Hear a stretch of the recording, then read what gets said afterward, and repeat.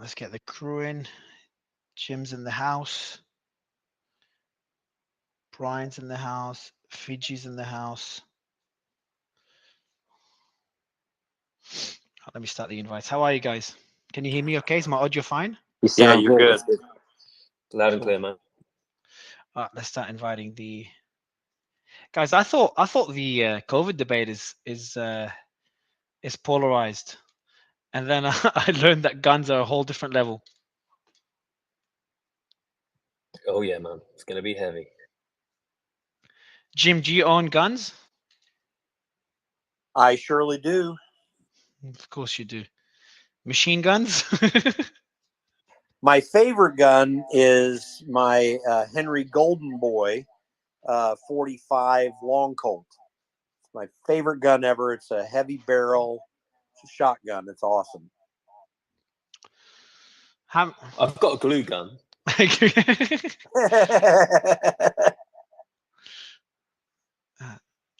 Honestly, as a Brit, I can tell you that at the point I left the UK when I was about 34, I had handled a .22 rifle at a range when I was about 14, and I'd seen a few guns in London by like high-level security outside Buckingham Palace.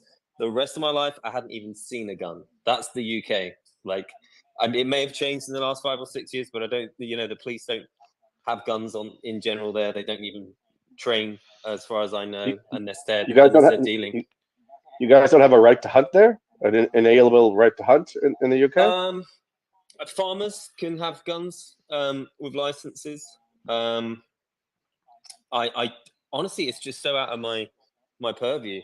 I guess, yeah, people who need guns for their jobs or activities, I believe you can get licenses for, but it's very restricted. Obviously, as I understand in the US as well, the storage of guns is highly regulated, and it's just so few and far between. It's honestly, I can literally recall like once or twice in my whole life. I think it's a little bit more common. I think if you walked around London these days outside Buckingham Palace, obviously you're going to see the soldiers with their guns, but you also will see some selected police. But the vast majority of the police in the UK would never have a gun, ever. Jim, you should know better than to tell the feds that are here what guns you have and if you have guns. I know better than that. Why is that? I don't want them knowing what I have and what I don't. I'm not on any sort of list. Honestly, the last time I handled guns was in Australia, and they used them to kill kangaroos or roos. They're pests out there. Just quickly, so Spike, for any speakers, Spike, I've just sent you an invite to speak. I'll just DM it to you as well. You should see. I'll DM it to you if you can't see it on your screen. I've just DM'd it to you. Put on my headphones. Who's speaking now? Is that you, Ian? Yeah, it's me. Yeah. Cool. Yeah. Hey, Spike, how are you? It's been a while. I'm doing well. Sorry, I didn't hear the last 10 seconds when I got invited on. The audio went out, but I can hear you now. I'm doing well. Thanks for having me on. Absolutely. How much do you miss us? Oh, very much. I'm very happy to be here. Pleasure's ours. So I've got most panelists. I actually invited all panelists, I think. But yeah, Romy, if there's any panelist that hasn't received the invite, just DM me and I'll send them through the invite. We've got a pretty balanced panel. Nick has organized the agenda. Jim played a key role in getting all the speakers organized. Anyone else requesting to speak, as you probably know, you have to DM us on, because we can't see all requests. We get hundreds pretty quickly from when we start the space, and it starts glitching and we can't see requests. So make sure you DM us, DM me. The team is checking my DMs to tell us why you want to come up on stage, what value you could bring. We try to keep it as relevant as possible. Anyone that has an experience as a victim of gun violence, or has an opinion to share, any lawmakers, etc., would be great to have on the panel. What else? I think that's it. We've got a panel organized. Everyone's coming up. We've got a few already here. We've got William. William, good to have you. Thanks a lot for coming. We got Will as well. Thanks for coming as well. Lala, good to have you again, Lala. And I think that's the only new panelists we've got. Thanks a lot, guys. Really appreciate you all coming. Dr. Chethan, Dr. Satya. Good to have you, sir. Can you hear me, Dr. Sathya? I think it's still connected. Yeah, it says connected for me. Yeah, so we'll give it another couple of minutes. I'll pin the newsletter for everyone as well. This is going to be a good space, guys. I mean, it's good. It's going to be pretty interesting, yeah. Like I never expected to see, this group of people talk to this other group of people. That's something that, I've never seen before. Yep. No, absolutely. And so that's why, shout out to William there for coming on. Yeah. So, definitely for sure. So, Always fun. appreciate you doing it, man. Always fun joining the other side.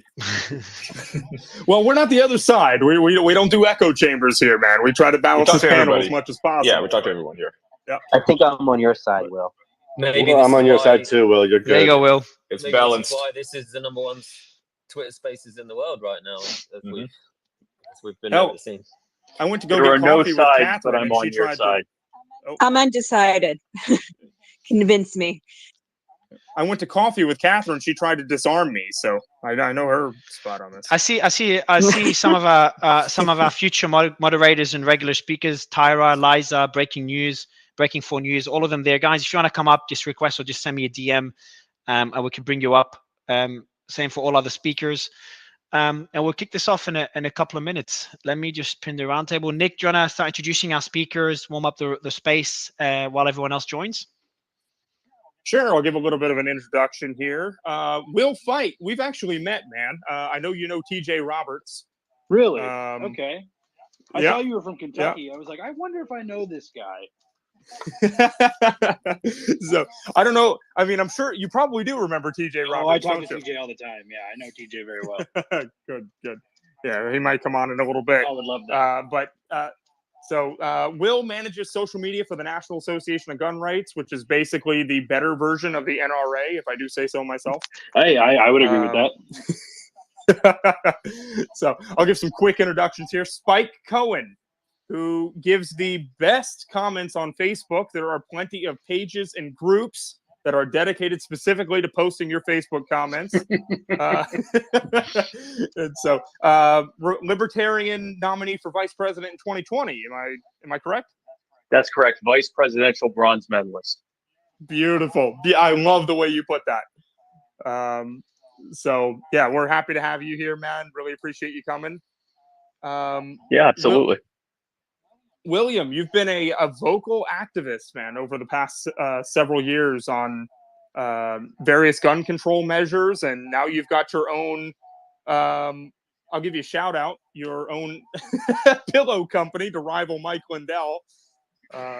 Yeah, kind of started as a joke between me and David Hogg, yeah, the founder of the March for Our Lives, and turned into a real company. Had a lot of support from the people on the left, and we're kind of, I guess, jokingly referred to by some as the progressive pillow company, but happy to share my thoughts on everything in the space. Dude, it's good to have. Awesome. It's good to have business. I mean, it's a free market, right? And I think Mike Lindell could use a few pigs knocked out of him. Because right now he's like number one, and you need some competition. You need some competition. Right. Well, he actually said on a space the other day that he's lost $100 million a year because of his politics. So maybe that had something to do with William. I don't know, man. Are you taking $100 million worth of market share? Not quite 100 million yet, but it's not lost as much as Elon. We're growing pretty fast. So awesome. Congrats. I love it. I do want to quickly update the panelists. So we do have a full panel already. So anyone requesting to speak, it would be great to have you. I see Liza, I see Joa. Would be great to have you, Barbara, as well, and everyone else. In a bit, we'll be rotating the panel as usual. So just stay with us. You could feel free again to DM me on WhatsApp or Twitter if you want to come back a bit later to have you on to share your opinion, or just stay with us and I'll bring you up in a bit. But yeah, sorry, Nick, go ahead, man. I've shared the I have to share the newsletter. So I've just pinned the newsletter above for all the audience members. If you haven't subscribed, I don't know why you haven't yet. We summarize, we recap the spaces there. We have opinions by speakers in the newsletter. It hasn't launched yet. It'll be launching in a week or so. So make sure you subscribe to that. I've got another panelist to bring up, Nick, so I'll let you continue the introductions before we kick off the debate. Okay, perfect. So Lala, this is the first time we've met. I know you do e-commerce, but tell us a little bit about what else you do. Hey Nick, hey guys, thanks for having me. Yeah, I'm an ex-political theorist. I keep trying to get away from politics. That's what I went to school for. I worked as a lobbyist on the Hill for many, many years, and finally was just disillusioned with the political climate. Ended up moving across the country to California, starting my own business, and the rest has been history. I've just been an entrepreneur, done a lot of online marketing, everything you can possibly imagine. Anything to keep me from the DC swamp, but yet here I am. So thank you guys for having me. I'm excited to weigh in. Well, once you're there, you never can leave. So. Oh yeah, you know, and the temptation daily to get back there and fight for it, what's right, you know. but no, Spaces is as close as I'll get for right now. Right. Yeah. Jim will tell you all about that. He's been trying to escape for years, haven't you, Jim? Well, fortunately, I have geographically escaped in terms of what I do on a day-to-day basis. I'm always looped in, so to speak. And I'm glad to have my friend Taylor Rhodes up from National Association for Gun Rights. Right. Yep. President of the National Association of Gun Rights down there. Taylor, nice to meet you, man. I'm the executive director of Rocky Mountain Gun Owners, which is the state group in Colorado for the National Association for Gun Rights. We believe that we're probably the biggest single state, single issue organization group in the nation. So I'm glad to be here. Thanks for having me. And definitely seeing some challenges coming your way legislatively there this year. Yeah, it's for people that enjoy gun rights in Colorado. They have just started leaking what we think will be an assault weapons ban, but it's not. What I've been saying is it's not your grandfather's assault weapons ban. It's going after many shotguns and pistols, not just those big scary AR-15s and AK-47s. Before you introduce Nick, Jim, I want to before you give Jim the mic, and we got to introduce Evan, who I just brought up on stage as well. Right. But before we do that, I do want to remind everyone, just make sure your mic is muted. Like Evan, I've muted you just because you got a bit of feedback on your end. And just make sure your mic is muted when you're not speaking, guys. It would be great. Always mute it and then unmute it when you speak, just to make sure there's no echo or no feedback in the background. Evan, you do have a bit of feedback, so I'm not sure if you can fix that. And for all the speakers, the way we'll do this, I'll just give you this overview before we introduce Evan and other panelists and kick it off. Just put your hand up at any time, or if you feel the need to interrupt, feel free to jump in as well. We're pretty casual, and it's a pretty free-flowing conversation. As always, we'll keep it balanced, we'll keep it educational, and we always love good debates. And if you have any technical issues, any questions, do DM me on Twitter. My team checks the DMs and we can help you out. But yeah, Nick, Jim, do you want to introduce Evan as well and other panelists before we kick off the debate? Sure. Jim, you brought Evan, and so I want to give you the honor of introducing him, if you would. Sure. And Evan, you can just say something short after I do. But Evan Todd is a Columbine survivor and someone that advocates for the Second Amendment. I've known Evan for quite a few years. We have a mutual friend and fellow Columbine survivor, Patrick Neville, who I worked with when he was the Republican leader in the House in Denver. And he and Evan both were Columbine survivors. And just Evan's a good guy, has a solid voice on this. And you might just very briefly introduce yourself, Evan. Evan, mic is yours. You got to unmute. Bottom left. Evan, you need to unmute your mic. Hit the bottom left, man. Go ahead. Down where it says mic is off, Evan, right? Down bottom left there.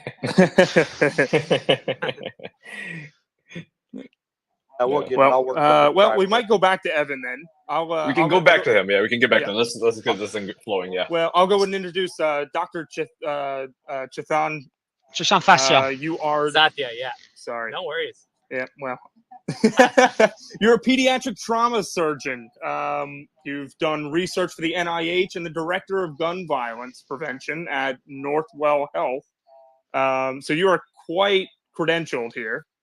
And so we really appreciate you coming on, and your feedback is going to be super valuable to us. So yeah, Doctor, good to have you here. Thank you for having me, guys. Cool. All right, so I'm going to kick this off. Audience members, welcome to the space. Subscribe to the newsletter and share your comments. We need questions. In the bottom right corner, we've got our own questions. We have our own agenda, but we all go through the questions. If you put them in the comments, bottom right corner, and opinions as well. I always want to get a sense of the space. Like, is it, you think it's biased one way or another? You think any points we're not covering, do let us know. We'll try to make it as collaborative as possible.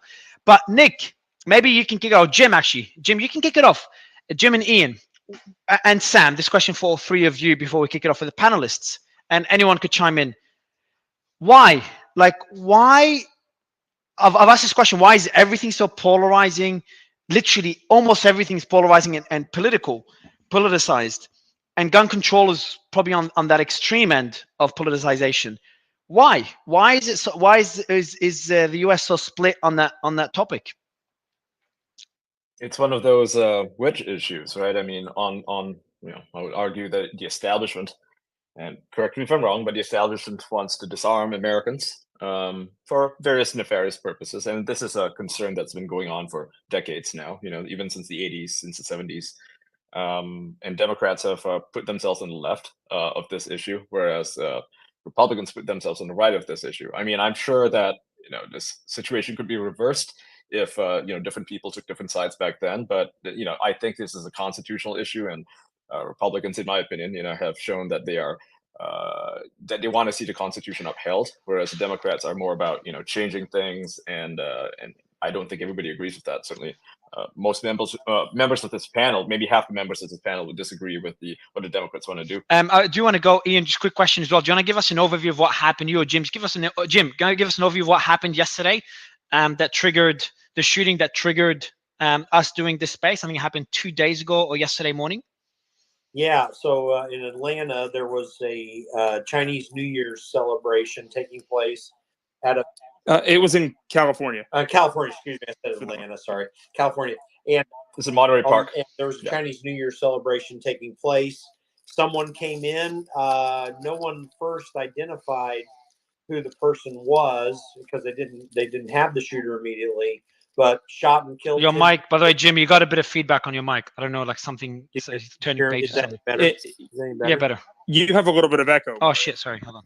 Yeah, go ahead, Jim. Yeah, disability mic. Yeah. So 10 people were shot and killed. They later found the killer, who was also Asian, but there was a belief at first that it might have been a racially motivated shooting, which often brings up controversy as it relates to having the right to own a gun in the United States or putting restrictions on and that sort of thing. Usually prompts that sort of discussion because of racial motivations when they do occur. But it's a divisive issue in the United States because, at least in my opinion, the Second Amendment is very clear in its grant of the right to keep and bear arms as an individual right. And we obviously have had many discussions about that in the United States for many decades now. But it seems like a very clear right in the Constitution, yet when these sorts of shootings come up, then the discussion and debate starts to center around, well, how do we keep these things from happening? From my perspective, these things happen because of restrictions on the use of guns, particularly gun-free zones, and and most of those shootings happen in those areas. There'll be some debate about that, but I'm just throwing that out from my opinion. And I think that to the contrary, and a lot of Americans like myself agree that that the existence of guns in the hands of people is not a detriment to safety, and in some cases can be quite a positive in terms of safety. So, but this is a big issue in the United States because we are a state that we're a country, that has a pretty heavy percentage of gun ownership in the population. That's not common in every country around the world. So that also brings in a lot in terms of the debate.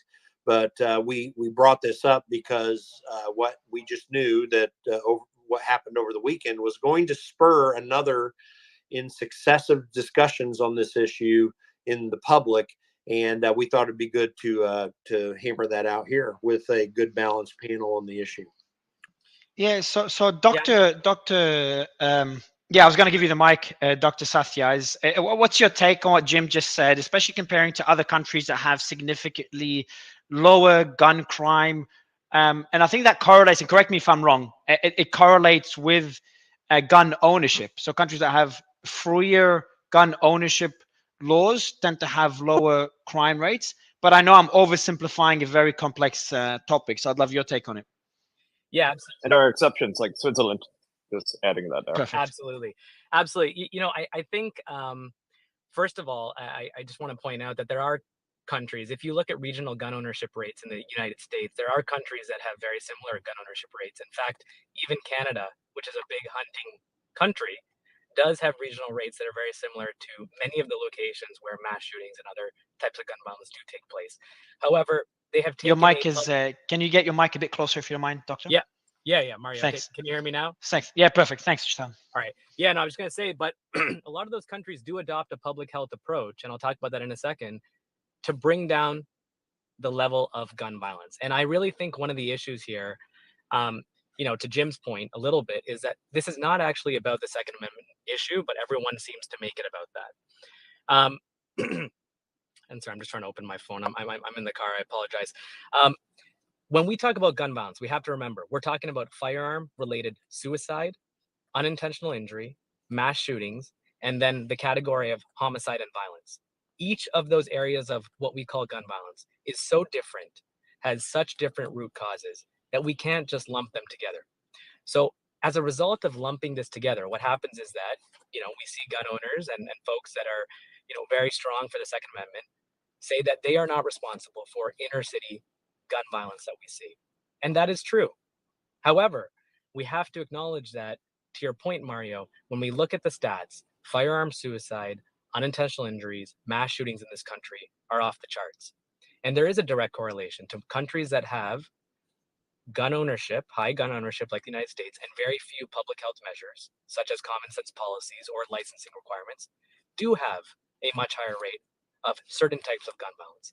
Again, not firearm violence and assault, but when you look at mass shootings, suicides, unintentional injury, it is unquestionably higher if you have very lax policies. So I think I firmly do believe in the Second Amendment. I think that there is a way to have a public health policy here that keeps everybody safe. And if we can limit some of the mass shootings that happen, why not? But we also understand that gun owners should not be vilified for the spiking rates of crime, as you mentioned, and inner city violence. And I think the more that we come to that middle ground, the better, because these are very, very different issues that we lump together. So one of the topics of conversation that we're going to have tonight is what does the Second Amendment actually mean, and what is common sense gun laws? As you just mentioned, you use that term. And so, I appreciate your introduction there, and I'd really like to go to Taylor Rhodes on that, because this is something you do every day. This is something you focus a lot on, and your opinion is very valuable. Go ahead, Taylor. Right. So what I would say, in contrary to that, if you look, I'm going to speak specifically on Colorado. So over the past decade, the Democrat-led legislature here has passed. It's just in Governor Polis's term, it's 11 bills. I think it's something like almost 20 bills in total that they have passed since 2013. When you look at that, they call this the Swiss cheese approach, where they're, layering on top. When in fact that this approach is not helping at all. When you look at homicide rates, particularly in most cases, especially in our urban corridors or the Front Range, so Denver, Boulder, Fort Collins, Colorado Springs, these rates have gone up by a matter of almost 40, in some cases almost 60%. So Taylor, can I ask you real quick, what kind of legislation is Colorado trying to pass through? Because I want to make that clear for the audience, just so there's context. Right. So of what has been passed in the last 10 years, I'll talk about what has been passed and what they are looking to pass. Okay. So what they have passed are red flag gun confiscation laws, meaning that someone can file a ERPO, extreme risk protection, against you, and that is as good as a search warrant for you, that they're going to confiscate your firearms first and then have the due process second. Other things that they've passed are magazine capacity restrictions, universal background checks, safe storage laws that make you defenseless towards home intruders. Other things are lost and stolen firearms, that if your firearm is lost or stolen, that you then have to report that to the police and you end up on a government list. Some of the most heinous that they're looking to pass are, they are looking to pass a so-called assault weapons ban that I mentioned earlier. And this isn't just like California. Taylor, okay. Can you hear me? Did it cut out? Yep, I can hear you now. Go ahead. It goes even further than. Taylor, someone. You seem to be cutting out. No, someone's calling him. Taylor, someone calling you? If someone's calling any speaker, if someone keeps calling you, just block them. That's the best solution. That's yeah. We should... Mario, can we hop back to the actual Second Amendment and discuss that, because it's kind of the starting point. Yeah, sure. Go ahead. In the fact that, I mean, I can read it out. I'm not American, so it's not something that's enshrined in me, but a well-regulated militia being necessary to the security of a free state, the right of the people to keep and bear arms shall not be infringed. Now, obviously, the first 4 words have come under a lot of debate. A well-regulated militia, and this amendment, I believe, was from 1791, and a militia at the time was defined as all able-bodied citizens eligible by law to be called on to provide military service. So a lot of people have argued that the Second Amendment, the original understanding of it, was to protect the states itself, not individual citizens. But I have a Nick, I have a question for you, Nick, and then I'll let you keep it. And Spike, I see him unmute. Just have a question. The amendment, the U.S. Constitution is greatly written. A lot of respect for it, but how's the sentiment among the panelists? Like, if there's something within the Constitution, I know that some things are not too clear, and we could debate. But let's say there's something. How much should we stick with the Constitution, and is there any leeway to kind of change things as we evolve? It was written a really long time ago. Okay. Yeah, before we go to Spike, I do want to say one thing. Number one, the Constitution is absolute. You can't, say, oh, well, this is back in 1791, so it doesn't really matter. This is a question that I have. Like, is there any leeway on that point, or is the Constitution something which, by the way, I believe the Constitution should never be, we should never question it. I think it was very well written, and it's worked well so far. But I've seen some people argue. Amendment. Yeah. Well, okay, but let me say this real quick, because it's a very important point on the second. This is a very important point on the Second Amendment. Go ahead. Hold on 1 second. Hold on 1 second, Sam. Hang on Sam. Okay, so 2008 case, District of Columbia versus Heller. It's very important to note that they did hold that the phrase that you use in the Second Amendment, which says well-regulated militia, is a prefatory clause, which is essentially a mission statement of that amendment, and they expressly say that the clause does not mean that that right only belongs to a militia. And Spike can actually probably go into a lot more detail on that if you want to. Yeah, so the debate on what is or is not a militia was settled prior to the ratification of the Constitution in 1791. This was settled in the Federalist Papers in multiple parts of it, where multiple founders who weighed in on what the militia was and their various ways of saying so made it very clear and explicit that the militia refers to the people as a body of people who are trained up to defend their country from enemies, both foreign and domestic. And understanding the context behind when they would say enemies, both foreign and domestic, they were explicitly also including those in government who would wish to do harm to the people. So the purpose of the Second Amendment, which I don't want to go too far into this because then we could get into the whole debate between the Federalists and the Anti-Federalists, but it was basically a way of making it very clear that this new form of government was going to make sure that the people were protected against the overreaches of a government that could potentially become worse than the one that it replaced, even and including if it meant the people themselves taking up arms against the government. That is the explicit purpose of the Second Amendment, and that is why they referenced a well-regulated militia. And also the term well-regulated, regulated meant regular.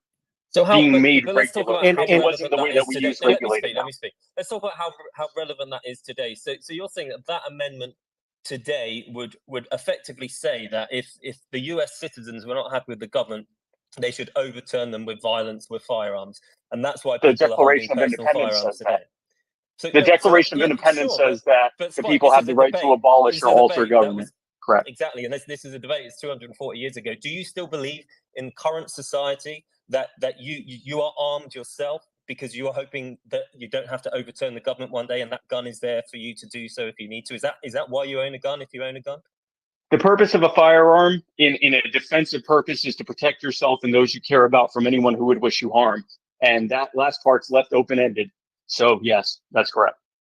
Just and by the way, a little bit of something the data doesn't support.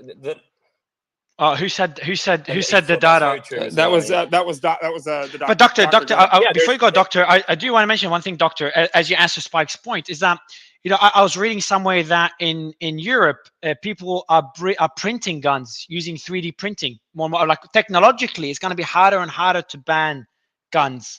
We've had people 3D print fully functioning automatic SMGs and assault rifles using 3D printers. So maybe that's But they're still illegal, though, Mario. That's the thing. But that allows, but I'm just saying, the making them illegal doesn't, like, if someone wants to, making them illegal might not solve the problem really as society progresses, because there's just people, if anyone that wants to commit a crime could just print a gun and go do his thing. But the issue in America isn't necessarily anyone who wants to commit a crime. It's there's a lot of gun-related deaths where no one went with the intention of somebody dying at the end of it. They didn't go out to be a criminal. It could be accidents, could be various things. It could be a reaction. This is the debate. I think guns being illegal in countries where they're legal, statistically, has kept gun-related deaths very, very low. I don't. Yeah, I'd love that. our guests. Maybe doctor, you could jump in, and then would love other opinions on this. Go ahead, doctor. Yeah. I want to be intellectually honest with this and just say that the data for a lot of gun-related policy and injury is not great. So let's just start there. I think we need to be honest about that. But the data that we do have really suggests, and the U.S. is an example of this, that owning a gun, having access to an unlocked gun in a household, increases the risk of homicide, suicide, and accidental injury. I see it every day.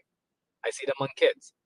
I don't want to conflate crime and violence with illegal guns to legal gun ownership. And I do think that at a minimum, why don't we have licensing requirements and waiting periods for gun ownership? I mean, most of the gun owners I know are all for responsible gun ownership. They think that at a minimum, we should have licensing requirements just like we do for cars. There should be limitations to ownership, just as many of you have already mentioned. Why don't we have that? Because this is not about taking people's right to own a weapon away. This is about responsible gun ownership. Dr. Satya, but the thing that is important to note here is that any extensive such requirements are a prior restraint, and the only purpose, I think, by your own admission for doing so would be to help prevent suicides that might have something to do with mental illness and so forth. I think we all have to agree that the right of self-protection is clear, and that would be a bridge to get to someone that has a mental illness, and you can't even restrain that in any way, even through licensing and registration. Plus, you take the general right of that individual away by doing things like building up gun registration lists and stuff like that, which could also lead to further harm in some future government that decides that they want to go and take the arms away, which goes right back to what Spike was talking about, protecting oneself, Jim, even from the government. Jim, but with respect to self-defense, the honest truth is that the data does not suggest that at all. Otherwise, the U.S. would be the safest country in the world, right? Doesn't suggest what, doctor? That owning a gun keeps you safer. But I will say that, to your point, what I'm saying. So okay, let's look at this statistic. 80% of mass shooters, right? And this is probably a little updated from recent scenarios. 80% of them, especially the youth, have gotten their weapons from parents who have unsecured assault rifles, whatever type of weapons around. Where's the liability there? Where's the responsibility there, right? Why do we even tolerate and mass shooting, even though it represents less than 1% of gun violence in this country. Why even tolerate that? Why not put some regulations in that any normal American would be able to pass to own a weapon that, yes, might make it a little bit more difficult, just like it's difficult to buy, to get licensed to drive a car, or just like it's difficult to buy cigarettes if you're under 18. Why wouldn't we do the same thing for guns? So can I there is a reason as it relates to specifically what you're talking about, which is the fact that that gun ownership does help protect people. And I'm working on bringing in someone who's got a good grasp of the numbers to counter this moving forward.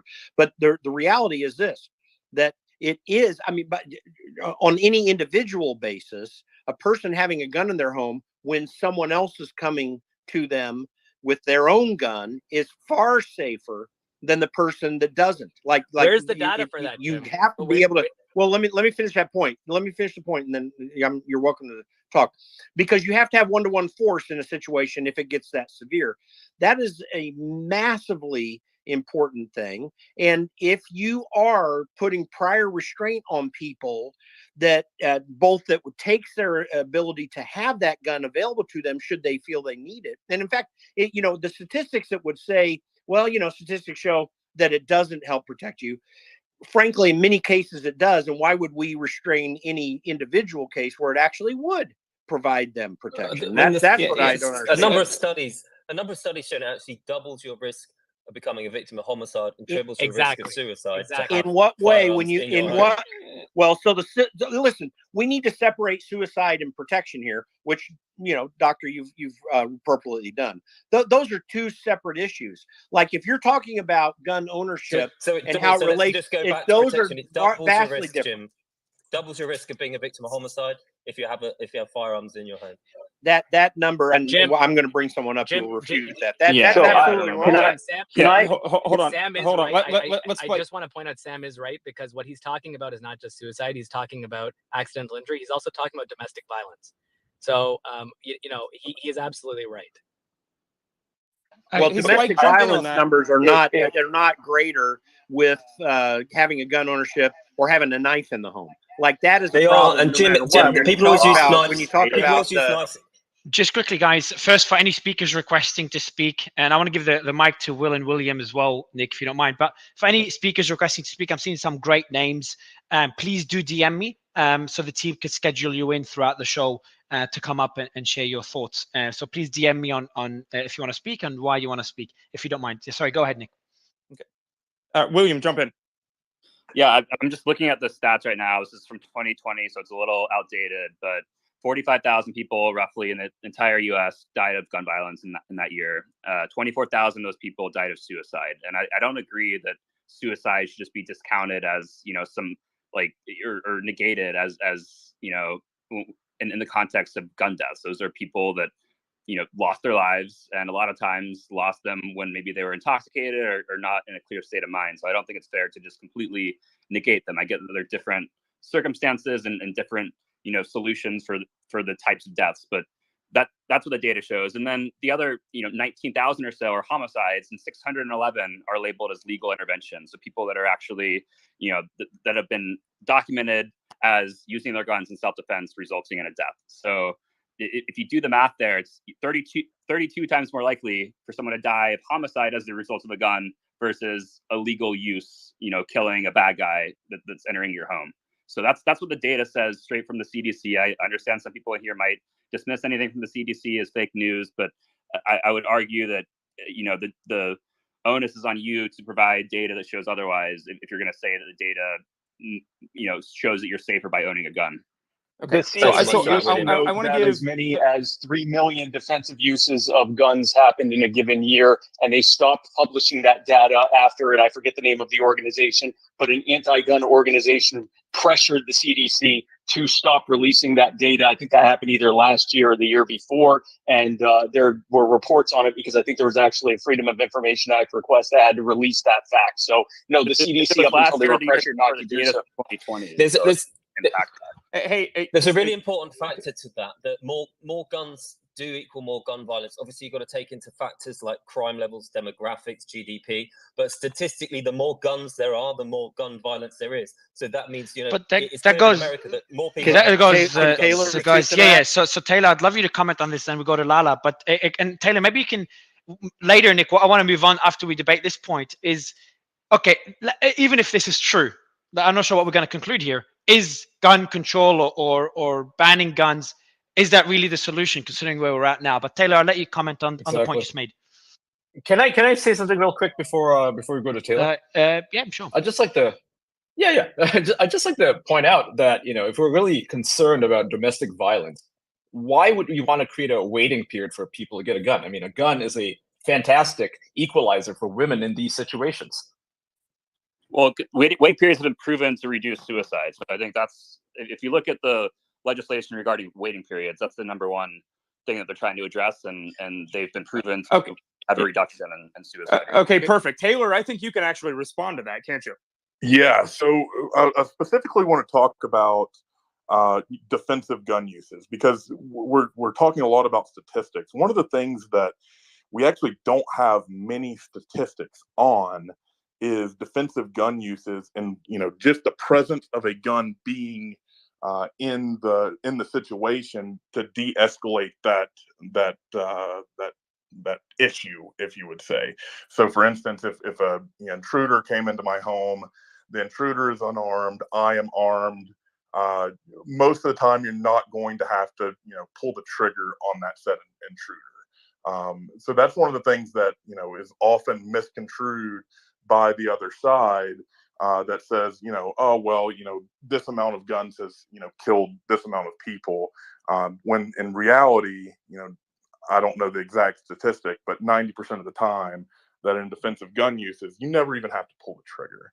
I hate the cliche of, you rack your shotgun and the bad guy goes away. I hate that cliche more than anything, but there is some truth to that. So, Lala, I'd like to give you a chance to respond, because you've been trying to get to it since the beginning here. What are your thoughts? Yeah, thank you. Wow.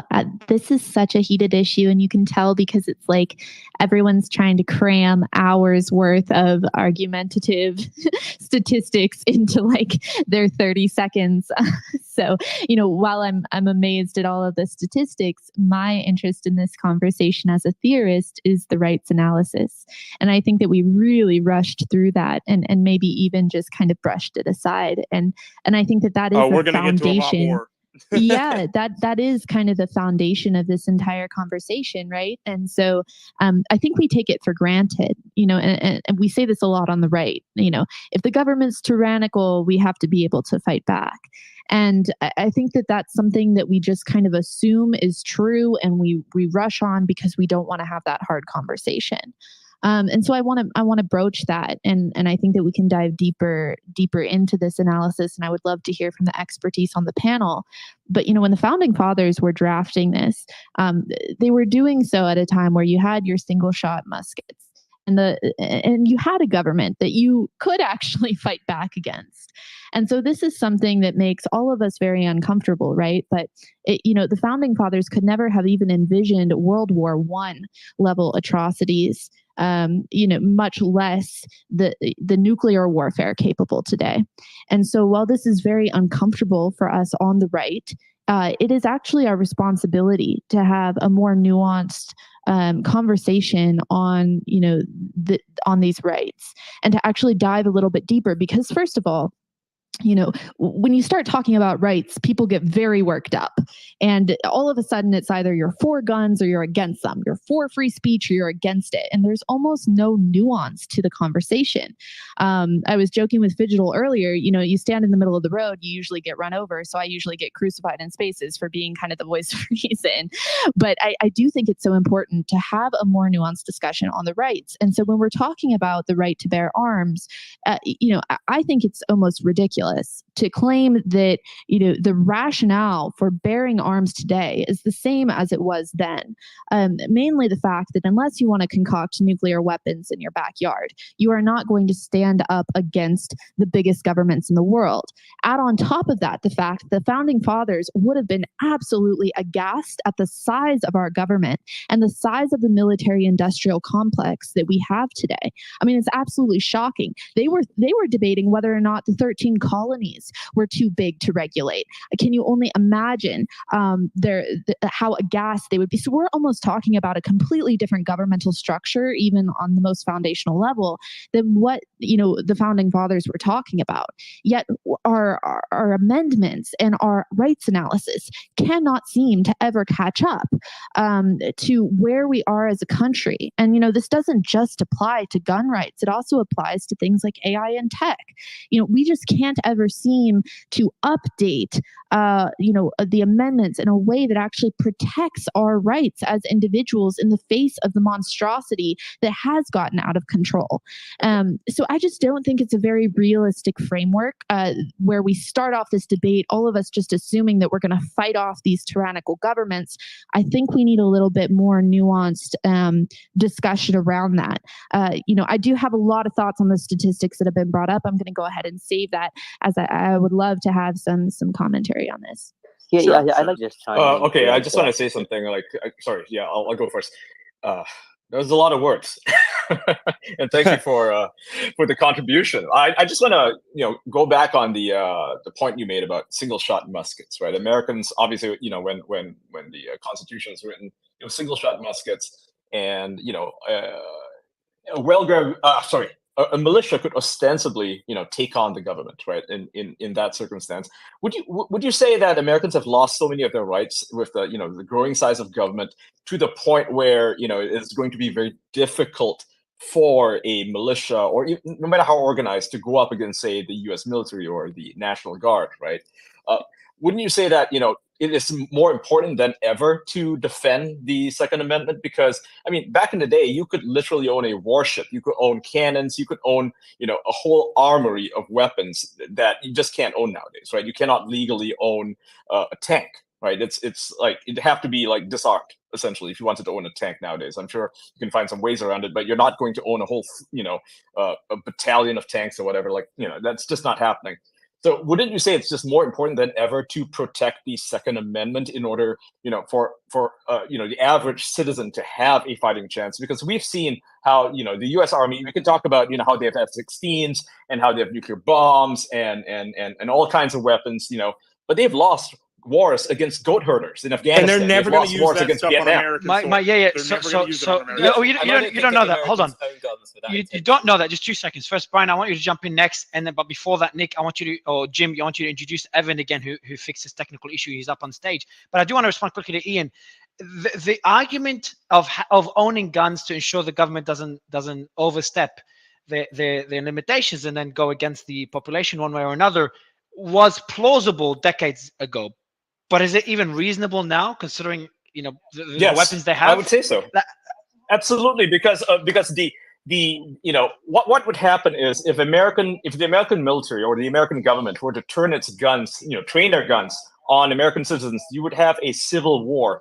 So that is something that I think nobody in the government wants to do, unless they're like completely unhinged. Say they're Beto O'Rourke, he will make those threats. But nobody sane in government is going to say, hey, let's train our guns on American civilians. And hope that they just roll over and capitulate. That's not what's going to happen. And you would also have to have members of the U.S. military that would be willing to turn on American citizens.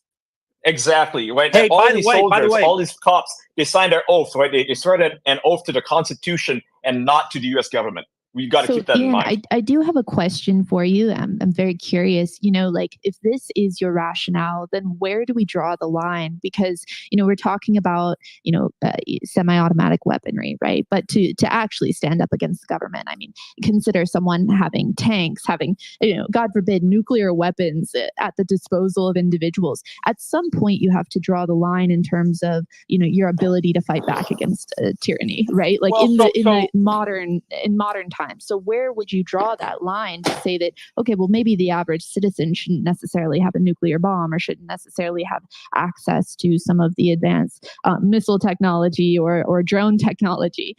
Just curious what you would say to that. Well, by the way, I would only add to that debate, as Spike speaks here in a moment, we just have a recent example of why that might actually be a concern. Joe Biden recently was talking about right-wing Americans who support the Second Amendment, and he said that they would need an F-15 to take on the government. Correct. I mean, that was an actual threat. That's a good argument for having those rights back, right? It's a good argument for having the ability to take out those things. Now, nobody's saying you should use a nuclear weapon. The thing about nuclear bombs is not the same. Their ability to take out what? Sorry. To take out armor, to take out drones, to take out F-16s. That's crazy. Yeah, but man, this conversation is crazy. I'm not saying I'm just wipe out their citizens. It's a hypothetical situation because I don't believe. Okay, so here's the thing about nuclear weapons, right? They're not used for domestic reasons. They're used for international. What would you call it? Like mutually assured destruction, right? Because like if you use a nuke, someone else is going to use a nuke, and nobody wins. Right? That's the whole principle behind. It's a nuclear deterrent. So I don't think that's even a part of this conversation. That's a completely different thing. It is a tool that nobody wants to use. The US military could easily take out the populace without nuclear weapons. Okay, but the US government doesn't. Of the conversation. I can't believe we're even having this. Sam, the US government wants to govern. They want to govern. The US government wants to govern. They don't want to kill you. Sam. Sam, well, hold on. Exactly. Sam, what is Sam? Guys, Jim, just quickly, Jim, Jim and Sam, I do want to go to Spike and Brian if you don't mind. And then we should go to them. But I will point out, and this is something that Liza DM'd me. It's very difficult. Sam, hang on, man. Sam. Yeah, let me speak first. Go ahead, Ian. Yeah, so this is a point that Liza actually brought up in the DMs. Oh my lord.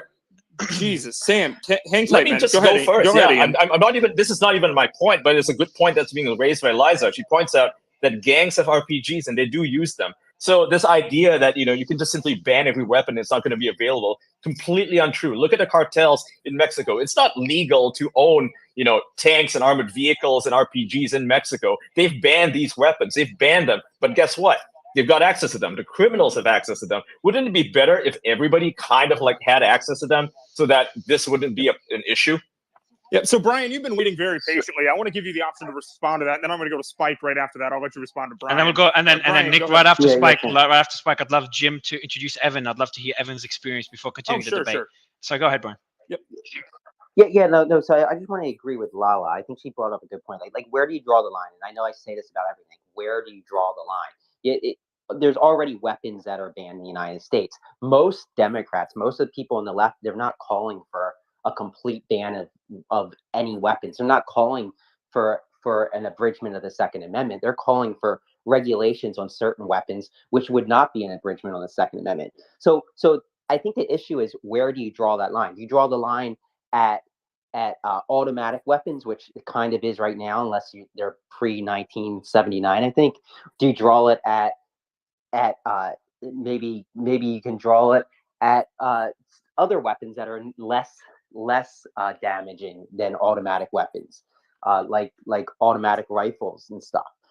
So that line is what I think the argument is about, because nobody on the left, not nobody, but the vast majority of people on the left are not saying ban all guns. And we can't do that anyway, even if we wanted to.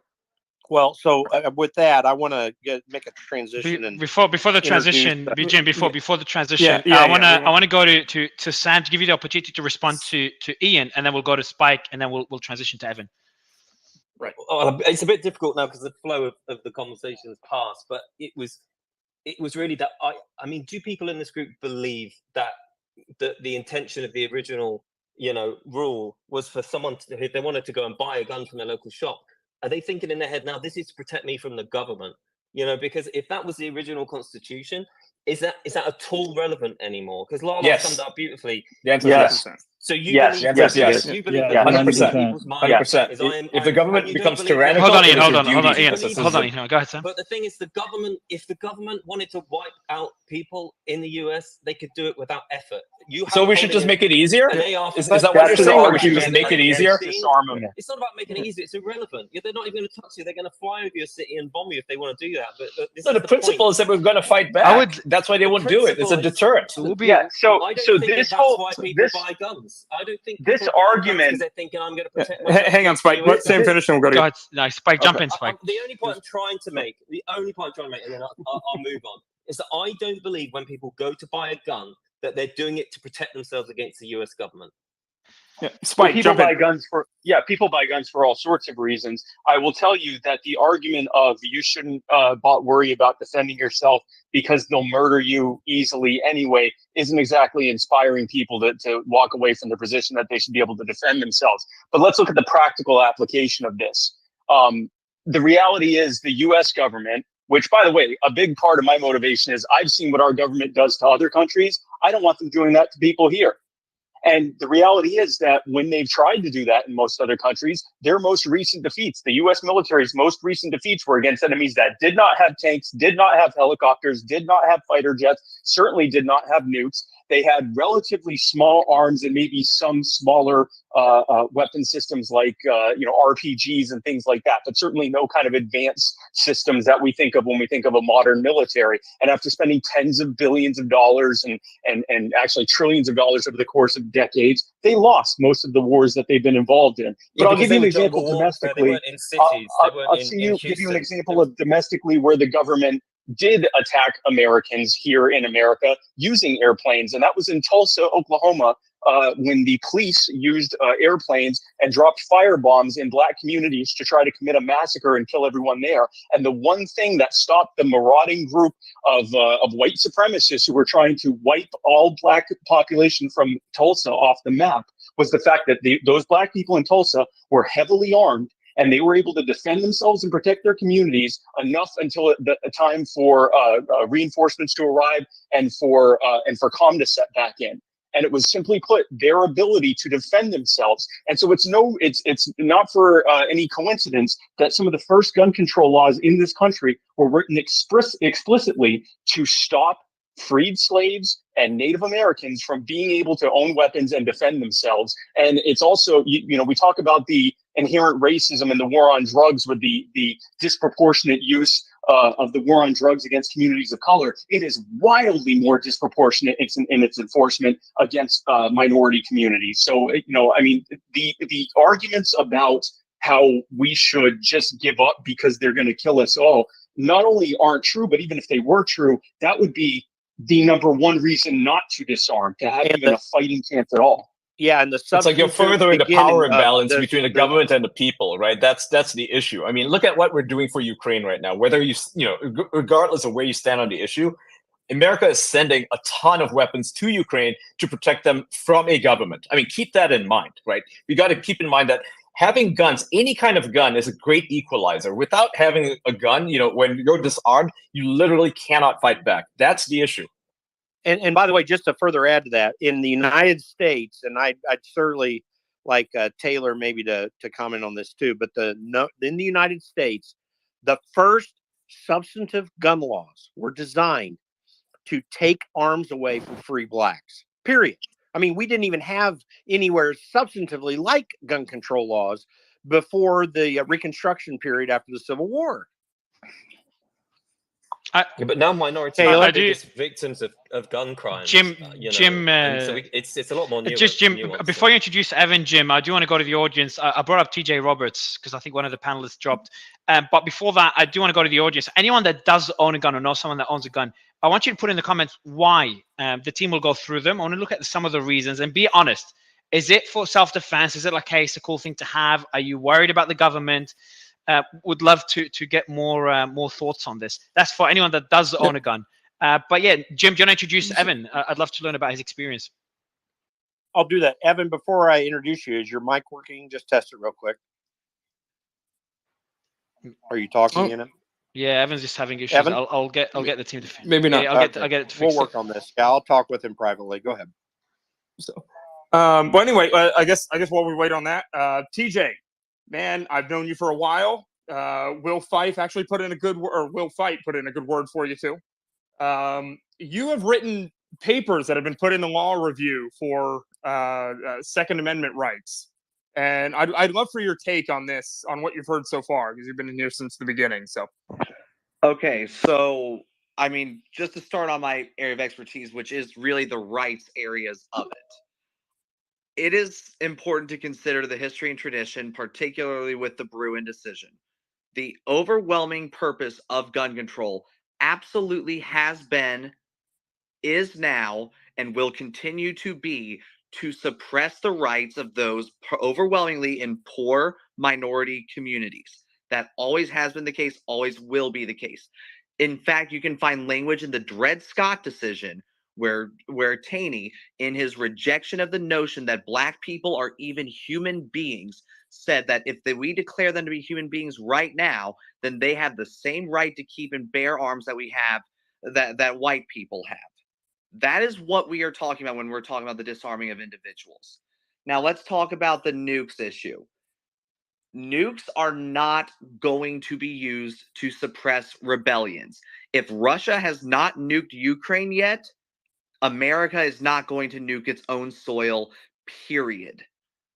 I agree with that point. I think nuking its own soil is something that shouldn't be even on the table in terms of a discussion, in my opinion. It's not. I think that's just a completely different topic, right? Can we talk about the fact that Black Americans are so disproportionately impacted by gun violence? Let's talk about that. Let's bring Matt Short here. Talk about that. Absolutely. Let's talk about this. The number one prosecutions that you will find in federal courts are drug crimes and then federal gun crimes. 922G1, felon in possession. If you went to prison for a year or longer for possession of an ounce of weed, you cannot vote, you cannot leave the country, and you cannot own a gun.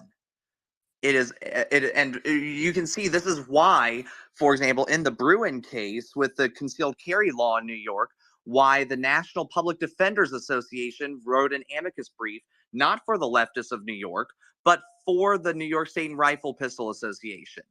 It's because these laws have been used to wreak havoc on impoverished individuals and get them sentenced to prison. And that did prove to be persuasive to the Supreme Court. It is overwhelmingly used against poor people. And what does that mean automatically? The most oppressed groups are the ones who get hit by gun control the hardest. No, but they're also the ones who are the biggest victims of gun violence by a factor of 10. Why is there a disconnect here? The disconnect. We can talk about gun violence. We can talk about gun crimes as well. We can also talk about defensive gun uses, where there's at the very least 2.5 million every year. So I want to let Maj jump in on this one. I think that he Maj is going to be a great speaker on this because he runs Black Guns Matter. I think we should hear from him on this one. Yep. Go ahead, Maj. Hey, what's up? Can y'all hear me? Yes, sir. Yeah, okay. Loud and clear, man. So the word that I'm hearing a lot is nuanced. We can't just say nuance just to justify our position that is very unconstitutional. It's like a contradiction. Yes, it is nuance. Yes, the areas that have the most gun control laws, which clearly were started to stop Black and brown, including indigenous people, from having the means to defend themselves. Somebody brought up the Dred Scott decision, which is 100% spot on. These things were put into position to make sure that melanated beings did not have the means to defend themselves. That's number one.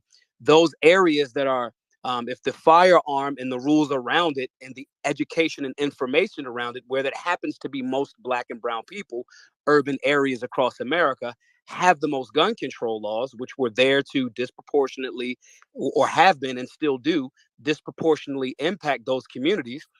Now there's no education around it. Now there's no safety training around it. Now there's no conflict resolution. There's no understanding or respect for the tools. So, when, guys say, well, why is this community impacted by this issue? If I just make pools and don't teach people how to swim or cover their pools, then you're going to have more drowning. So that's the nuance. It was started to stop Black people from having the means to defend themselves from legitimate racists, not people that we're calling racist because we disagree with their political stance, legitimate racist. And the outcome Michelle Alexander wrote a great book called The New Jim Crow, where she speaks about through the prison industrial complex how racism changes. Right? It's a fashion faux pas to say we don't want you black people to have guns because we look at you as second class citizens. We can't say this anymore. But even if the outcome is the same, which means locking black people up disproportionately, which is happening for simple possession of a firearm, which is a huge contradiction to the Second Amendment, which means we have the right to keep and bear arms and it shall not be infringed except for the black people. So we're not making laws that say except for you blacks, which they literally did, slave codes, all of those different things, right? Virginia literally changed their state constitution, so forth and so on, right? So we don't say it the same way now. We make it taboo. We lock you up for it, and the outcome is exactly the same. So that's the nuance. So when you're advocating for more bans or more controls of a literally racist practice, literally, not figuratively, and the outcomes are still the same, and you say it because you don't have an understanding of self-defense and you don't live in those communities, you do not work in those communities, the education around the tool is not there, and you think you're doing something, speaking for a community, that's the height of a white savior complex. It's the height of it. It's you telling Matt, black. Can I ask you? Yeah. Do you believe that minorities and black people are safer, less at risk of homicide in areas with low gun control or high gun control? That's not my belief. That's a fact. Dr. John Lott wrote this book, 20, 30 years of experience. It's called More So where Guns. there's less gun control, there's less homicides, and the book is called More minorities dying. Literally, the book is titled, everybody can look into it. Literally, it's called More Guns, Less Crime by John Lott. 30 years. How do you explain other countries, though? And speaking of John Lott, we got him in the audience here, so we're going to bring him up very shortly. Right.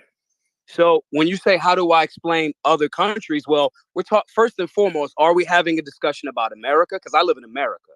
I have a freedom. Yeah, but they can be used as good case studies for countries that do have a stricter gun control or even outright bans on guns. Yeah, it was okay. Let's go with that. Let's pick London, right? We don't got to go all the way to Australia where they're like putting people in like vaccine camps. We don't even got to go that far. Let's talk about London. London has pretty much almost pretty much like outlawed private gun ownership. You know what happened? Their stabbings went up. Now they're asking literally for knife control. The problem here is when we try to solve this problem, again, that word nuance is very key.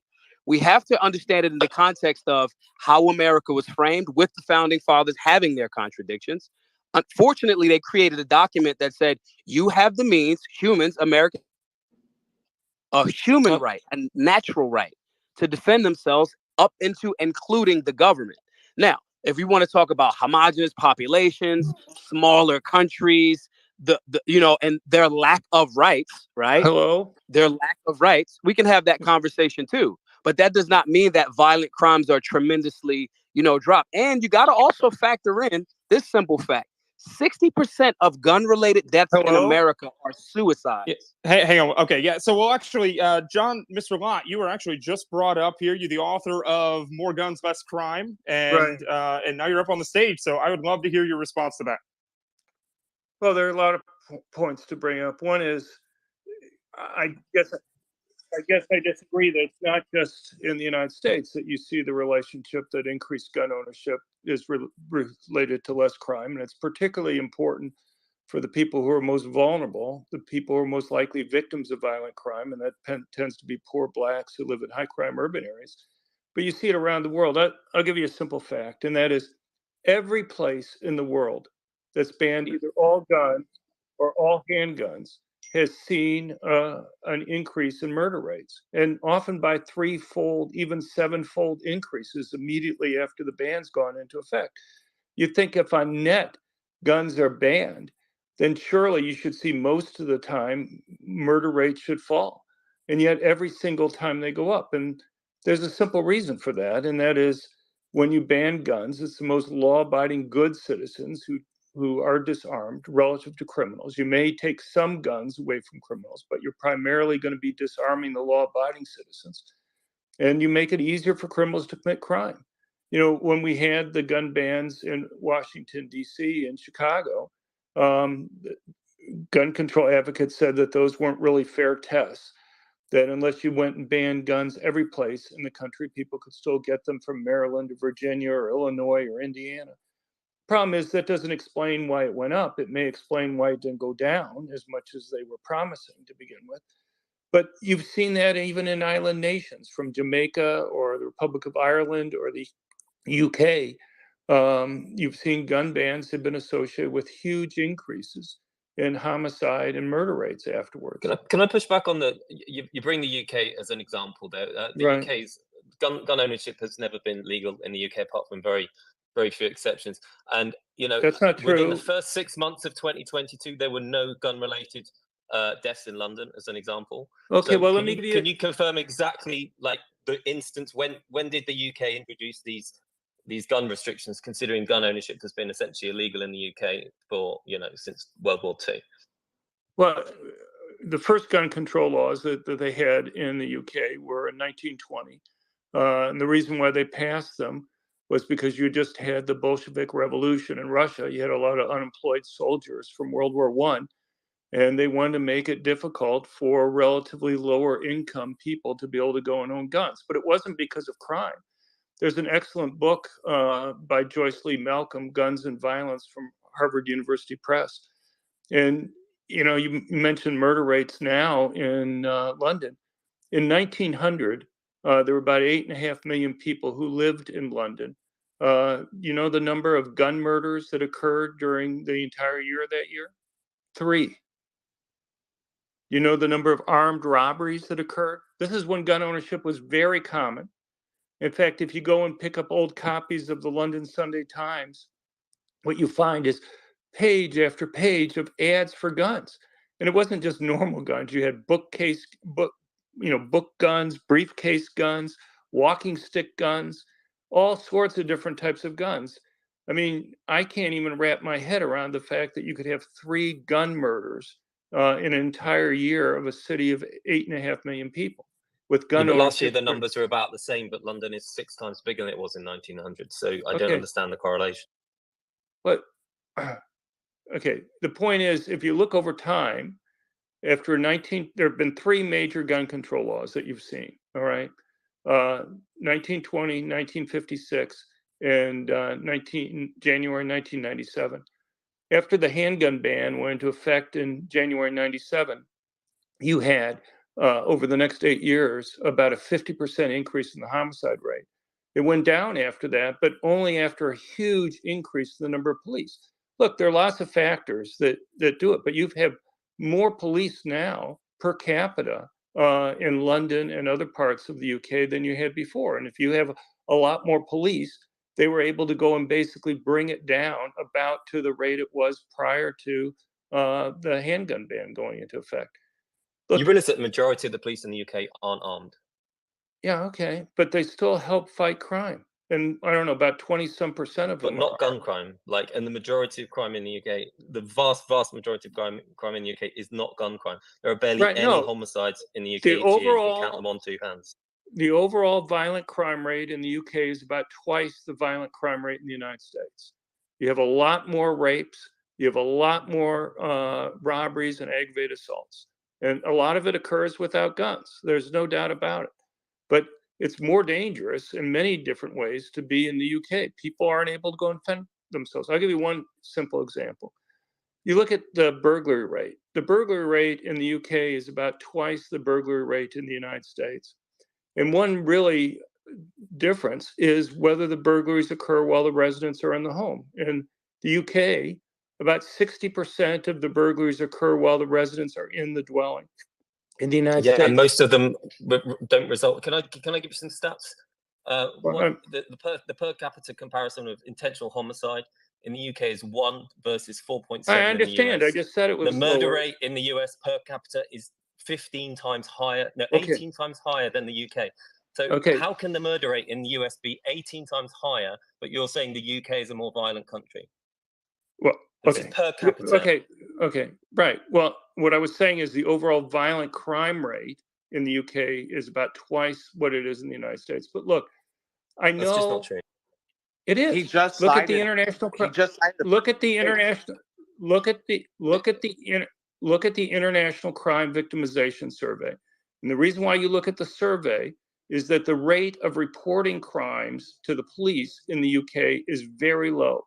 And the reason why people don't report a lot of crimes is that the arrest rates for crimes is relatively low. So people don't see the same return to reporting them that you see in the United States. But look, the fundamental issue here is that there are lots of reasons why crime rates vary across places. So I mentioned before, in 1900 in London, you had 3 gun murders. That's obviously much lower than the United States, even though there were no gun controls in the UK at that time. Why was that? Well, obviously there are other things that are differing between those things. And so what most academics do is not make purely cross-sectional comparisons. They just don't say, look, the UK has a low homicide rate compared to the United States. They have strict gun control, so it must be the strict gun control that's causing it. What they look at is how things change over time and compare how it's changing in different places relative to each other over time. And if you look at the UK and the major gun control laws that they've had, the UK has been consistently lower than the United States, but it's gone up relative to the United States after they've had the different types of gun control laws. But you're talking about gun control laws that are about 100 years old now, and the population has dramatically increased.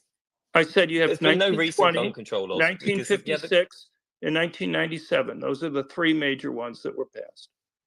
Okay, essentially, Britain has become a more policed state. That's the issue, right? It's become a more policed state. That's not. Where are you getting that from, Ian? The police. I mean, that's basically the correlation, right? No, because firearm. There's more police now than there's ever been in the UK. Actually, right? if you ask the police, that they're not. Yeah, my best friend. You could say that the gun, obviously the gun numbers have gone down or whatever, right? Because you banned guns, but the relative rate, of violent crimes in general has gone up. And if everybody was allowed to simply police themselves, there would be low violence in general. The number of police officers in the UK has been falling for years. In 2010, it was 172,000. Now it's 164,000. So we can't just say things that aren't true. We can't just say stats. Police numbers in the UK. What about in the 1920s? In the 1920s, if you compare it to what it was prior to the 1997 gun ban, there was a large increase within about 8 years after the handgun ban went into effect. They increased the number of police in there by about 18% over a 4-year period of time. Has it gone down a little bit since then? Yeah, but it's still higher than it was significantly higher than it was prior to the 97 handgun ban.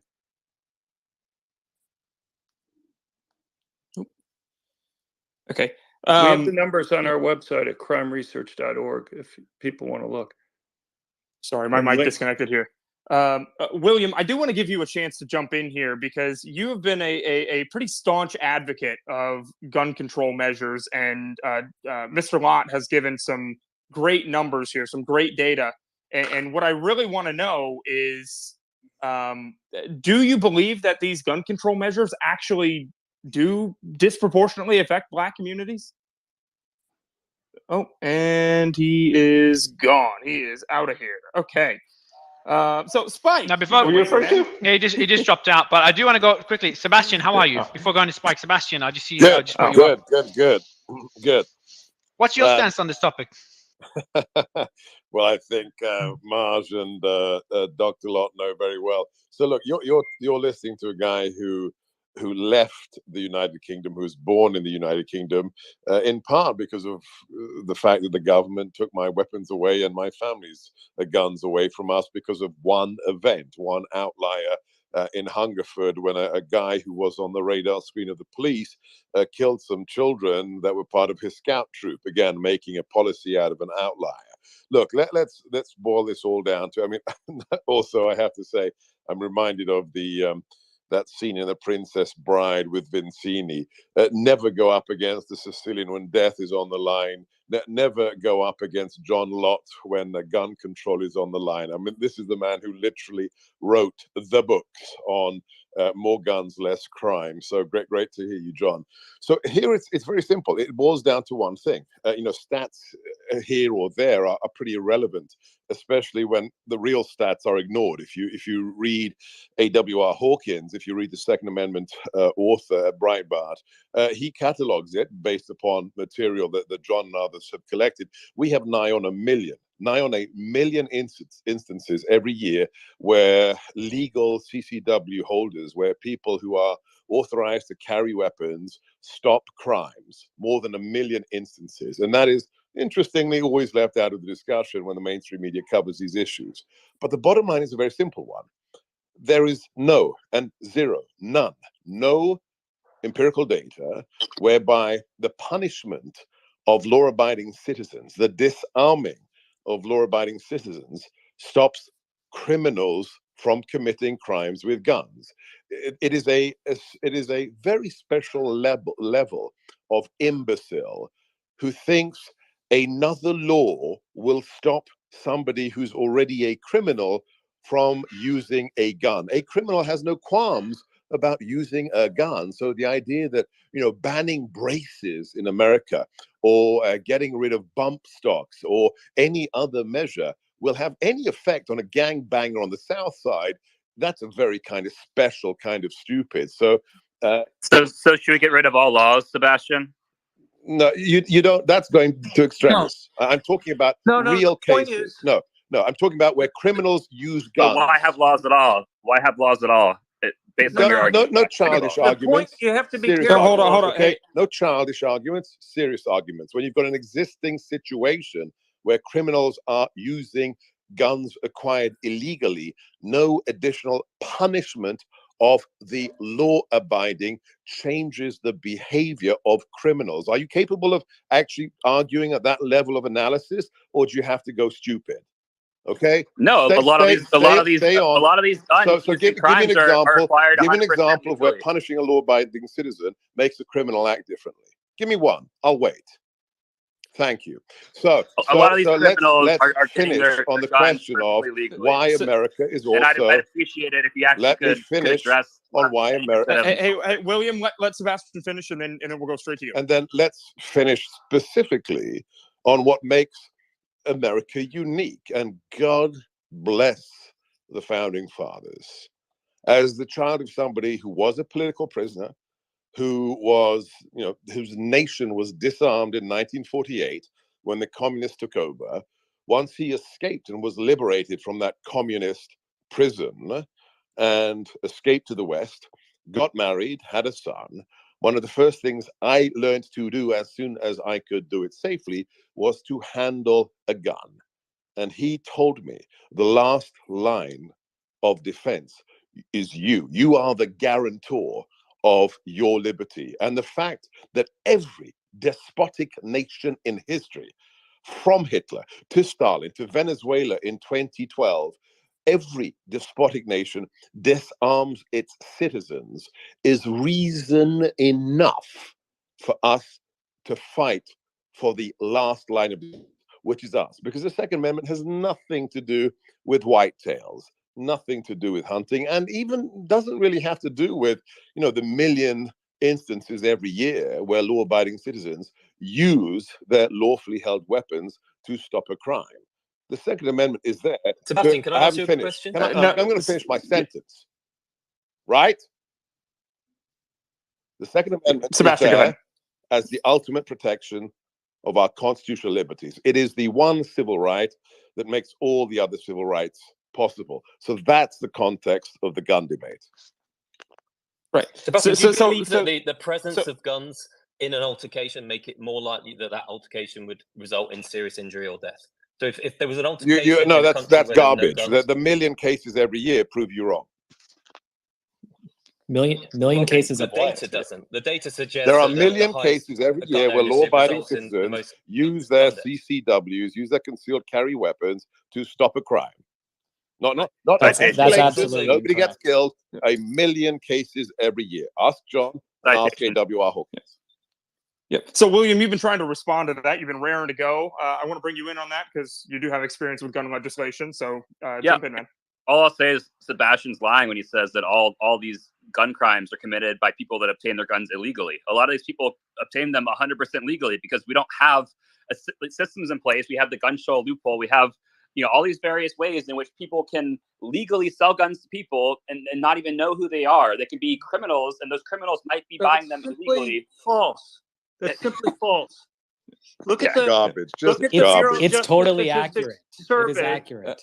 No, look at the Bureau of Justice Statistics. About every 5 years, does a survey of criminals and how they obtain guns.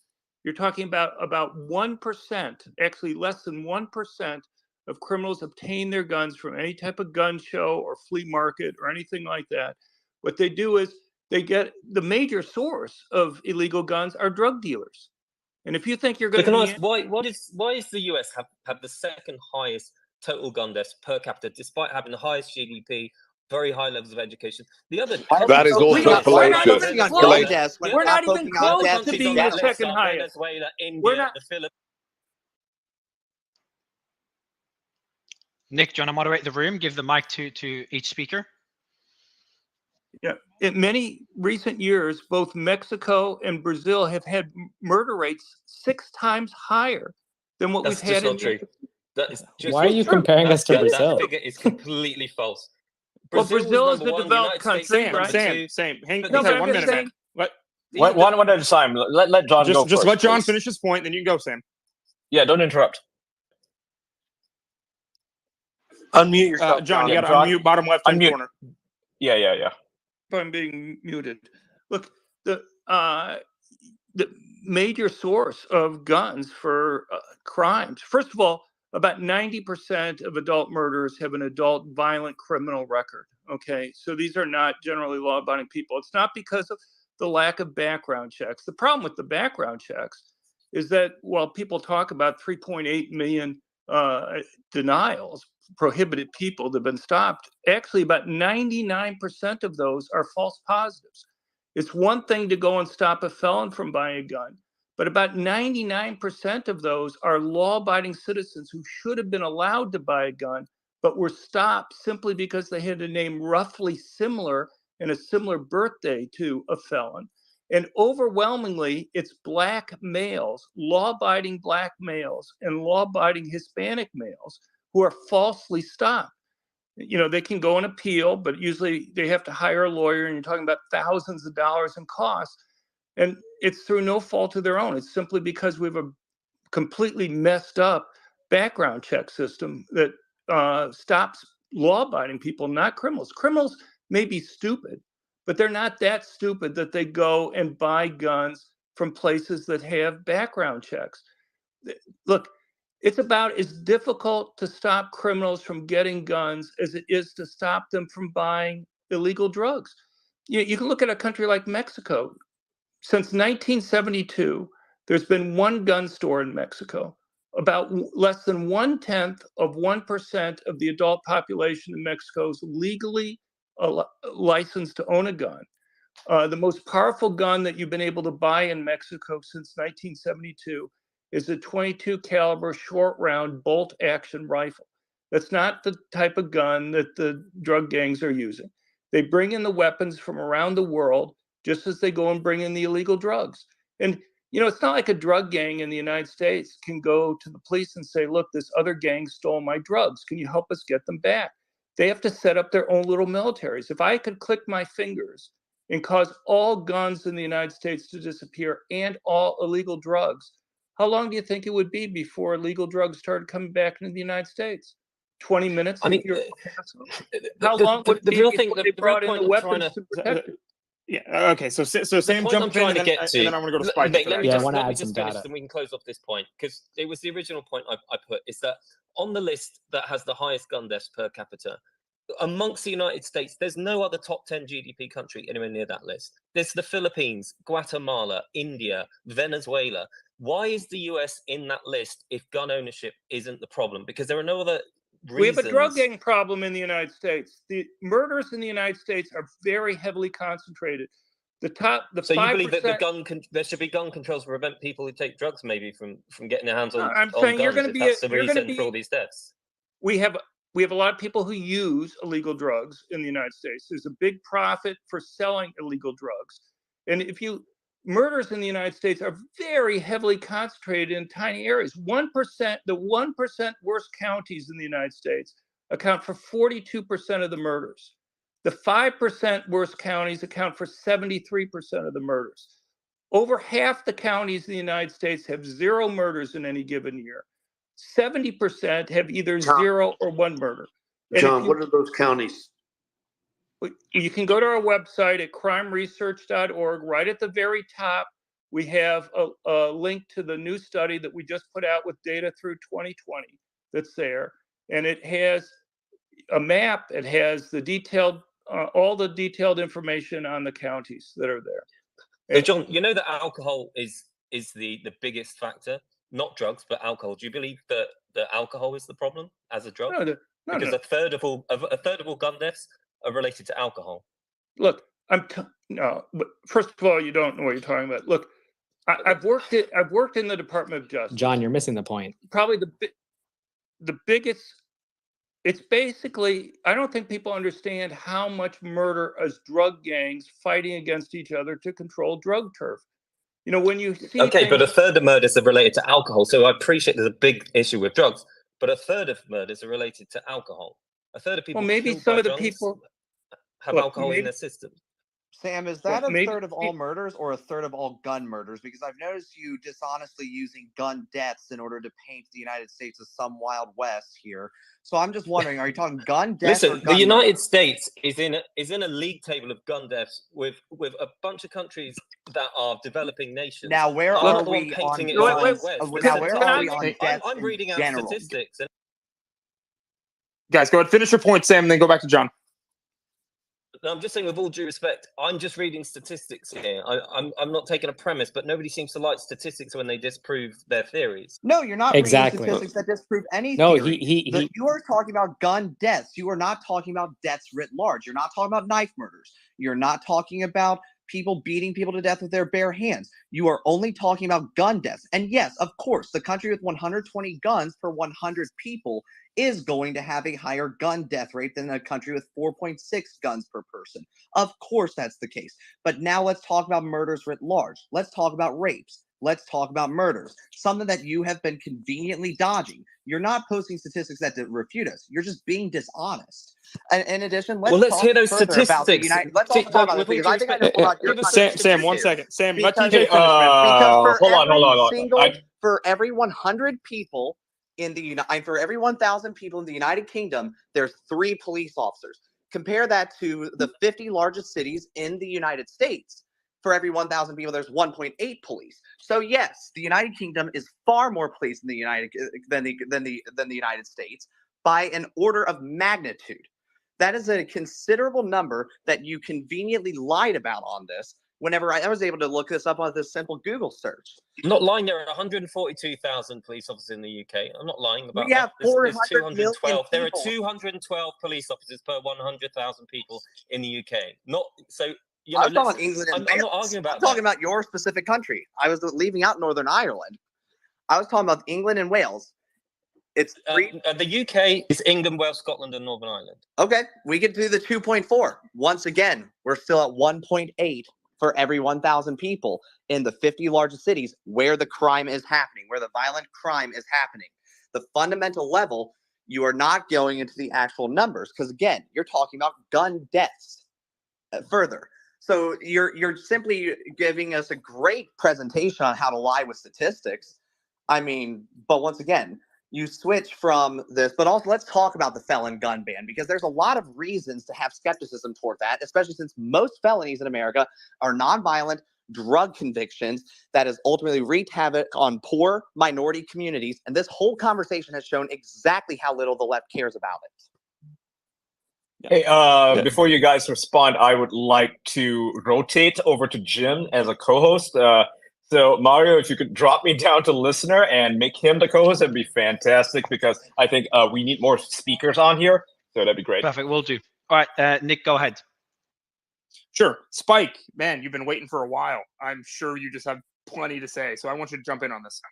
Oh, and we're like 5 points past why I originally raised my hand, but I can roll with it. I want to go back to the fact that, and John has talked about, Mr. Lott has talked about this, TJ has talked about it, Mosh has talked about it. A very high disproportionately number of the murders including gun murders that are happening in the US and really around the world, but let's focus on the US. They're happening in the places which have the highest levels of gun control, which not coincidentally also have the highest percentages of Black and brown communities. And that's not coincidental. Those rules were put in place to make Black and brown and indigenous communities vulnerable to those in power. And a side effect of that is that they're more vulnerable to those who would commit crimes against them. It's a larger, more scaled up version of why the almost all mass shootings happen in so-called no gun zones. People who want to commit crimes and hurt others go where they have the easiest targets. You know, it's more accurate to call it no gun zone a fish in a barrel zone, because if you want to go and stack up a bunch of bodies and cause a massive atrocity like just happened in Monterey Park, you go to the city with the most gun control, the county with the most gun control, the state with the most gun control, and preferably a building or a property where gun ownership isn't even allowed. So you know it's likely you're the only person there who has a firearm to be able to use it against others. And we see a larger, more scaled up version of that in the most impoverished communities. Another thing I want to talk about is the fact that we are blaming other things for gun crimes. And we've already done this before. We did this during Prohibition, during the war on alcohol. We saw after alcohol was banned, we saw it give way to black markets. Prohibition empowered cartels, turned them into the most powerful people in the country. Not only did they corrupt governments, not only were they selling alcohol more than ever before, but they used violence to enforce their turfs. There were machine gun shootouts in the middle of subways and all sorts of stuff, which led to machine gun bans, starting with the NFA, the National Firearms Act. It did not reduce gun crime. What reduced crime was ending the war on alcohol. And so I would argue that when you look at how high of a proportion of violence, including gun violence, is actually gang violence because of the war on drugs, that's an argument to end the war on drugs, not to scale up the war on guns. That's great points all. And I want to take time because I think he might be available right now. Evan, can you just test real quick? You're unmute there on the bottom left. I want to introduce you to folks. Okay. Perfect. Yeah, okay, good. Good. Hold on. Just a quick introduction. Evan Todd is the survivor of the Columbine High School shooting back in 98. Was that 98, Evan? 99. Thank you. So Evan is actually a Second Amendment advocate after going through that. And there are a lot of people out there who have been part of these gun violence things and survived, who pro-gun or anti-gun. But Evan has really gone around the country and been very articulate on this in various ways. And I want to let him kind of tell his story. And I want to get your perspective, Evan, and see what you think about the debate we're having so far. Yeah, thanks for having me on here. I've been listening in, and yeah, it's a very vigorous debate, and it's obviously something that's very personal to my life, having gone through what I did at Columbine. I am a survivor. Just to fill in what happened, on April 20th, 1999, I was the first student who was targeted in the library. When one of the murderers came into the library, he saw me across the room. He lowered his shotgun, fired, and I was hitting the lower left side of my back. I jumped down behind a desk, and he fired a couple more shots that went over my head, hit the desk in front of me that had a computer. I had shrapnel blowback into my face and neck. They came into the library, and at that time, that's when everything that happened in the library happened at that time. For about 7 minutes, they walked through, murdering people, execution style, taunting students, laughing, shooting under desks, just the most horrific thing that anyone could ever witness. And after they had gone through the library, they came back to where I was at. I was hiding under the librarian's desk at that time. And one of them saw me again. He walked up, kneeled down, put a gun to my head, and he said, "Why shouldn't we kill you?"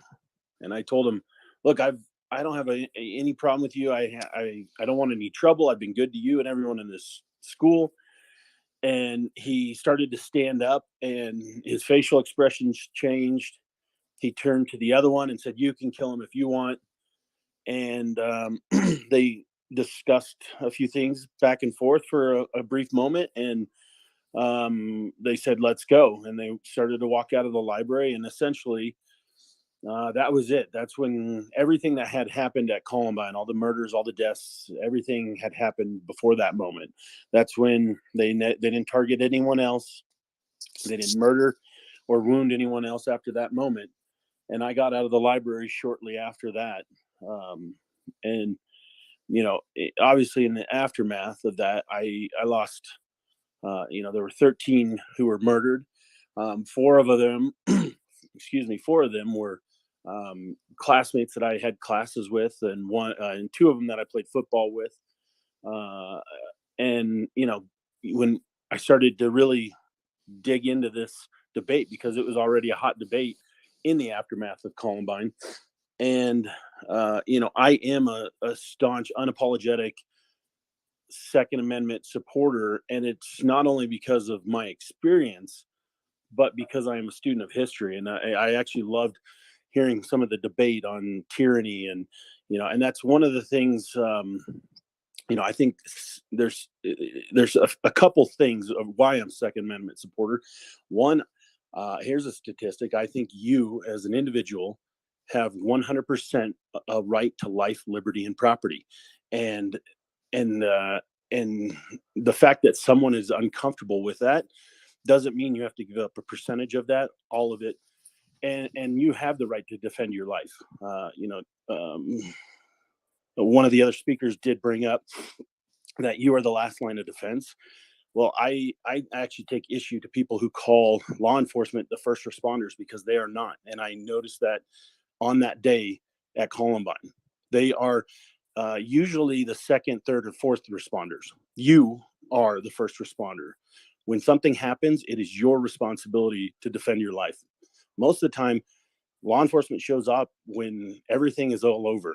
And I learned that the hard way in April 20th, 1999. But like I said, I'm also a student of history. And I started to look at the atrocities that have happened throughout history, whether that's been, Nazi Germany, communist Russia, China, Pol Pot, you name the dictator, and they kill people by the millions, unarmed, unable to defend their own lives. And when I take all of these things into consideration, and that is why I am so passionate about defending the Second Amendment as a written, and trying to gain back some of those rights that are being violated at this time in our country. So Evan, I do want to ask you a question, if you don't mind, Jim. Just I want to ask you one question here. As a survivor of Columbine, what do you think could have been done differently to prevent that shooting and the absolute atrocity that it was? Jim, before you reply, we do have breaking news right now. I'm inviting Breaking 4 News to share it. Police responding to shooting in Half Moon Bay, California, with multiple fatalities. Comes just hours after fatal shooting at charter school in Iowa. An update from officials on the mass shooting. So that was a 4 dead so far. Okay, I'm bringing up Breaking 4 News, Mateus, to share this with us. But go ahead. Sorry, Nick. Yeah. So Evan, I'll ask that one more time. What do you think could have been done as a Columbine survivor to avoid atrocities like that in the future? Do you think current Colorado gun legislation that's trying to be pushed through would have actually made a difference? No, I don't. Since Columbine, we've had a wide range of legislation that has been passed. Immediately after Columbine, 2013, none of these things. We have gotten more gun control, and we've actually had, as other shootings in Colorado that haven't done it. And to your point of what could have prevented it, and I look at this very specifically because I believe that I look at this as a cancer in our society. I think that there's a definitive way to prevent these, and there's a definitive way to treat them once you have cancer. And I mean that specifically as you can prevent cancer with your, lifestyle choices and diet and exercise, all those kinds of things. And I think prevention does go down to what's happening, what's being taught in our schools. I think it goes down to our society not respecting life. I think there's all these things. But when someone walks into a school, prevention doesn't matter, whether that's a gun law that you may or may not believe would work, or whether that's a societal issue, a mental health issue, prevention goes out the window at that point. When you have cancer, you must treat it. You must attack it and kill it.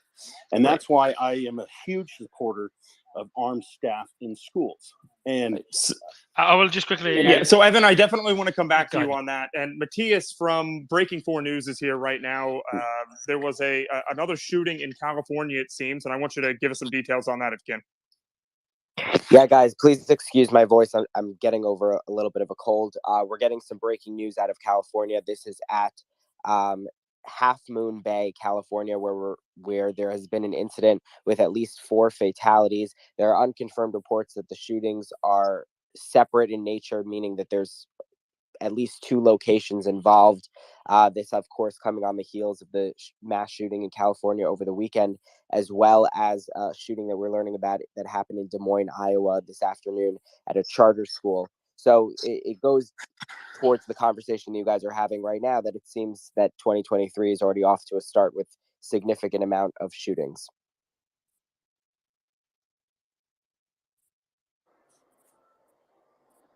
With that, Nick, Jim, so just quickly, I'm just updating the title. So just a quick question, Mateus. I don't know where Nick is, but Mateus, quick question. So this is the Only in America. Is that the second gun shooting in the last 48 hours? Not gun shooting. Is that the second shooting? And is that in California? In California. But how, is that considered if it's 4 people? What do you consider a mass shooting? Just want to get my articulate my words correctly.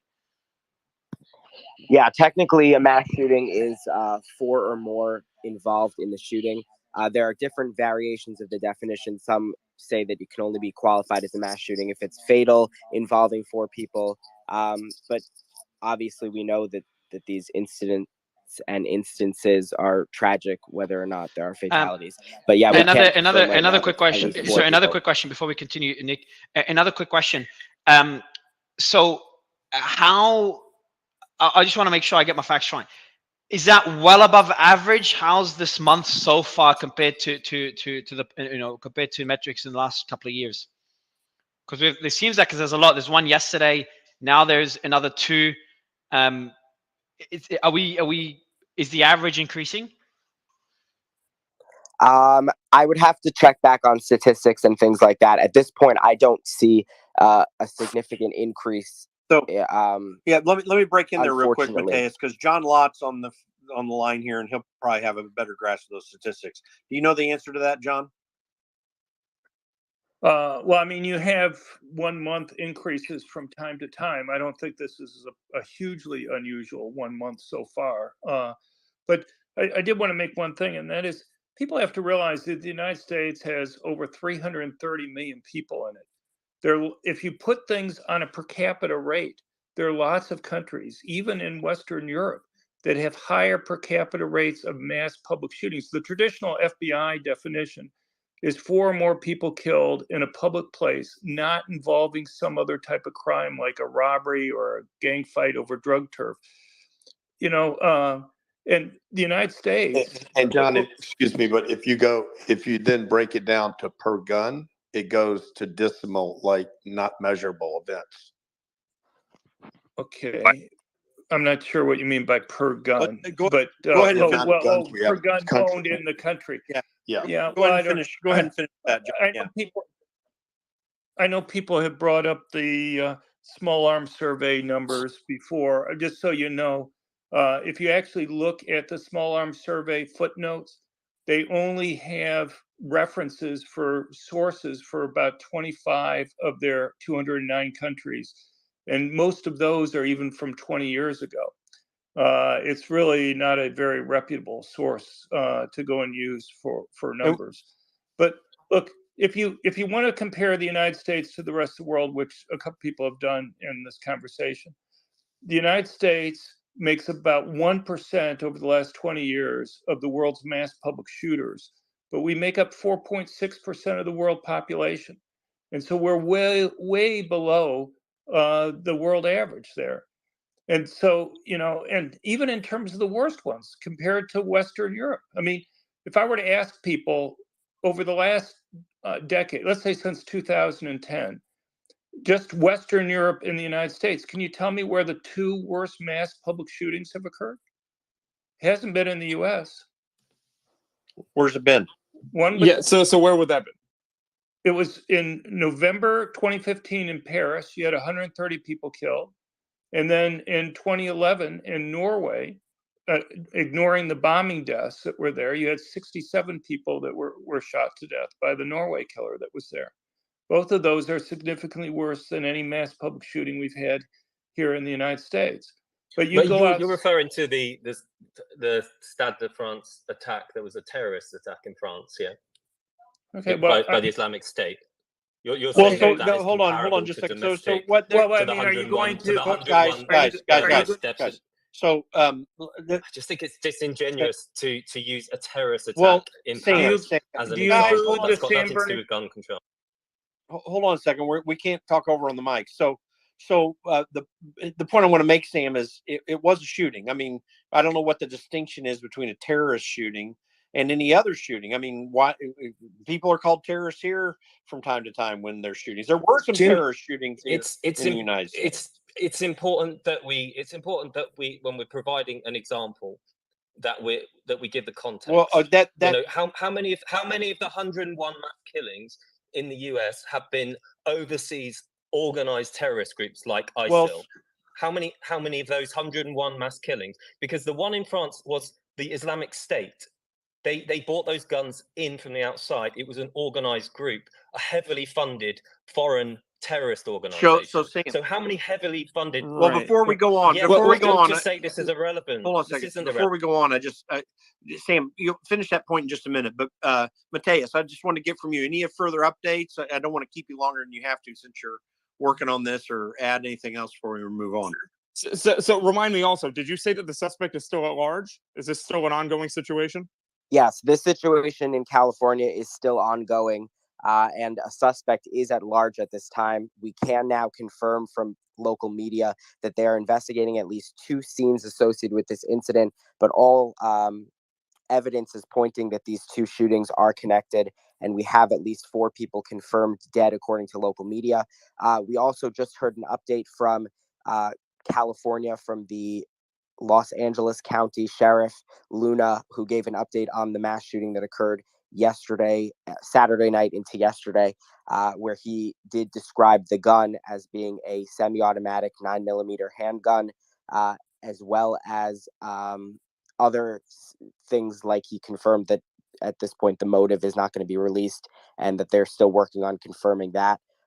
So all these situations developing at once does give Americans that feel that the shootings are out of control, that these take place. This is what happens often when things like this happen. We don't know if some of these instances are inspired by others or so forth. I heard mentioned as 2 examples of overseas incidences, the France terror attack, as well as the Oslo terrorist attack. The Oslo terrorist attack also had a bombing component at a governmental building before the shooter crossed the ocean with a boat.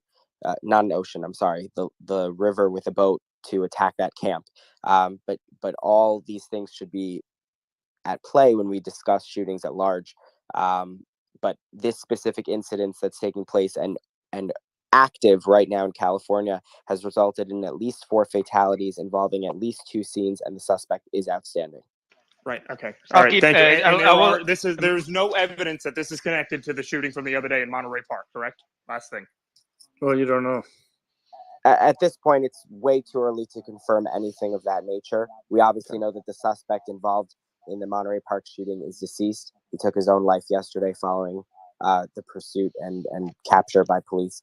But there's really way too early to tell if anything was inspired or related in any sort of way. And just, Mateus, stay with us here on the panel just to update us. So whenever there's an update, just if it's major, just unmute, interrupt, and update. If it's not major, just feel free to put your hand up.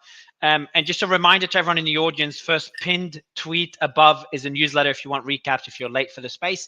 Second, anyone requesting to speak, do DM me so the team can check your request, because we can't see all speaker requests. We just get too many and the glitches out.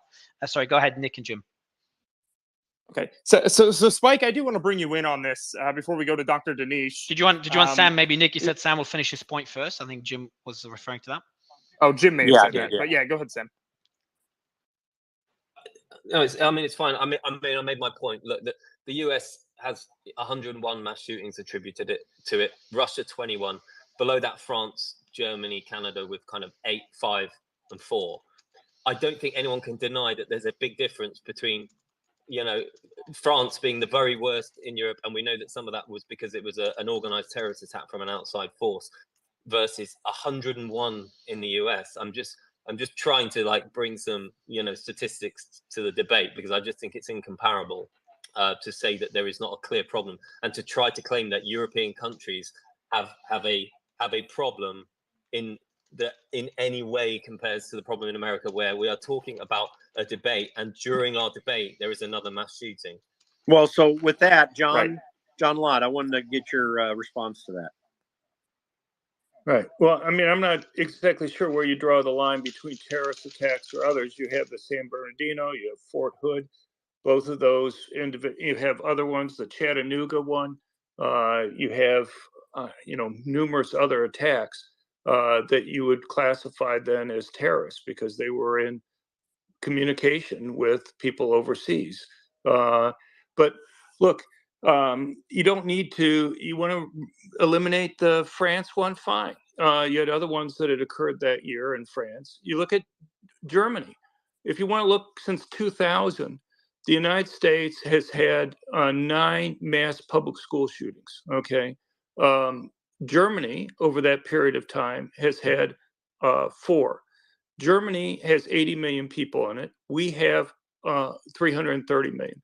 So you'd have to go and adjust Germany's population there, multiply So you their say number. Germany's had four school shootings, Right. because you said school shootings for the US. Yeah. Right. I'm genuinely just checking. Right. And so, I mean, the worst one there was 18 people killed. Another one there was 17 people killed. Another one. I've got the list in front of me. So can you tell me which ones you're referring to? Because from what year did you say? Since 2000 on up until this end of last year, there were 9 mass public school shootings in the United States. And but there weren't any. There weren't any. How many school shootings were there in Germany? Because I'm seeing there was a hospital shooting, an airport shooting, a city centre shooting, another city centre shooting, a synagogue shooting. None of these were in schools in Germany. So I think we need to compare apples to apples here. Yeah, well, that's, if you go back and look, you'll see that there were school shootings in Germany. Actually, there were 3. I was thinking of another country there, but there are 3. So if you multiply. But which ones? Which states? Because I can't see them. I don't have. Okay, you're gonna have to. Yeah. Well, let's can I jump in here real quick? There's one. Erfurt, Germany is one of those, and I went and visited them. But I also want to jump in and point out that there's one place where there are not any school shootings, and this is actually a study done by the Crime Research Institute, and it was over a 20-year period, over 1,000 school districts in the United States that had armed staff, had 0 incidents, 0 murders, 0 injuries. These shootings happen 92%, I believe it is, 90 some odd percent in gun-free zones. These murderers know who's disarmed, and the last thing we should do is grow our gun-free zones by outlawing guns in more places. That's why cities are unsafe. That's why California, and my heart breaks for these people right now. But tell me which laws would have prevented in California. They have the laws, but they still have the. And Evan, I just want to point this out, because one of the big parts of the debate when it comes to school shootings, that with Columbine being the most prominent early example, was really about having people who were armed, officers who are armed on the campus and able to take care of things. I mean, this is one of the things that you've talked about in the discussions of ever since, your involvement in that. I mean, that is also a big factor when it comes to school shootings, is it not? Yeah, it is. And, we had a school resource officer who was off campus at the time. He was around not too far, but he showed up after the fact and inadvertently pushed him into the school. But that leads to the point of,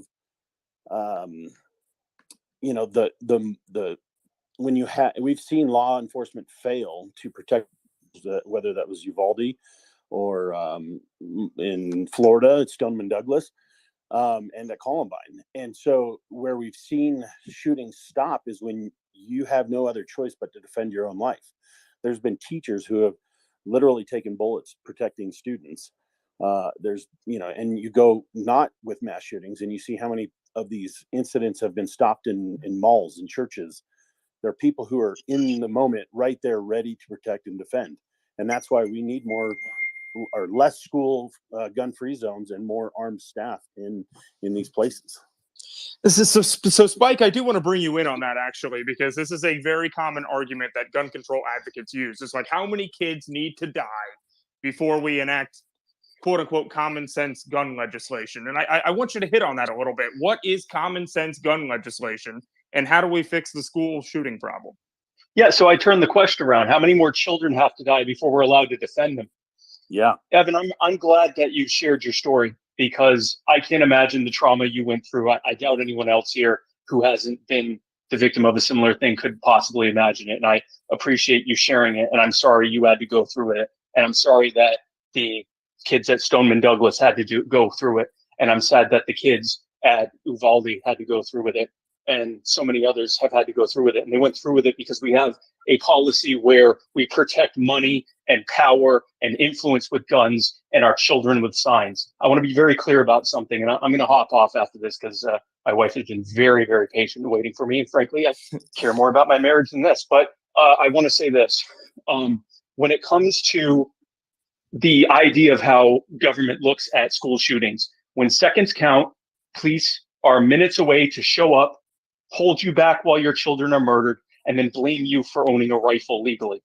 And that's the problem that we have here, is that we have a situation where either intentionally or unintentionally policies are put in place that leave our most vulnerable in a position of being easily murdered, and then grandstanding on their deaths to push for even more policies that make even more people similarly vulnerable. And it has to end. And we could put aside the fact that it's completely futile to even talk about stemming the flow of guns here or anywhere else when there are already more guns in America than there are people, and that with the advent and the increasing advances in 3D manufacturing, it will soon become an absolute pipe dream and a joke to even talk about stopping anyone from owning a gun.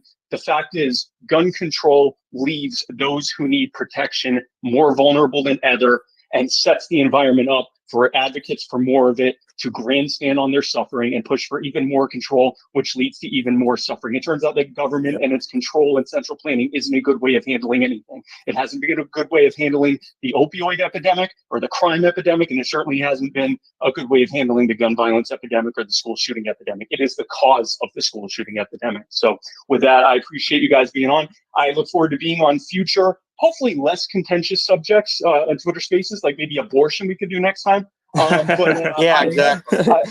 I appreciate you guys. I love you all. Thank you for tuning in. And, but hey, Spike, Mario, we're going to be going here for a long time. If you want to come back, so much, let us Spike. know. So thank you, Spike. Thank you. We'll see. I appreciate y'all. Thank you, man. Yeah. Hey, thank you. real can quick, I just say, yeah. Go one ahead. thing on top of that, when I look at these gun control laws, it's salt in the wound, because when more gun control is passed, what essentially is happening is legislation, and people are saying, we want to take guns away from you, Evan, who wants to stop a school shooter. They rather take my guns away than let me be the one that, and I'm just saying that, in an instance that I could be the one that stops a school shooter. The only people who are going to, follow the gun control are the people who are going to stop these shootings. So we need to stop disarming the good citizens of America and empowering these mass murderers. Good point. Hey, Dr. Dinesh is in the room, and he's got his hand up now. I was about to go to you anyway. So that was very prescient, Dr. Dinesh. Well done. Go ahead. What's on your mind? And do you think we're making sense of anything in this debate? So I want to, as always, I want to do some disclaimers so that I don't get too many DMs on the back end. One, I believe in the Second Amendment. I think it's a constitutional right. I do think that, I've actually studied some of John Locke's work, and I was sending Mario a bunch of messages in the background about sort of both sides of the argument, just because what I wanted to start with was my history with guns. So I did facial trauma when I was at WashU, And when you're doing facial trauma, you see a lot of young men coming through, especially after gang violence, with significant gunshot wounds, sometimes self-inflicted, most of the time homicide attempts and physical assault. And so, you see it, and it's really hard to get yourself out of it and look at it broadly. But I think ultimately we have to have conversations around common sense, and common sense kind of speaks to the fact that the people that are going to break the laws are probably not going to be the ones that the laws will affect. But on the other side of that argument are very common sense things that I think most people up here will agree with. I'd love to hear people's thoughts specifically, and I want to be very specific about 2 points that I believe are very simple places where we can begin. Number one is child access prevention laws. For people that don't know, child access prevention laws allow prosecutors to bring charges against adults who intentionally or negligently allow children to have unsupervised access. I wanted to say this one because I don't know why there would ever be a reason to not go after that. Number two would be increasing background checks, especially for people that have a history of mental health issues or domestic violence or violent crime. Why are those two issues still up for debate in our country? Well, Dr. Dinesh, it seems to be the common argument is, for taking guns away or blocking people with, when it comes to domestic violence, it's accusations a lot of times that end up causing these guns to be taken away or blocked from, or you being blocked from purchasing the guns. Is that the way that this should be handled, or should we do? So I'll be very, John, very clear about what I'm talking about. Okay, let's start with the first one. Sorry, I'm going to dissect this because that's what I believe it should be done. I don't think just saying, hey, guns are bad is fair. I think we need to have a deeper conversation around it. Hold on, Sorry, guys. Sebastian. Nick, hold on, I muted Nick. Sebastian. Oh, okay. I thought it was you. I thought it was you, Nick. So very specifically, I wanted to debate specifically child access prevention laws. Like, what could possibly be a negative of prosecuting parents who are negligent or that are intentionally arming their children? Well, I can respond to that. Go ahead. Yeah, go ahead, John. Go ahead, Dr. Lott. The bottom line is these laws require that people have to lock up their guns. In some places, that's fine. But if you live in a high crime urban area, making it difficult for people to quickly get access to guns actually makes it so criminals become emboldened to attack people in their homes and are more successful in committing the crimes. The total number of deaths actually increase. If you look at the Centers for Disease Control numbers on the number of accidental deaths involving children, like under 10, you're talking about something around 30 or so a year. For under 15, you're talking about something that may be about 55 or so a year. One wants it to be zero. But first of all, most of those accidental gun deaths involve adult males accidentally firing their guns. You're not going to, you can pass a gun lock law, but most of these people have criminal records. They're alcoholics or drug addicts. It's illegal for them to, maybe in most cases, to even own a gun. And the notion that somehow requiring that them have to lock it up, that they're going to obey it, just doesn't work. You don't see changes in accidental deaths or suicides for young people when you pass these laws. What you do see, though, is that gun ownership falls, mainly because of all the stories exaggerating the risks of people having guns in the home. And criminals become more likely to attack people in their home, and they're more successful, and total crimes go up. After you pass these laws, more people die. So, John, I wanted to put, I'm sorry. Let's have Dr. Nish next. Yeah, and then, okay. Yeah, so I wanted to respond. I'll get to that in just a second. Yeah, so I wanted to respond because I knew John Lott was on the stage. So I went and I got evidence.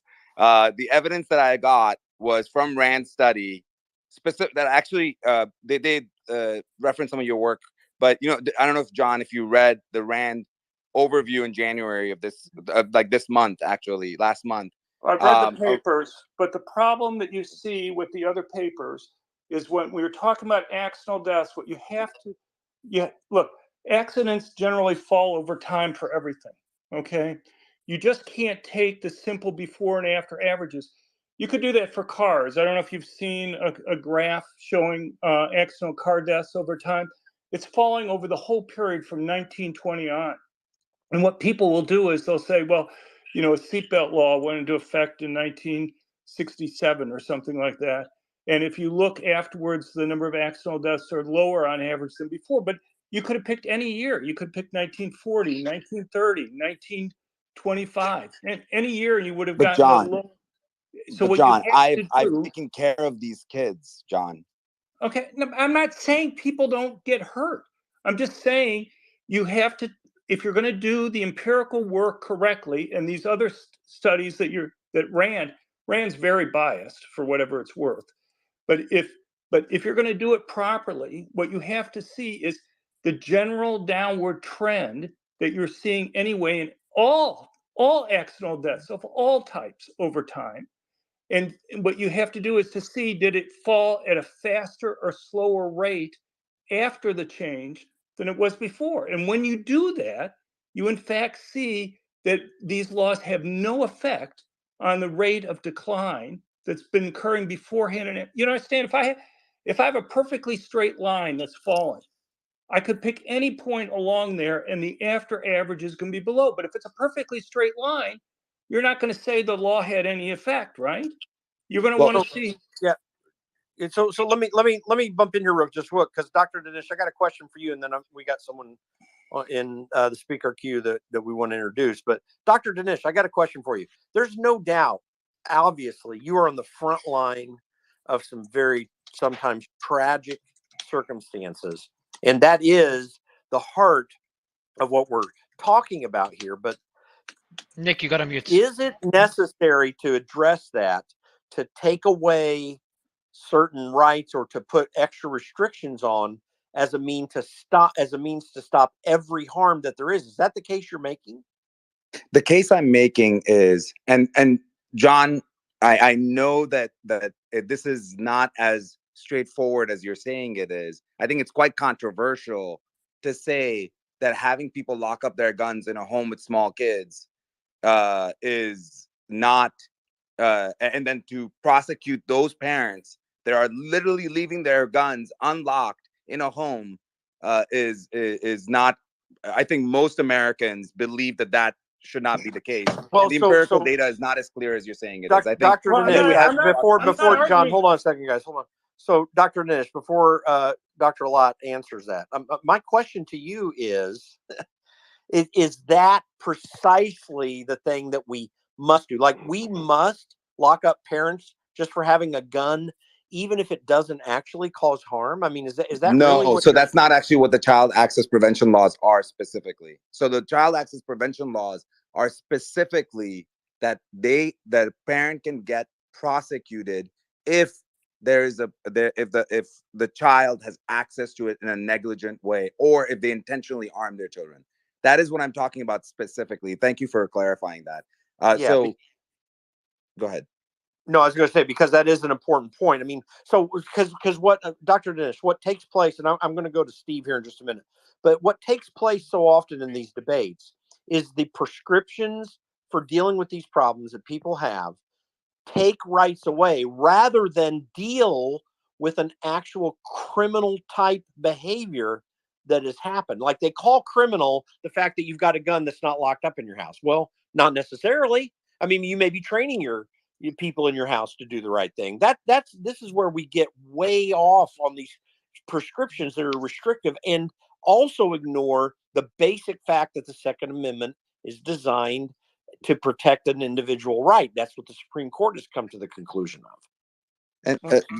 And before John responds, I just wanted to ask the second part of the question, which is, we know that a lot of these mass shootings are related to people that are suffering from mental health issues, or that have a prior history of domestic violence or some sort of violent crime, one or the other often. Should that not be part of the background check process? That was the other question. It already is. Yeah, briefly. Hold on, guys. Hold on, everybody. Hold on. Well, so briefly, I want to have John answer that question, and then we're going to introduce Steve. Go ahead, Dr. Lott. Maybe get Go TJ. ahead Get and TJ. unmute TJ yourself. was answering as well. So if John is not there, we'll get TJ to answer it. Yeah. I'm here. Ah, I'm perfect. here. Okay, we'll get But, TJ afterwards. over half the mass public shooters in the last 25 years were actually seeing mental health care professionals within 6 months of their attack.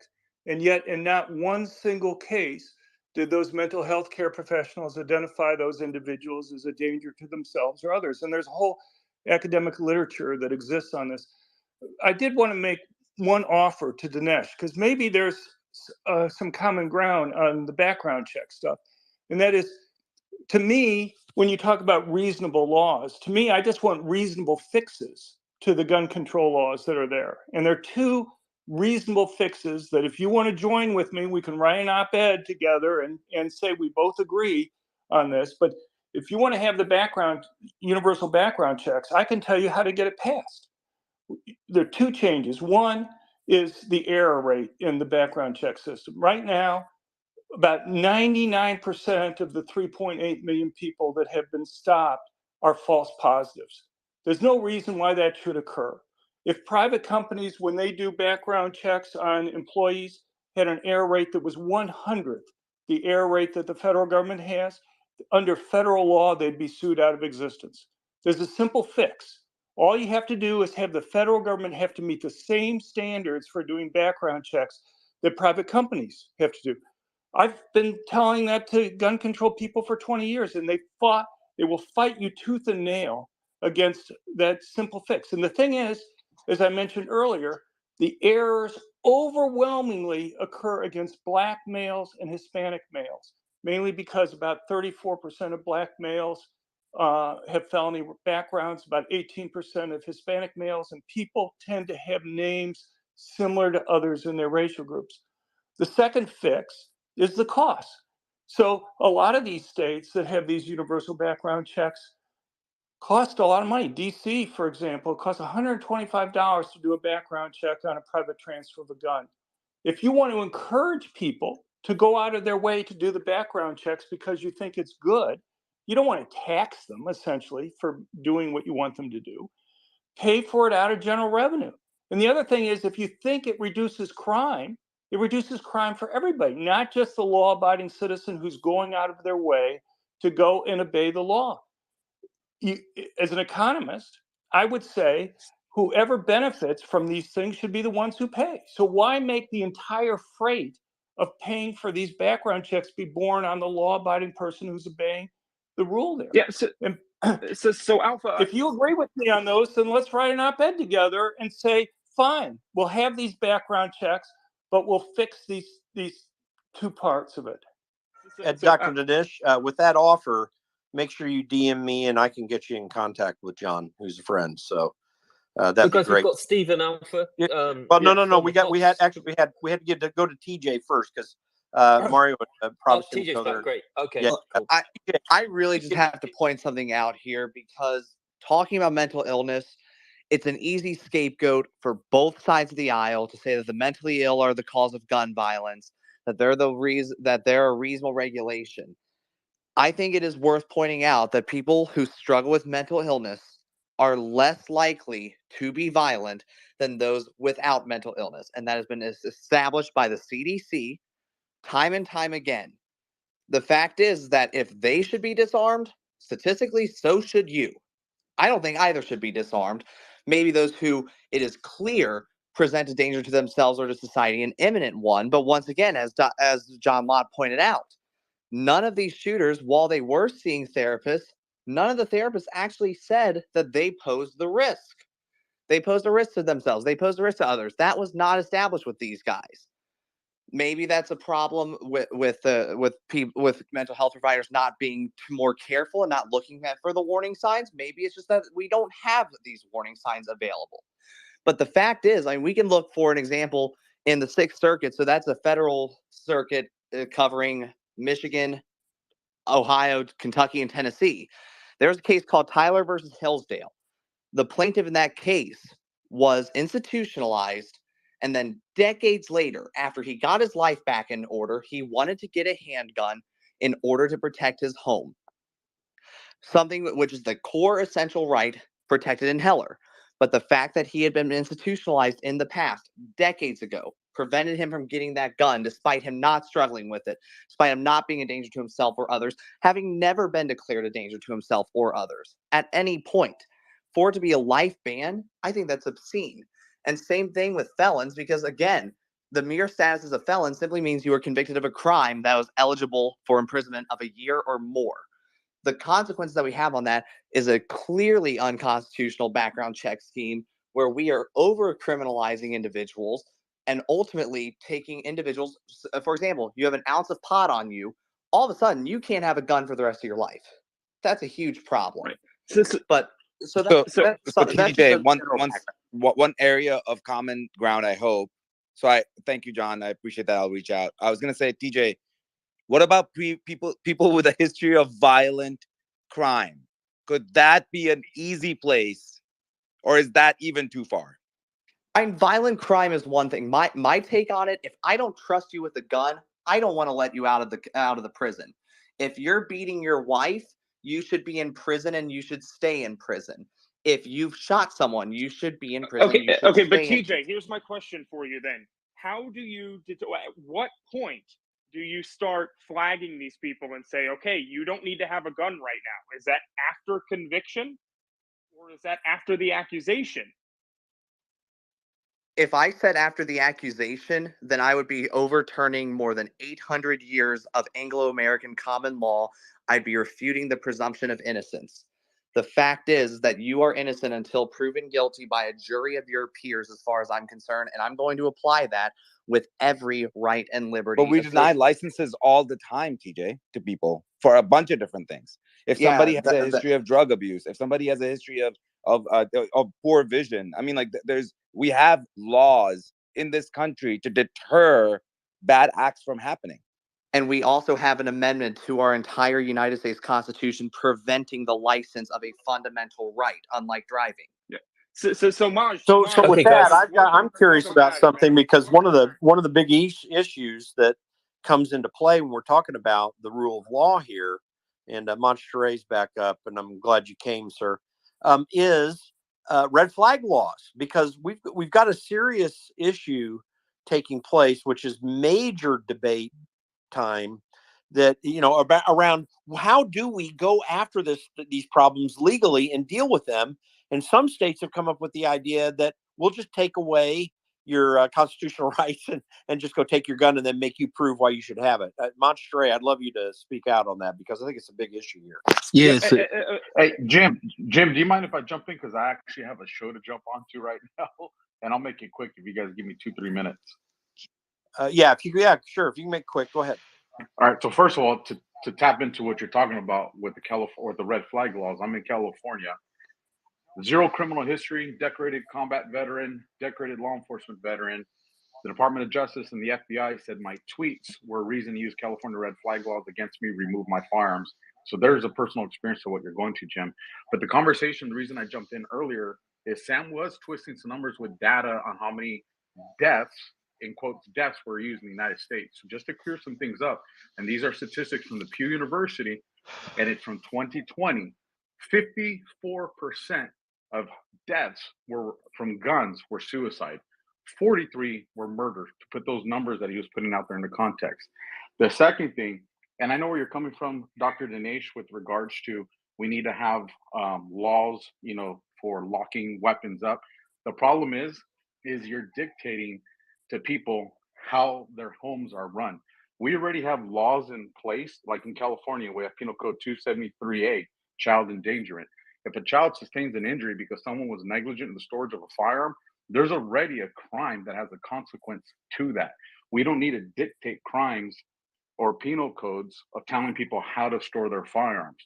There's a crime for the consequence of that already.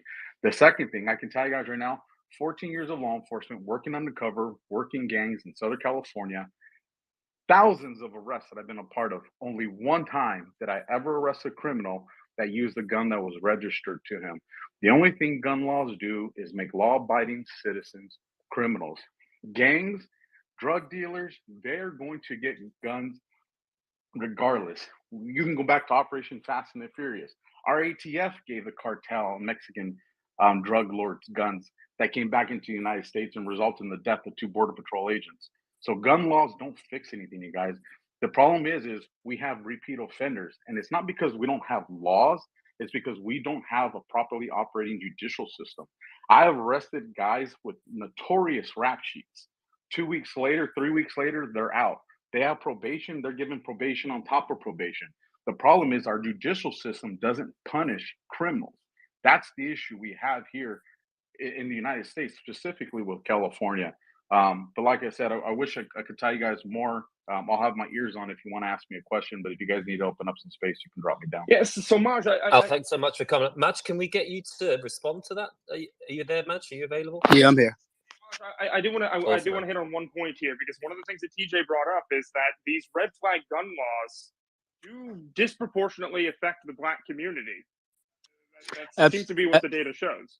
Absolutely, and I think we got to maintain objectivity. You know, anytime that we can't allow, if me as a libertarian, I guess some would identify me as more right of center, right? When we have a president like Trump who says, you know, take the guns first, due process later, that's wrong. That's wrong. On top of the fact that you're going to a place where people will abuse so-called red flag laws. You know, there's very little to no due process.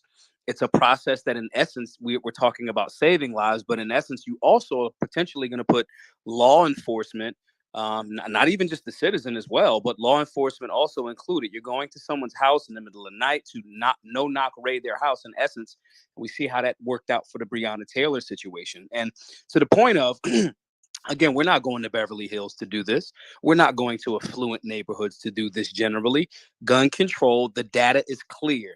The history is clear. The areas that they are going to implement these unconstitutional and racist practices, including red flag laws, generally are there. And the problem with this too is you have a situation where people can literally take advantage of it. You have an angry husband, an angry ex-wife that says, "Oh, this person has guns and they're a nuisance." We have these systems of checks and balances, as well as the Constitution and the Bill of Rights. It's there, and the judicial, the exec. We have these separations and checks and balances for a reason. When we get into the space where we're saying, well, in order to save this, we have to trample on that, and that's just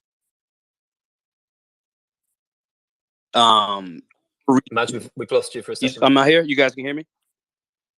Yeah, you're back. On top of saying this way, I will be honest and say no. Someone earlier on in the space when I was in said, by and large, people on the left are not attempting to try to take firearms or certain types of firearms. That's literally false.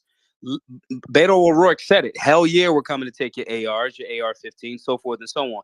So that theory's not there. The data does not support the things that you're talking about. When you have those bad faith conversations, like earlier, when the gentleman was leaving out, whether he was ignorant of the statistics or leaving them out on purpose, you cannot ignore 60% of these deaths at this point in relation to firearms being suicides. Right? Not violent crime. You guys are playing the stat game. You're saying, hey, yes, we absolutely want to come for your firearms. We have a system in place of you don't want the Second Amendment, get it ratified. We have a system in place to make this happen. But the reality is, I think there's a lot of bad faith conversation happening when we all could really say this. Now, I'll be critical of the pro-gun side as well. There's no reason that we on the pro-gun side have not taken up the fact that 60% of these deaths, as related to firearms, are suicides. That should be our priority number one. Our priority number one should be finding help, making sure that we're making a lot of these younger people feel whole, and try to address some of those root causes. Because if we get rid of 60% of this, scourge that's happening, there won't be room for more of a conversation. When we start looking at the data and tying that in with, this is now our purpose to make this our mission, it's almost impossible to argue. If I did 60% of anything and I said 60% of the time, this is the reason for it, we wouldn't be having a conversation about the tool anymore. We'd be having a conversation about the 60%. So the red flag law. So Madge, I don't think anybody actually disputed the suicide fact, but I think the point that's being made, and I'd be really interested in your response, is it's a lot easier to compulsively take your own life with a gun than it is with other methods, and that may be why guns are involved in so many suicides in the US. So I think that's the point. I don't think anybody disputed that a very high proportion And Sam, of all I'm gonna gun go deaths one are step. suicides. I'm gonna go one step further for Maj. I feel like the only way we find compromise is by being more specific. And the most specific thing is, if there is a person out there that has gone to a mental health professional and even said, hey, I don't have an exact plan on how I'm going to commit suicide, but I have thought about it, should that person be allowed to get a gun? So this is where it becomes the slippery slope, because we're having a question about rights. Someone earlier in the space had a discussion about, we're handling rights as if we somehow unequivocally or unilaterally get to decide for other people's homes. So I can't make an overall statement. Now, if I see someone like the kid that's, hey, he's been arrested 19 times. He's been saying these threats. He's been doing X, Y, and Z. First and foremost, he's already doing things that are illegal. And if we find that this person has had a mental issue, this person should be getting help and should be in a psych ward. So that removes the need to then reach into law-abiding or safe and responsible firearms owners' rights because of the one person. Again, if we run into the space where, okay, there's 100,000 people die from alcohol, there's a whole bunch of things in relation to drunk driving, we are not going to curb people that are driving safely and responsibly in their freedom of movement because of jerks that do the wrong thing. And so that balance there, for me to make a blanket statement and say, yes, because this person, and that's a blanket statement now. Law enforcement has to do their job. Law enforcement, because mysteriously all of these mass shooters, oh, he was known. That's the repetitive theme. He was known to the FBI. He was known to the FBI. That part has to get done. If this person is threatening a person, we take that person. We don't break in the middle of the night, not knowing who's who, and the wrong person gets murdered and killed, including, again, the law enforcement officer. I think when we have that discussion about nuance and saying, there are things that a person can do that they can put themselves individually on the radar for the threats or the physical attacks that they do, and law enforcement locally addresses that problem. I don't think anybody's going to disagree with that. But where we get a little bit convoluted is when we say, well, we have to have something in place to stop a natural fundamental right. And you're going to get pushback by Second Amendment supporters and gun owners because I have a human right. I have not done anything wrong. I have a natural right. The structure of this nation, America, we have a Bill of Rights. These are rights granted by our Creator, not given nor taken away by government. That's the sticking point that we don't just get to abandon. No different than the argument about other things. Oh, well, forget your rights as it relates to this. No, that is a fundamental sticking point for the American concept. And I think that we got to put our, thinking caps on to be, again, repeating this word, nuanced in that space when we are honest and objective. If we look at the data, okay, are the bad guys buying guns legally? No. Okay, where are the bad guys? Do we have laws against these bad guys doing these things? If this person is following a trajectory of looking like a person that's a bad guy that potentially could do something, let's address that person.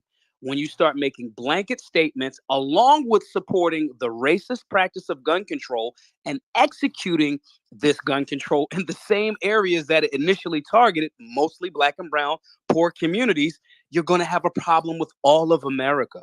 Can I ask you specifically on that subject? These areas where they're targeting and you feel it's unfair, are they also areas where gun crimes are statistically higher? Is that actually the reason they're being targeted, rather than they're doing it deliberately to affect minorities? Is there an argument for that? I think there's an argument. I think there's an argument for it to say, oh, well, they're being targeted because the violent crime is there. But I think that's a little bit of like killing the flies and leaving the garbage. When you want to learn about something, you go to the natural genesis of it. You can't say, oh, this community has deliberately not had safe and responsible firearms ownership. There has been a tremendous disrespect for the Second Amendment. And then we dump, again, we're talking about, the United States government again. We're dropping drugs and guns and other things in here, but then we're locking the people up. This is not like a conspiracy theory. This has been proven. This has been proven that CIA, so forth and so on, has done. So after the fact, if we say, well, that's where the crime is. And then again, John Lott, his breakdown was marvelous. The reality is the areas where there's more of a flourishing understanding for the tool, same amount of guns, less violent crime, because there's more of a respect for the tool and education around it. The argument always is, oh, the guys from Chicago that can't get them are getting the guns from Indiana. Okay, well, if the gun is the tool, why isn't violent crime the same in Indiana? It's not, because there's a different level of targeting. This word that is the most repetitive theme in a good way today is nuance. You know, John Lott said some things in regards to when you're evaluating, there's a multitude of things that you have to evaluate. You cannot ignore that a demographic that has had to hide firearms, even if for protection, I can't have this because the rules say I can't have this, but I have it for protection because I live in a bad neighborhood, but then I go to jail. And then the bad guys that know this neighborhood does not allow, firearms ownership is shooting fish in a barrel. I can rob more people. I can sell more drugs in this area, so forth and so on. You cannot separate those things. So after the fact, you could say, well, maybe there's more over violation of human rights by law enforcement in these communities because there's a lot of guns there. But you cannot separate that. That's like taking the cause away from the effect. And the inverse to go ahead. Sorry, just to keep it flowing. Lala, can you respond on some of the things that Marge has been saying there? Because you've got your hand up. Yeah, of course. Just quickly, sorry, Lala, Steve, if you could keep your mic muted because you got a lot of feedback sound on your end, and then whenever you want to speak, just put your hand up, and then Sam or Jim will give, or Nick will give you the mic. Okay, sorry, go ahead, Lala. I do want to bring in real quick. I'll just bring in real quick before we go over this. Someone has been taken into custody in Half Moon Bay, California. However, it's not 100% clear whether or not it's the shooter. That is the speculation, and that's what news agencies are reporting, but we don't know that for 100% sure. But I just wanted to give that update. Cool. And just another reminder for the audience before Lala speaks. Bottom right corner, we're going through all your questions, all your comments, your thoughts on the debate so far, and any questions you have for the panelists. Just keep that in mind. Bottom right corner, and then pinned above is the newsletter to get recaps and further additions from the panelists. I do have another update from Mateus from breaking_4_news. Make sure you follow all the panelists and Mateus, Breaking 4 News. 7 shot, 4 dead, 3 critically wounded, 2 locations involved. Suspect just turned himself in. Sources KPIX. So that's from breaking_4_news, Breaking 4 News. Go ahead. Sorry, Lala. Yeah, no, thank you. I really like what Maj said about the FBI really knowing, so much of the background on these shooters, et cetera.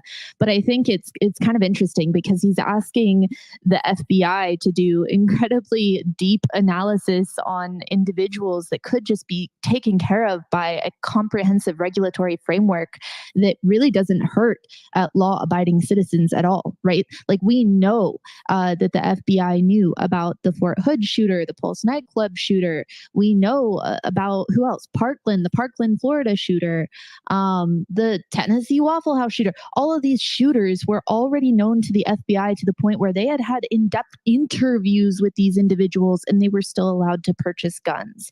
So I guess I'm failing to understand why a regulatory framework on a state level that recognizes, hey, if you've been interviewed by the FBI, you probably shouldn't own a gun, how that would hurt law-abiding citizens, in procuring such weapons.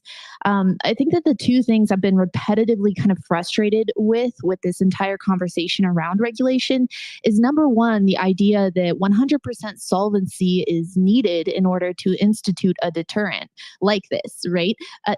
Like that's impossible, right? But who's to even say like 50% or 25% solvency is a bad thing? I just don't understand that when we're talking about lives. So long as we can prove to like what Jim said earlier, that this is not actually hurting individual rights like law-abiding citizens. And I think the particulars of that, again, the more specific, I think as Dr. Danish said, the more specific we can get, the better, right? And then the second thing that is just very frustrating to me is kind of this painting of the picture that you're almost like somehow against guns entirely if you're advocating for these types of regulations. So, it is frustrating to kind of be pigeonholed into this this place where you almost have to, like, poor Dr. Dinesh down there, he's having to go to extreme examples of, like, if this person says that 100% they will kill themselves in therapy, like, don't you think we should, it's kind of ridiculous that we have to give these extreme examples to advocate for a regulatory framework on a state level that could widely protect some people,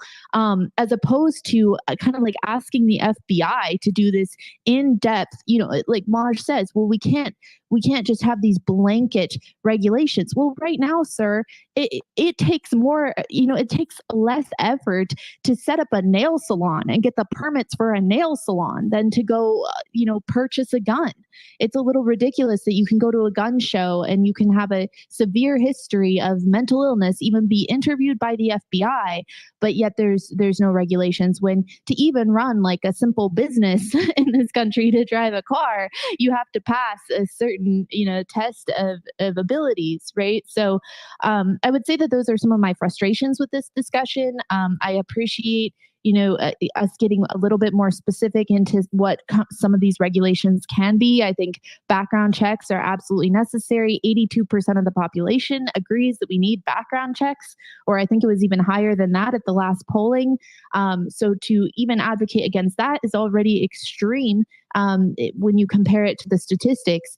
But beyond that, to look at permitting that is appropriate, and to look at someone's, history, whether or not they are, a danger, red flag laws can very quickly go downhill. And I'm not advocating like poor Alpha, like can't tweet out here without getting scrutinized and his gun rights taken away. I'm not for things like that. But I think when we look at some of these mass shootings and we see the obvious signs, and people in this room even admitting the FBI knew about these things before they happened, there's got to be some sort of benchmark where we can all agree, regardless of what side of the aisle you're on, okay, this is extreme. We need to protect against these kinds of dangerous criminals.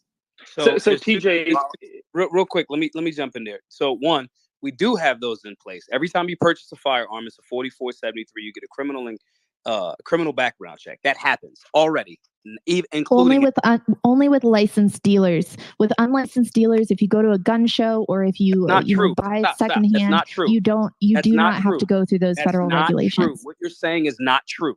That is not true. Everyone that sells a firearm in a gun show has to be a FFL in a gun show. We're not talking about private sales in few amounts of states. Every single time you purchase a firearm lawfully, including at a gun show, you are going to, from a dealer that is set up in that gun show, you are going to fill out a 4473. That is a fact. No one can argue against that fact. You just look foolish. That's number one. Number two, when we say about, well, the FBI, they have to do a super comprehensive thing, we're talking about the people that were already known and they can be passed off to even before we get to FBI.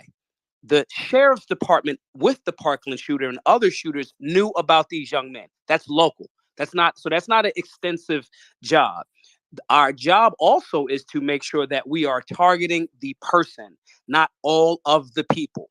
When someone kills someone as a drunk driver, we are not then saying, okay, we have to make everybody driving be a part of that. Yes.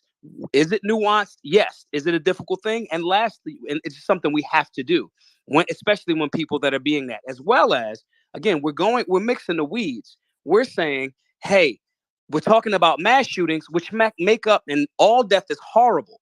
But those mass shootings, if we want to get to the bigger number, the mass shootings make up less than 1% of all shootings in America. Less than 1%. So now we're looking at the smaller number that infringes on rights and adds more restrictions on, again, yes, to safe and responsible law-abiding firearms owners. And we're ignoring the bigger number of 60% of suicides. We're ignoring the people that criminals, that drug-related.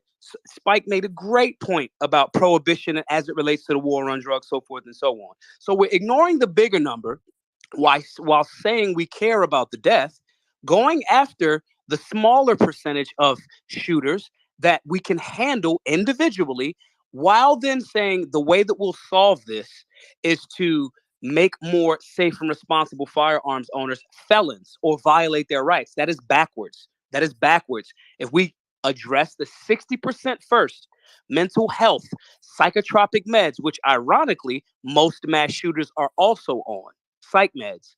So if we want to really get at the bigger number and save more lives, that's where our efforts should be focused. No different than if we're talking about Black communities where there is high levels of violent crime for whatever reason.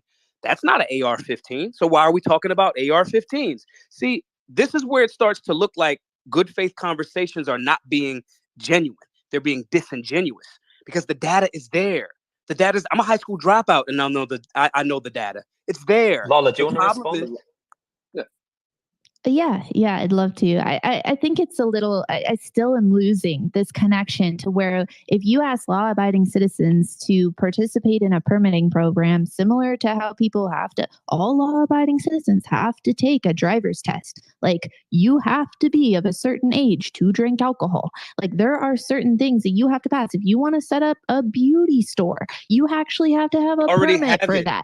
So we're talking about, common sense permitting requirements that review your background and determine whether or not it's you're literally fit. called the 4473. But Maj, Lala, I feel like you're being Maj. I'm so sorry, Lala. I have to speak about this gun.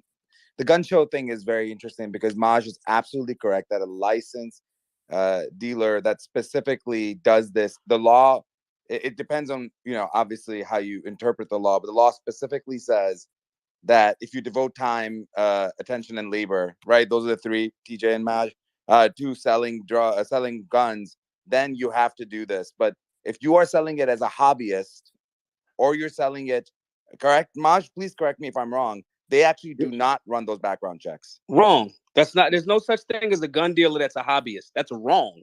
But now I'm not saying a gun dealer. If you go to a gun show and there's somebody standing with 3 guns and they are collectibles and they can be called collectibles, they do not run a background check. Please correct me if I'm wrong. You're wrong. I'm telling you, you're wrong. That's incorrect. That's an incorrect statement. And I'm happy to share it. And Mario and everybody, please post it up there so I can share it with everybody. Yeah. So now, TJ, jump in on that. Lala, I just have to point something out here. Your proposal that anyone who has been interviewed by the FBI with the wave of a wand, you just disarmed Martin Luther King Jr. You just disarmed John Lewis. You just disarmed countless other civil rights activists. You have disarmed people who ultimately stand against the powers that be. This is precisely what I have meant by saying that what gun control is at its very level, from the first gun control laws, which were meant to stop slaves from arming themselves and seeking revenge against their former masters, to the modern gun control laws now. That's a very slippery slope argument. All of a sudden, we're back at the racism Precisely what you proposed. You said, shouldn't it be common sense that if you've been interviewed No, I by think the if FBI, someone is that assessed to be a terrorist, and I think if someone is assessed. Okay, guys, just one at a time. So Lala, if you respond and then go back. Yeah, as I was saying, I think if someone is assessed to be a terrorist, I'm not advocating for, us to protest MLK or whatever sort of like, oh, now Lala's a racist conversation is happening. That's not at all what we're talking about. We're talking about people who are assessed to be a serious danger to the public, who are mentally unfit to hold firearms. If we're talking about people who have declared, like, take for instance, okay, the Bend shooter, right? Literally has entire Wattpad published articles about how he can't wait to see blood and gore in the streets of Oregon because he's going to wreak havoc. This was up for months and months. The FBI knew about it. The authorities knew about it. And he was still able to go to an unlicensed gun dealer and purchase a gun and then go and shoot a ton of people. So I think that when we're having this conversation, like I've been quiet for most of this conversation. I have seen a lot of slippery slope fallacies where all of a sudden we're like talking about racism when like people on the stage are literally just saying, yo, if there's criminals out there, they probably shouldn't own guns. So like, I don't really understand how I'm missing why that's such a bad thing. Hold on. Hey, guys, give me. Okay, let's let TJ respond. What? Okay, Martin Luther King Jr. was blackmailed by the FBI to the point that he was encouraged to commit suicide by the FBI. That is the reality that you are ignoring. If you've been interviewed by the FBI, you shouldn't have a gun. You think MLK Jr. should not have a gun.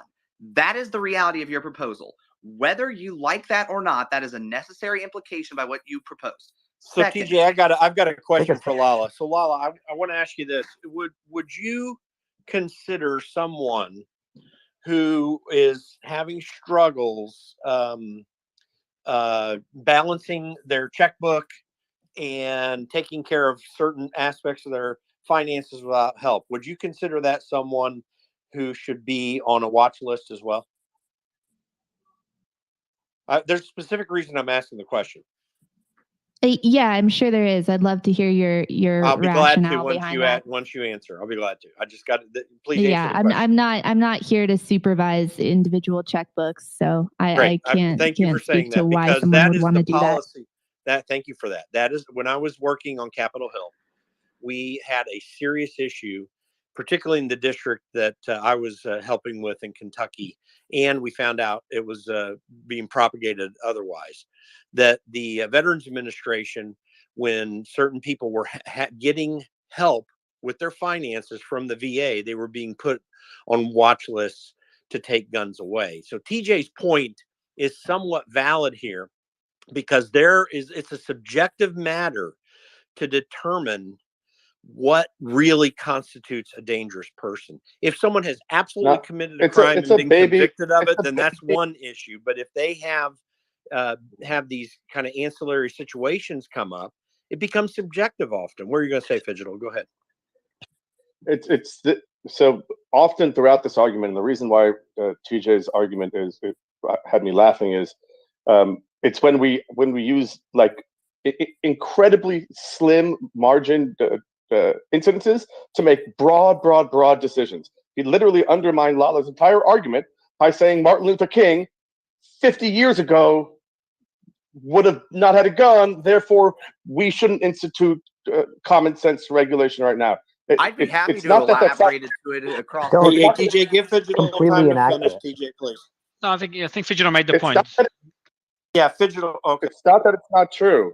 It's not that it's not true. You are correct, TJ, but that's irrelevant as to having a larger discussion about balancing equities. And I think that's what Lala's getting at. And I think that's what's missing in the conversation is hyperbolic, nuanced specifics that we then extrapolate into the overall conversation, right? And this is going to a core. People are skipping over. I think I heard Maj say the gun is an inalienable right, and therefore, and then he has an entire diatribe built on that faulty argument. We're having a discussion about the fact that the Constitution, right, is not clear. The Second Amendment is not clear. Yes, it is. It's not clear to you because you don't know it, and you have a narrative. It's very clear. I'm an attorney.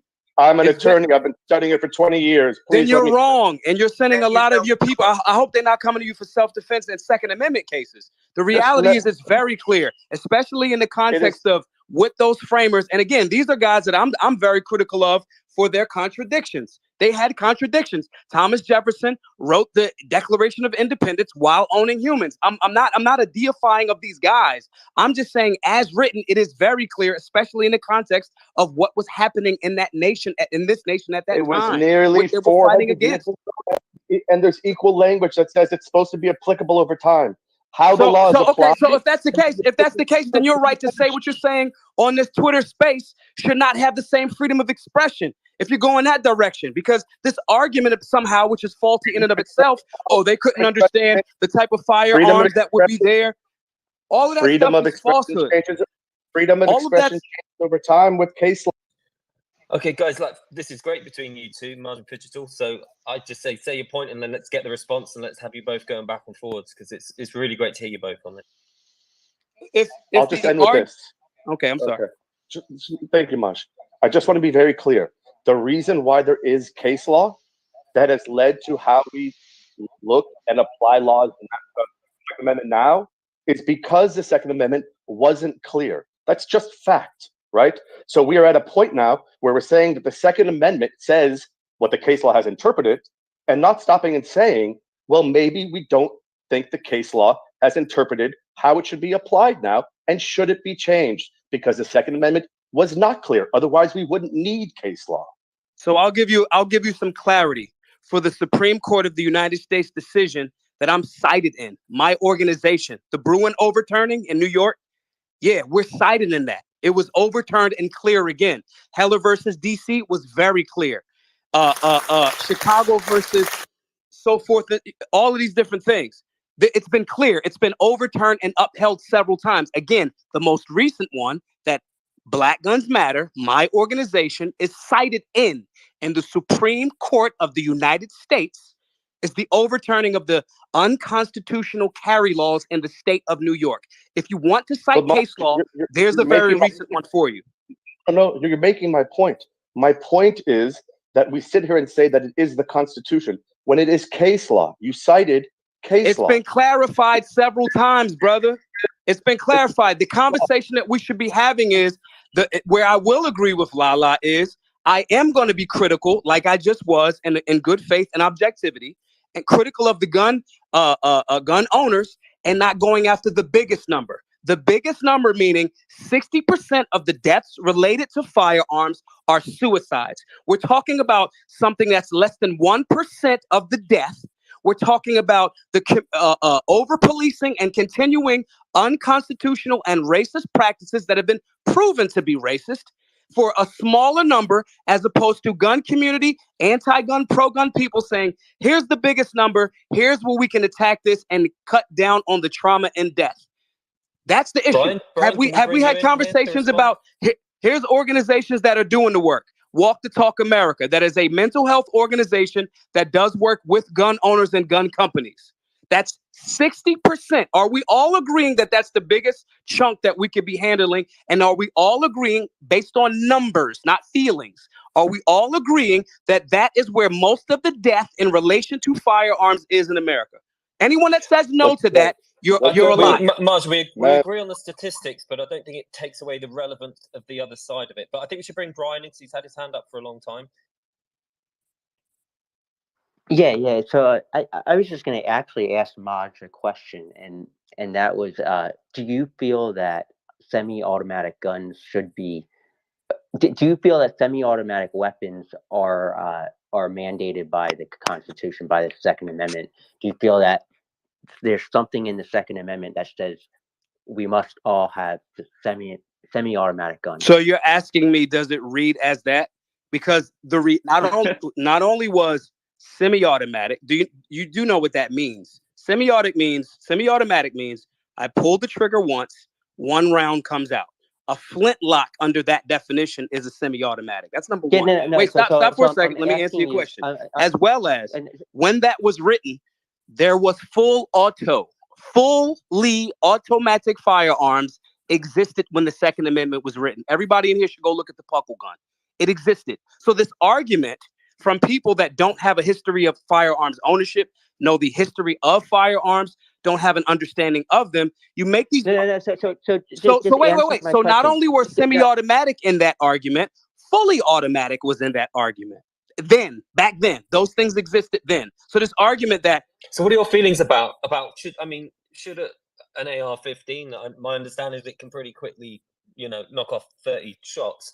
Should that be available to the average? What do you mean it can knock off 30 shots? See, you said you led in with saying, from my understanding, it's semi-automatic. You squeeze. There's no reload required, as far as I know. I appreciate I don't have a great understanding. Right. Where is the now we're getting into it. In the Constitution. Can I just finish asking my question? So what I'm asking is, do you feel that if we banned semi-automatic weapons or AR-15s, let's just say AR-15s as an example, would that be an abridgment of the Second Amendment?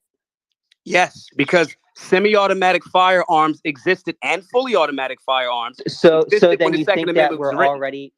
So you think that we're already abridging the Second Amendment because there are pretty rigid laws against automatic weapons? No, there's not. You're saying things and you don't know what you're talking about. Wait, stop. I can lawfully purchase I own fully automatic firearms legally. Before 1979. No. Listen to me. I'm saying that's unconstitutional. I'm saying I still can own them. I'm saying I own them now legally. So this argument, because you're jumping all over the place. First, you asked me about semi-automatic. I said to you when I'm trying to see where you're drawing the line. You're not drawing a line. You're moving the goalpost. So your first question was, how do I feel about semi? I explained to you, named an example. The Puckle gun was full automatic, as well as semi-automatic, existed when the Second Amendment was written. That conversation's done. So they were clear. So this argument that, oh, they didn't know. That's false. That is That's not my false. argument. Hey, Maj, just let me finish what I'm trying to do. You answer the question with AR-15s. You think that a ban on AR-15s would be an abridgment against the Second Amendment, but we've already are you had asking a me that ban as in a question? 1994. Yeah, so we already had a ban in 1994 for 10 years, and it was unconstitutional. Okay, but when somebody else brought up the conversation about case law, right? So now I'm moving to automatic weapons. So the law currently is that you can own automatic weapons if they're manufactured. I think it was before 1979. You cannot purchase a new automatic weapon. You can't purchase a military grade automatic weapon that's being manufactured today. That is against the law. So do you think that's an abridgment against the Second Amendment? So you'll give me 20 seconds to answer this question? Sure. Okay. I think it's unconstitutional, and I do think it's an abridgment. And again, if we're talking about the context of what is killing Americans, because that's what I thought we were all, whether we're pro-gun or anti-gun, wherever we lay, I thought we all agreed on the fact that we're talking about how to heal and stop this trauma, because that's why I'm here, right? So if we're talking about now fully automatic firearms, the vast majority of shootings have nothing to do with fully automatic firearms. None at all. So even the rules have nothing to do with the death associated with it, even the rules that are being so-called being created to supposedly save life.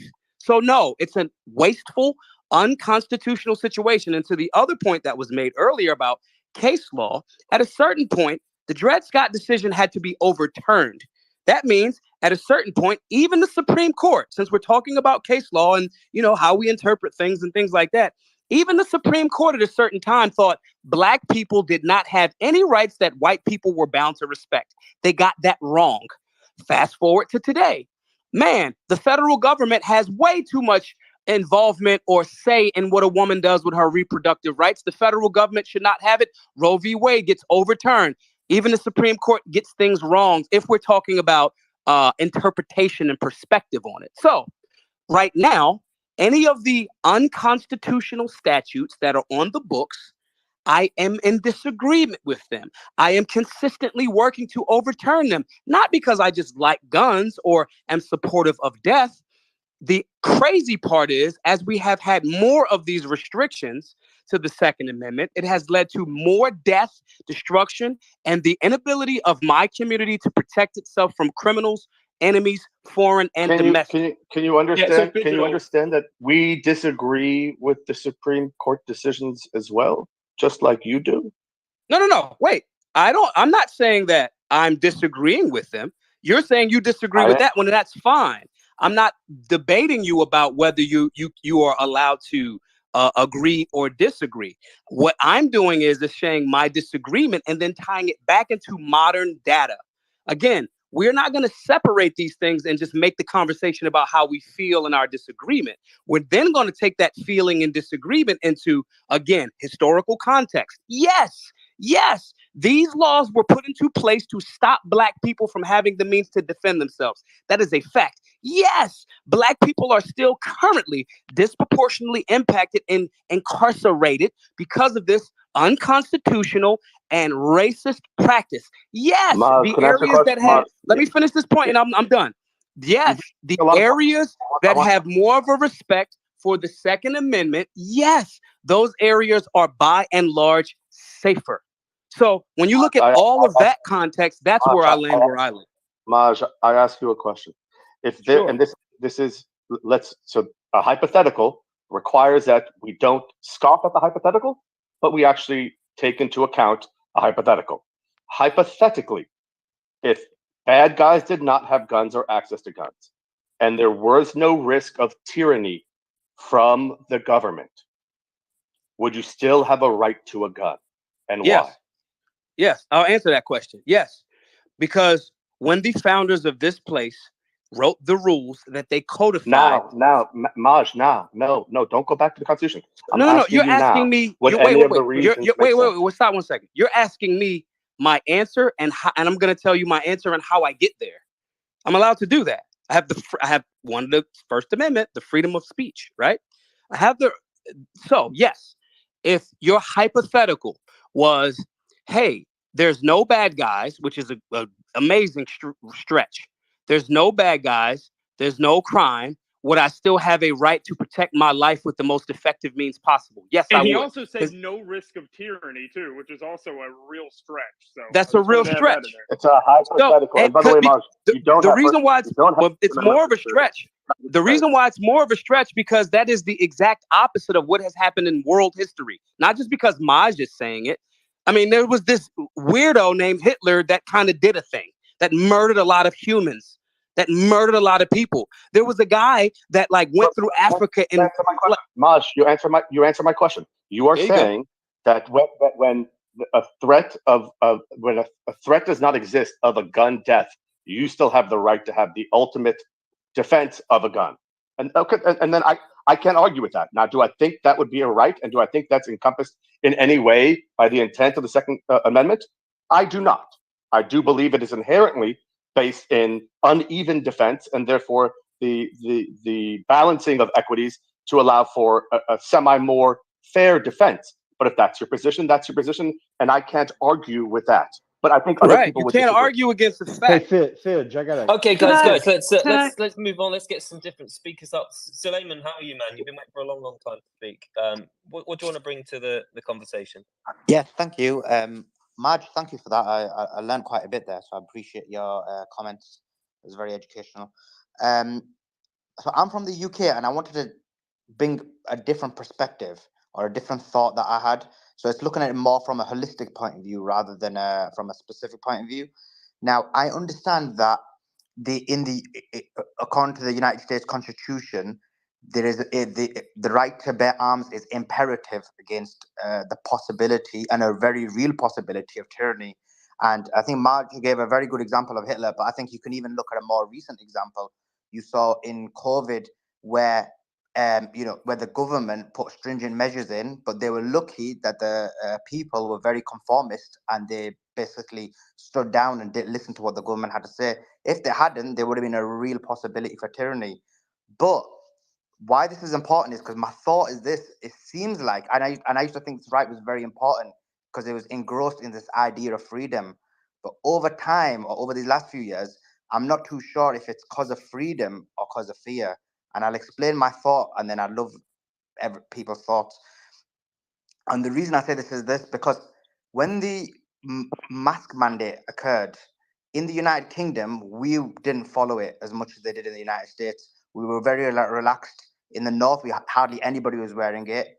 In the London, I would say most minorities weren't wearing it, and most Caucasian males weren't wearing it, and you only had mainly Asians, and that was probably because of the affinity to they stay back home, and that's a different discussion. And mainly, liberal leftists who were wearing it.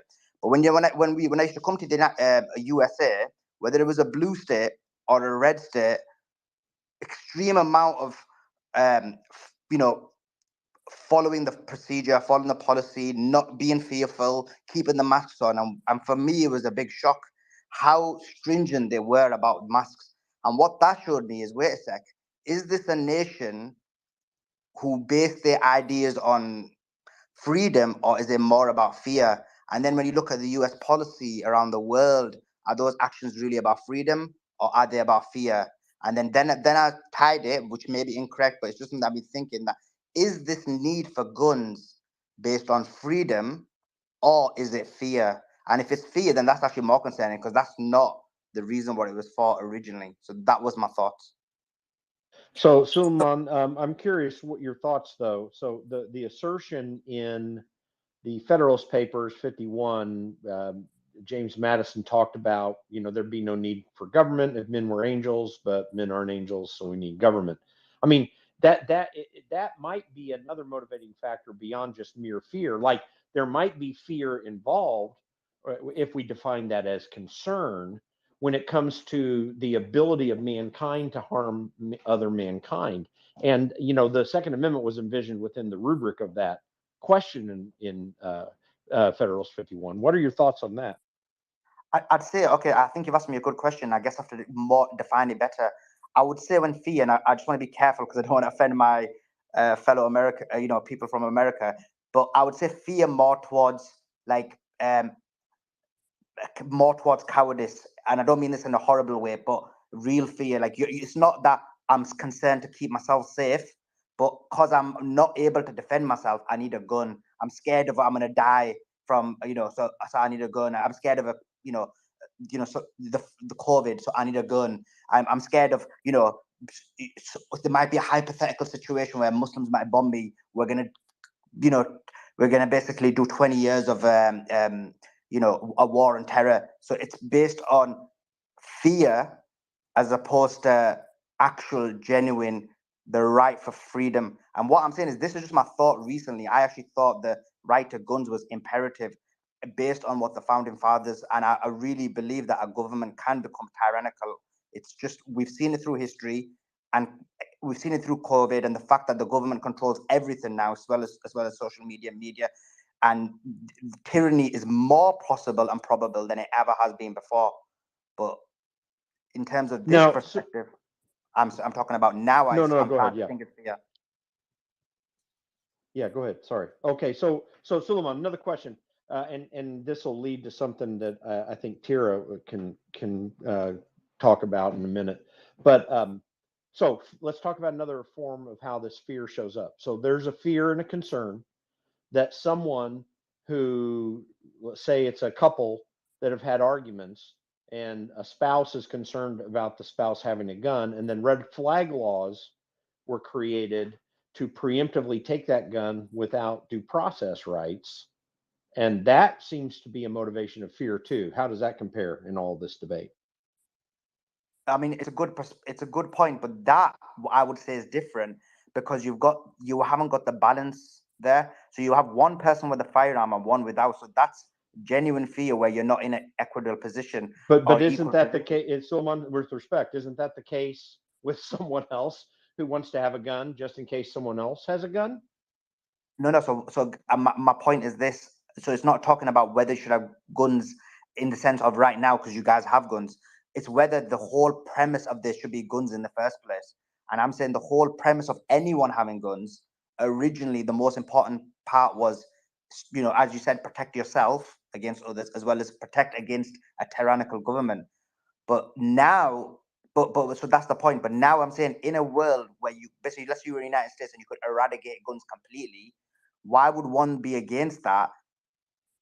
So is that because of fear? So let's say I know people can get them illegally, but even then, if you were to be stringent enough and strong enough, you could I mean, in the United Kingdom, we do have gun deaths, but they're very, very minor. But then I agree that that's been replaced by knife crimes. But then again, knife crimes is different because with a knife, you have to physically go up to a person, and there has to be more close combat. So there's less about cowardice and there's more about, even though it's still cowardice, but it's a lesser form of it because you're doing it from a more close approximation. Whereas a gun, you can just be a coward and just shoot somebody from far away. So that's what I'm talking about. But you still can commit murders, in which I think a lot of people that come in on the other side of this debate, Suleiman, are saying, okay, you talk, does the closeness really matter? Is it really about defense? I mean, and by the way, is someone that comes into a house with a knife and is a much stronger person over a female who's much weaker, per se, and just using that as an example, and that female has a gun, do they not hold off the person with a knife? I mean, I think it gets very complicated with this, but that's why this discussion, and I want to turn a little bit to discussing red flag laws, and Tira is in the audience and had some thoughts about that because we've talked about this earlier. Before, Jim, just I want to before you jump into here, I just want to mention some breaking news here from Nick, who I'll be bringing up shortly. He shared it in our group. I'll mention it right now. Suspect in Half Moon Bay, California shootings identified as 67-year-old Zhao Chunli. Victims are Chinese farm workers.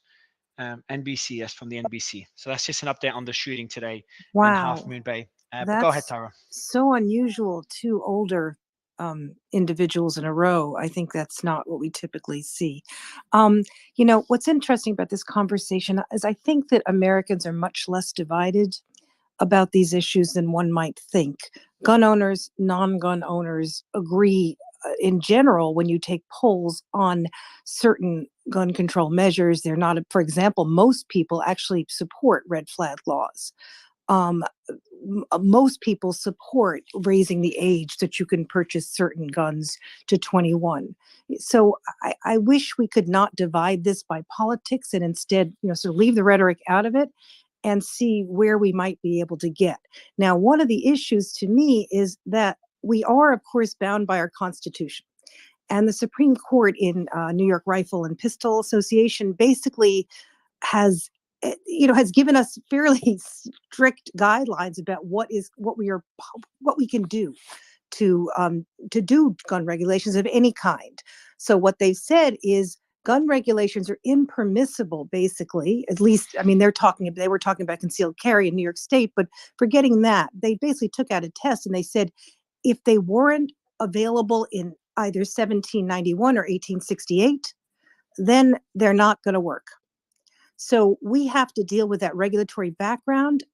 My view is that some things that are mentioned that people do agree on, like raising the age, might not be permissible. Because if you went back to 1791, you would find that 16-year-old, 17, everybody could own a gun. I don't believe there were age limitations. I mean, I haven't studied this, but I seriously doubt it. I'm not sure, and that you can actually limit certain types of guns. The Supreme Court is going to have, that has not been decided. Unlike what Maj said, we don't have those decisions made yet, but I'm not certain that this particular court would say that's okay, because I think by analogy, they might be able to say, well, there were similar guns, etc. Now, red flag laws to me strike me as a little different. I actually don't think they're unconstitutional. They are ex parte in general. They are basically something where someone would come in and the party who is against whom the TR, essentially whom the judgment is rendered, doesn't have the chance to explain themselves. But there are states where you can have, and these are state laws, right? We've been doing it state by state. So what we really need to do is look at the best practices and see if we can get past some of the, I think, the not constitutional issues per se, but some of the unfair issues that people have seen in them. So, for example, we need evidentiary standards. We need the right to appeal. We need, there are things we need to do. We need to decide who is able to make such a complaint. Some states have it just police, others have it police, relatives, friends, etc. We can do this. This is not beyond us, and I would sort of like to see us do that. The other area in which we probably can do this, because it's outside of the requirement of who gets to own a gun, is in the case of making sure that people have gun locks, or at least are liable if their children get hold of a gun, or anyone gets hold of their gun and uses it to commit a crime. And I do think, once again, most people support that. I'm not really troubled by this, you're regulating what goes inside the house, because you're really not. What you're saying is, if that leads to a crime, we have plenty of laws like this, then you're liable. You're sort of like aiding and abetting, etc.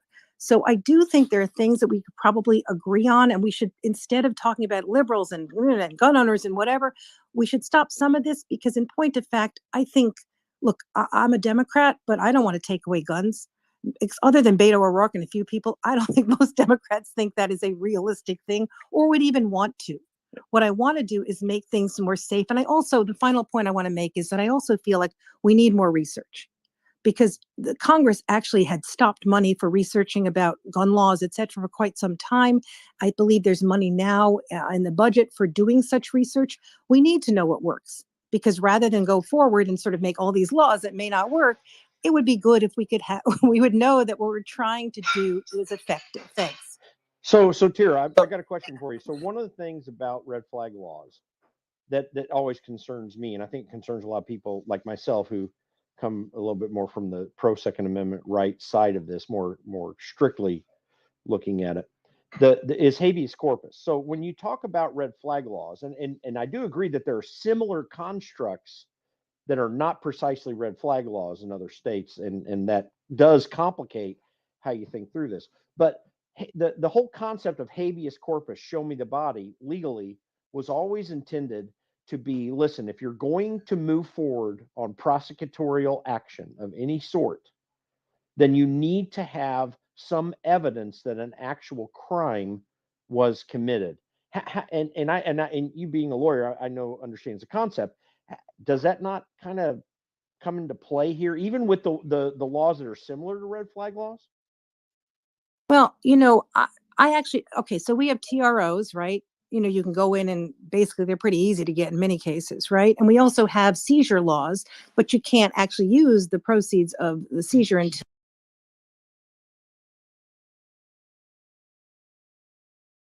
somebody has the right to go in But and just check to it. interrupt real quick, but those have a Yeah. habeas corpus standard as opposed to a red flag law, do they not? I don't actually think so, do they? Not that I know of. Why would TROs have a habeas corpus standard? Well, because you have some actual conjoining situation related to that. Do you not? I mean, I'm just trying to understand this here. Well, I understand what you're saying, Jim, and that's actually a really good point. But I don't think it would stop these laws from being valid. I really don't.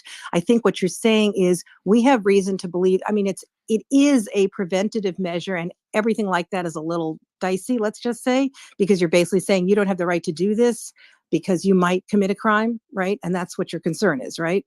Nothing's really happened. Yeah, well, because like with red Nothing's flag really laws, happened. But we have like stalking laws when nothing's really happened, right? It's just we've decided that that is a bad thing, right? Well, I think in a stalking law, though, you have to come in, and I want to shift to Brandon in a minute, but I'm grateful for you being here. I'm not trying to shut you down and keep the conversation going, Tara.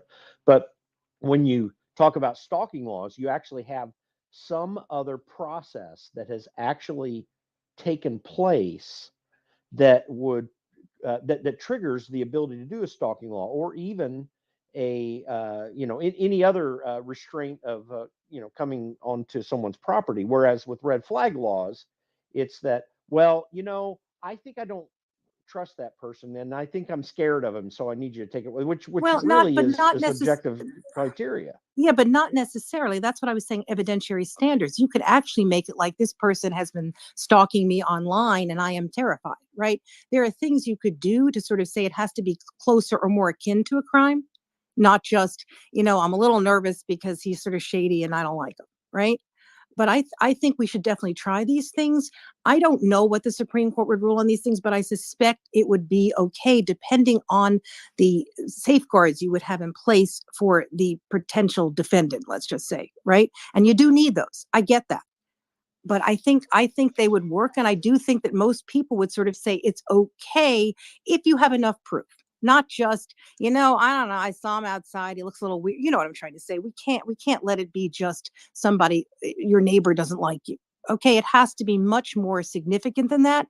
Serious threat of harm, something that you have seen, things like I said, it would be more akin to an actual stalking incident, right?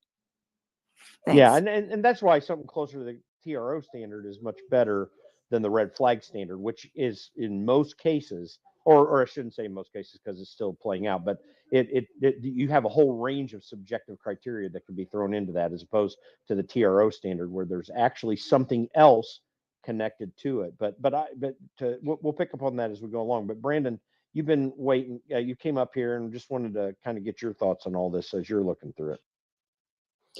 Yeah, absolutely. And thank you for having me. I just think it's really interesting just looking into the conversation about this particular shooting, the exact one that spurred a lot of the conversation, and nobody seems to really be talking about the kind of weapon that was used being illegal already in the state of California, because to my understanding, it was a Cobra M11, which is basically like a knockoff of the Mac 11, which they refer to as an assault pistol or something like that.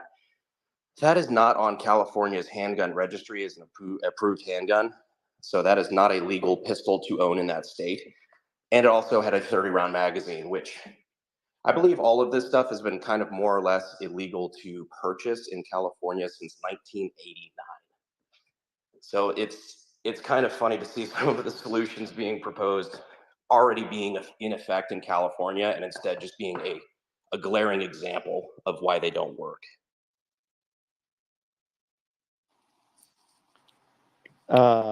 Justin, you got your hand up. What are your thoughts on that, just real quick?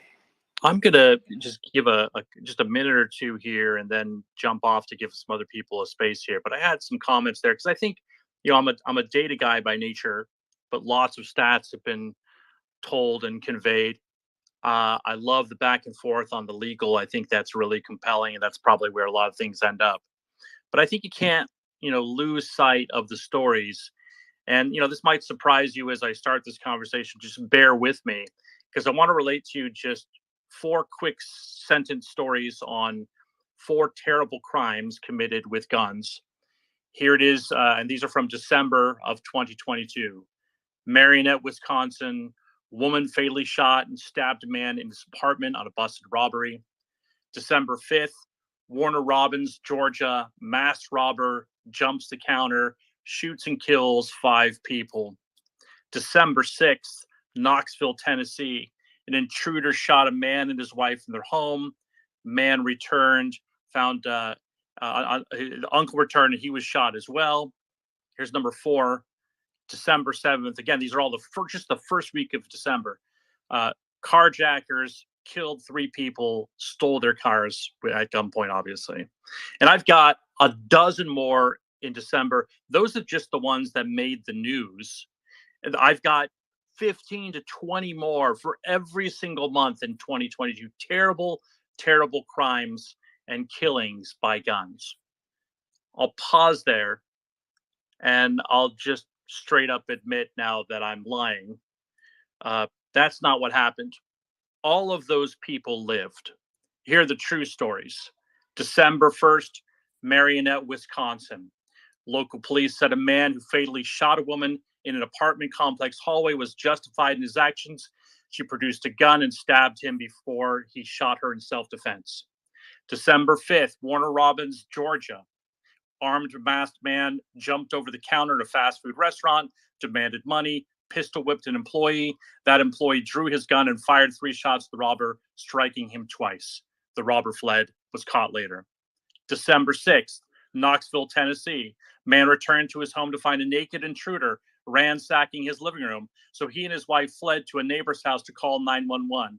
The intruder followed the couple, prompting the neighbor to retrieve his handgun, order the suspect to lay down. Instead of complying, the intruder broke off a car's windshield wiper, repeatedly swung it around aggressively, came after them, fired a warning shot, and retreated to his own yard. The neighbor ultimately shot and wounded the intruder. December 7th, Chicago. There was a carjacking. 3 people did not die. A concealed carry permit holder turned the tables on 3 would-be carjackers who shot at him, police said. The intended victim drew his gun and returned fire, striking 2 of the carjackers and sending the 3rd fleeing. So I've got literally a dozen more for just December, 25 for November, October, and those are the ones that are just in the news, and those are documented. Again, when Seb Gorka came on and talked about the thousands, tens of thousands, hundreds of thousands of cases that I believe a year go unreported of guns being used to thwart harm, that is what I think the true intent of having a right to bear arms is all about. Yeah. Don't lose sight of the stories on the other side of the equation. Yeah, so Brandon, on that point, I do want to bring you back in on that. If you have any responses to Justin, but I also want to ask you. You mentioned different types of firearms that were being used in some of these shootings. Do you believe that restrictions on the type of guns that should be able to be purchased in various states is something that would be effective in quelling the gun violence? No, not in particular. I don't really think it would be effective, and more importantly, I don't think it would be constitutional or in the government's power to do so. There was someone earlier who had mentioned that we are bound by the Constitution, and I might be getting into semantics a little bit too much, but I can't stress how much I hate that phrasing. We are not bound by the Constitution. We are protected by the Constitution. The government is what is bound by the Constitution. The Constitution doesn't tell us what we can and can't do. It outlines what the government can and cannot do. And that's an important distinction that I think a lot of people miss.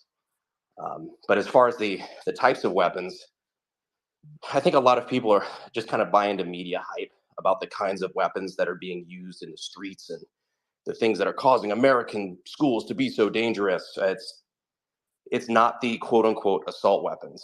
Yeah, I pulled up the statistics a while back to make sure I had it fresh, but according to what I see here, in 2021, rifles accounted for 447 deaths, period. That's not just assault rifles like AR-15s. That's all rifles spanning from single shot to bolt action to, an M1 Garand to an AR-15. 447 deaths in a year. And you would think that it would be thousands if you just watch the news or listen to the propaganda. It's really I'm not going to say that it's not terrible when something like that happens, but it is massively overblown by the media. And a lot of what they consider to be quote unquote mass shootings are done by handguns, and they're done by, and it's basically inner city gang violence essentially. So I think it's really, really a radically overblown media hype that doesn't address the actual problem, which leads to legislation being passed that doesn't actually address the problem. Okay, Brandon, so this is a term that is thrown around quite often. Assault weapon, assault rifle. You hear that term all the time. What do you define an assault rifle at? And I want to ask the same question to Fidgetal and Tira as well. Yeah, absolutely. So the assault rifle is a term that actually does have a real definition. So an assault weapon is a made-up term. An assault rifle is any rifle that has the ability to be select fire, meaning it can go from safe to semi to full auto and sometimes 3-round burst. So it has the capability to be a fully automatic weapon, whereas an assault weapon is just kind of a made-up media term. It can basically mean anything that's scary. Right. Okay. So Tira, same question for you. Sorry. Look, I don't know much about guns, and if there's one thing that I have learned in many spaces, it is that gun owners have schooled me quite a bit on these things and made me realize that banning certain types of guns is probably not the way to go. And anything can be turned into those sort of guns. Does that make sense?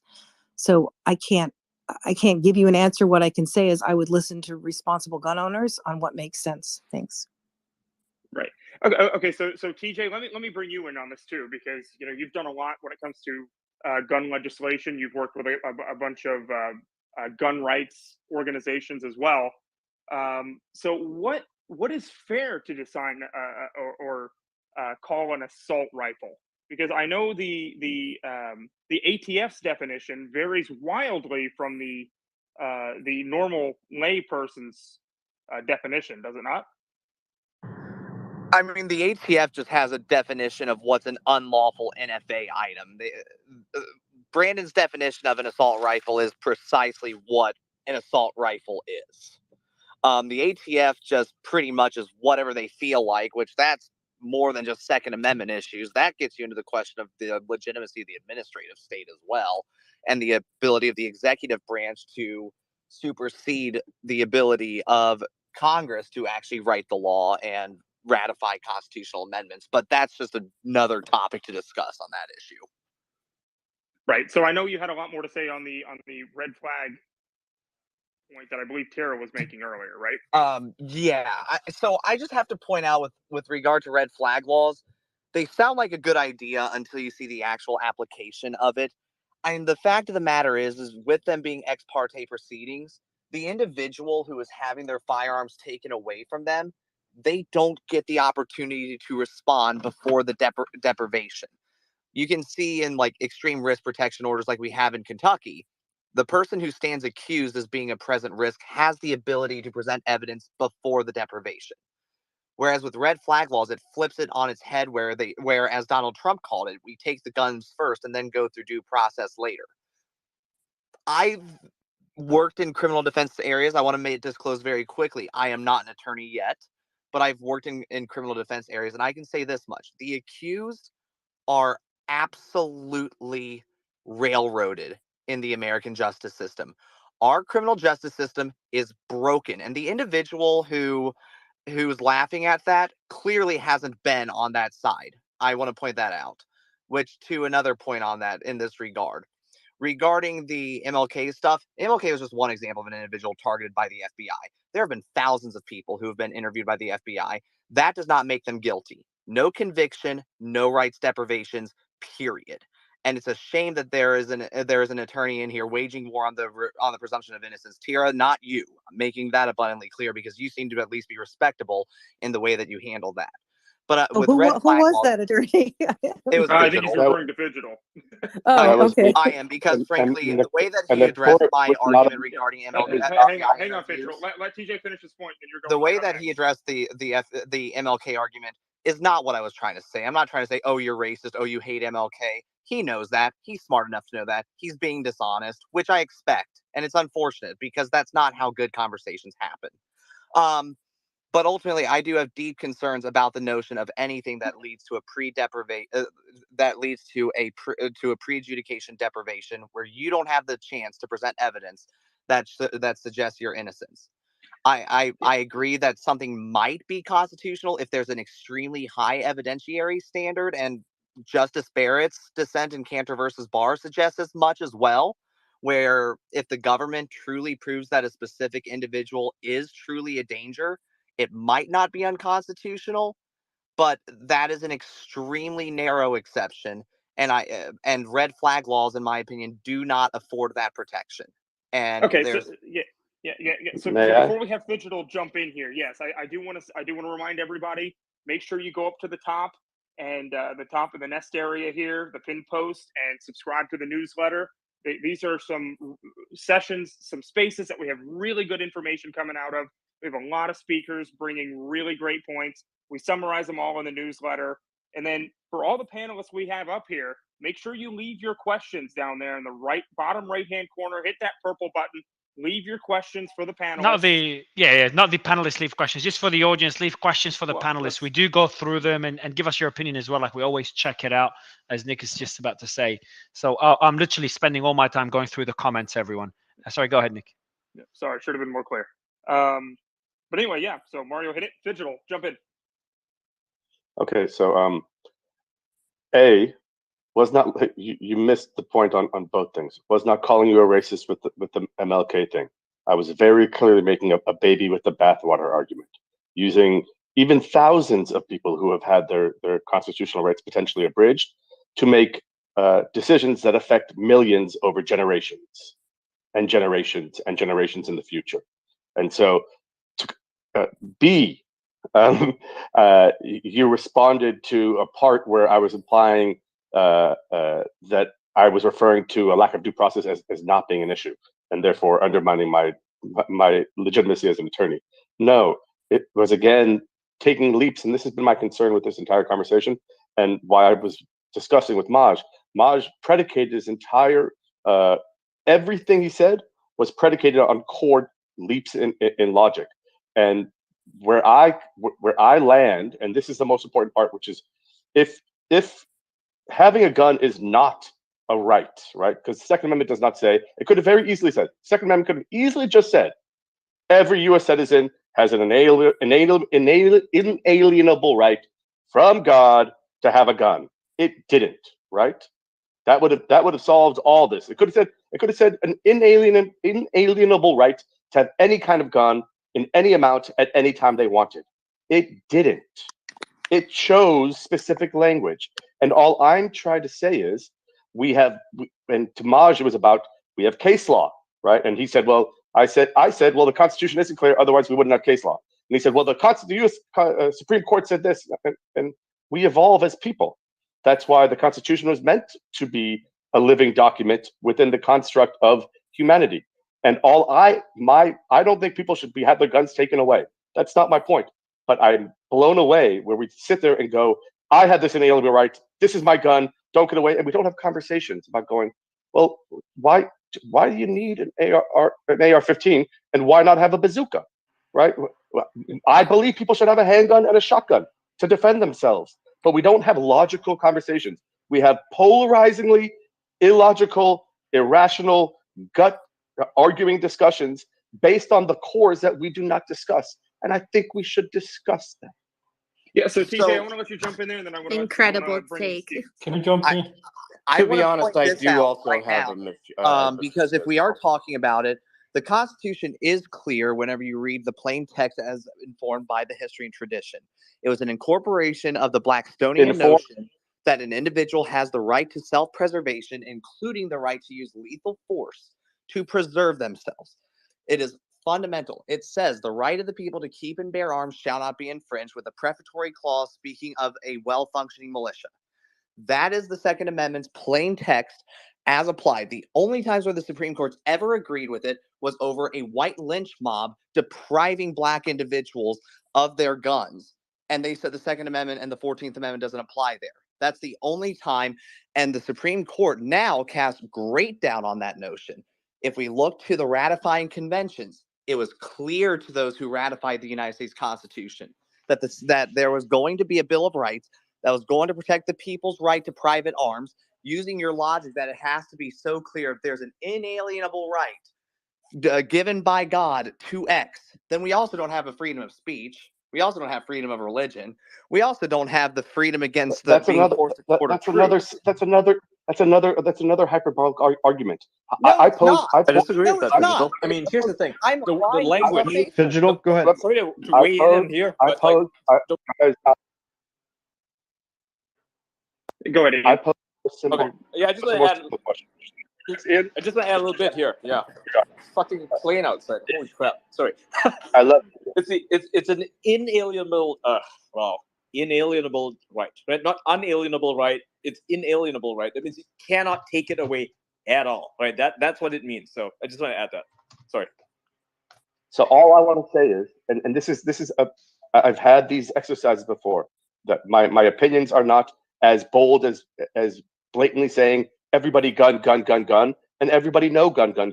But here's a question: if the framers were sitting here right now and having this discussion, not about what they said before, but about what they think should be happening now, right? Because if we're sitting here and saying that back then they were arguably perfect or close to perfect in creating this document and this people and this government and this country, honestly, tell yourselves, and I'm happy to any answer, what do you think they would say now? I think they'd be even more outraged than they were in the 1770s. But also, it's not about the fact that the founders are perfect. I'm just applying the plain text of the document that you as an attorney took an oath to. That is all that I am doing. Wait, TJ, people differ on originalism and the meaning of what was available in the law at that point, etc. You do recognize that. Otherwise, we wouldn't need a I also Supreme recognize right. I'm that saying there's four so. Supreme Court decisions acknowledging an individual right to keep and bear arms. Absolutely, Sure. absolutely. What I'm trying to say is we do not know the scope of that at this point exactly. I mean, I think we do know the scope that you do have the right to own a gun, which he said is not a right directly. You took me out of context again. It's not. Yeah, I don't know that he actually said that. You do have the right to own Is a it a gun. right? Do you have the right to own a gun, Digital? Under certain circumstances, yes. What do you mean? What circumstances? The circumstances that the courts have agreed that the Constitution defines, but I do not think that therefore means you have the right to have any gun, anytime, of any number for any use. That's all I'm saying is that there has to be there's buffers on both ends, and people just forget the cap on it, and then they run to being able to use anything, and any abridgment is now abridging the core. They just forget the basics. And they just keep on building and call the last block they see as the basic. And it's just this lack of critical analysis that is a failure in our government, in our judicial system, in our laws, and in my opinion, our social discourse. Should I AR-15s and want to AK-47s transition be from banned? that, if I could, real quick. Brandon, talking about any gun, anytime, anywhere, which is kind of your deal. I want to sort of get your thoughts on this, Brandon. I'm curious what you're thinking as you're hearing this. Before we go into Brandon, I just want to add, shall not be obliged. That's in the Second Amendment. They picked that language specifically. You mean abridged? No, Abridged, he obliged, means whatever. infringed. You get what I He said. means Don't correct my language. Come on. Sorry. Brandon. Yes, sir. So, well, as for any gun, anytime, that is a little bit kind of my MO. It was kind of funny to hear like I don't think anybody's advocating for you to own a bazooka as I stare 3 feet to my left at my shop wall RPG-7. I just don't understand why the actions of others have anything to do with whether or not my rights, enumerated not only by the Constitution, but natural rights to own a thing, not to do a thing, but to own an object. I don't see why that's linked in any way to what some crazy dude has done 2,000 miles away from where I live. Well, so think about that, Can I Brandon. chime in? Just a moment, Joe. So, Brandon, I'm just curious about this though. So some would say, well, yeah, but what if Brandon changes his mind and becomes whatever? So so that's the thing. How do you answer the fact that someone would say that anyone that has it might at any time cause a huge problem, and therefore we need to take care of that somehow? What are your thoughts on that? I I can understand the outward looking in, like, assumption of that, especially if stuff like this kind of looks scary. They're like, why should anybody have the ability to have that? But honestly, I don't know. It's without being too callous, humans are really squishy and easy to kill. And you could do far more damage with a rented U-Haul than you can do with any AR-15. That's really just kind of the state of it. And I think on a deeper level, more of like a legal point, and where we're talking about like, actual natural rights, I don't believe the government has the right or the ability, and it's not enumerated in the Constitution, to tell me I can and cannot possess an inanimate object because they decided that I shouldn't be able to have it. Especially with reference to some of the like the things talking about what the founders had. So maybe it was only single shot weapons or muskets, and anything after that is a debate. It's like, well, no, that was back in the time where there were privately owned warships, privately owned cannons. As much as the commander-in-chief likes to reiterate that we cannot own a cannon, we have always been able to own a cannon. There's literally never been a time in American history where we have not been able to own a cannon. I own a cannon. It is less restrictive in this country to buy a cannon than it is an AR-15. And now, when we get into this way of thinking, and I want to go to Steve here for a second, you start getting into the criminal element of this, and Steve, that's your area of expertise, I know. How do we deal when we're express this concern about the criminals that are out there and the criminality around some use of guns, and really, every bad use of gun that has a criminal intent or behavior about it? How do we deal with the fact that a criminal element arises in people or arises in situations, and yet still address the issue of the individual right or not? Steve, I think you muted yourself. Oh wow. Oh yeah. Oh Yeah. No. yeah. You got a problem with your mic there. Yeah. Well, Yeah. check You your might want. mic. Oh, he You might just want to dropped fix off. that. He's gone. He's gone. So, Bernard, you came in. Glad to have Can you I? back. We love having you here. Yes, What sir. you're thinking?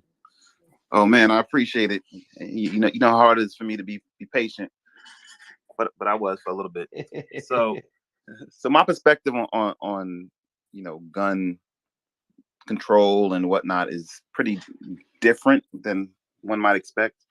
I have a much more nuanced approach, and the same kind of logic that I use when it comes to COVID-19 and medical illness I use with this. And so, one, I'm Black. Two, I'm a doctor. So gun related deaths, they're a public health issue. We're clear on that. And as a Black person and knowing history, I also understand how gun control was used to disenfranchise Black Americans.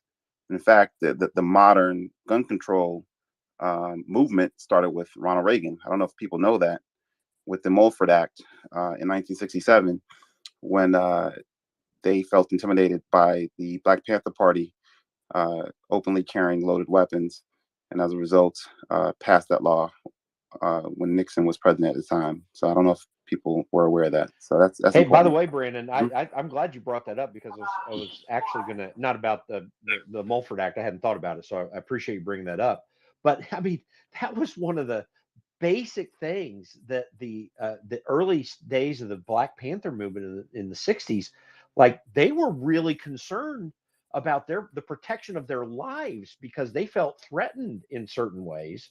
And they were asserting, weren't they not? I mean, maybe you remember this better than I do, but I think they were asserting that right even against potential law enforcement abuses, if I'm not mistaken. Yeah, that they were policing the police. I mean, police violence was rampant in communities back then. I mean, no one talks about it now, but we didn't have body cameras, we didn't have social media, so a lot of Black folks in inner city communities and in rural communities, for that matter, they were getting killed left and right and beat up and all kinds of stuff.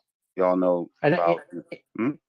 oh, sorry to interrupt. I apologize. I was going to say, and even the Watts riots inspired some desire for protection, I believe, if I'm correct about that. I'm not too familiar with that. The Watts riots, I'm aware of them, but I haven't really dug into that in too much detail. But that sounds very plausible.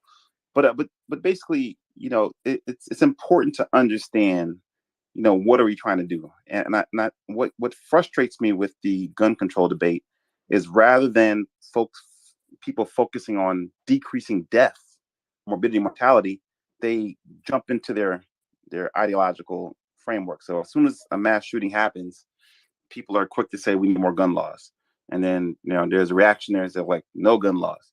I just think that we need to focus on the fact that people are dying, and I thought that Brandon brought up some good points because guns just make it more efficient for you to kill somebody. Like, what about all the other steps that led to people killing someone? Like the amount of guns that a household or a community has does not directly correlate to the amount of deaths.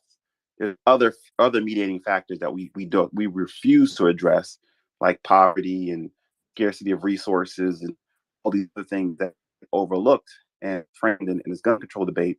And then what also troubles me is seeing so many Black folks jump on the gun law debate, and any Black person knows that when you pass a law, and they're gonna lock black people up first, straight up. I mean, like we saw that with the foreign drugs, where Black in their communities, and there was a mass addiction, and we made these draconian laws, and Black folks got locked up left and right. I mean, Black folks don't do drugs more than white folks, but they getting locked up for marijuana, for cocaine, for all of that stuff.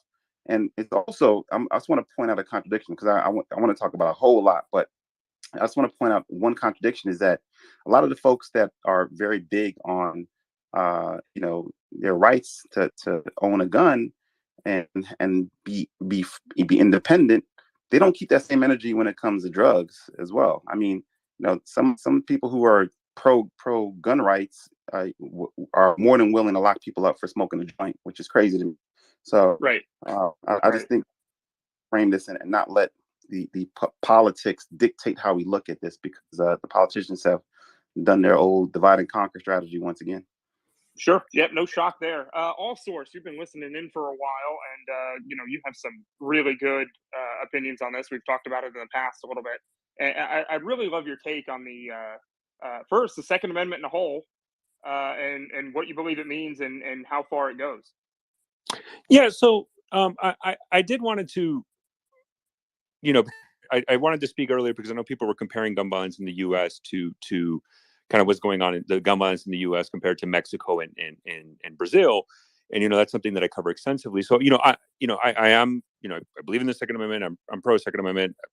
I'm also in favor of gun control laws in specific areas and trying to control that. But one of the things I did want to highlight, and I think that's important for this context, because when we're comparing it to countries, and people mention Mexico, right?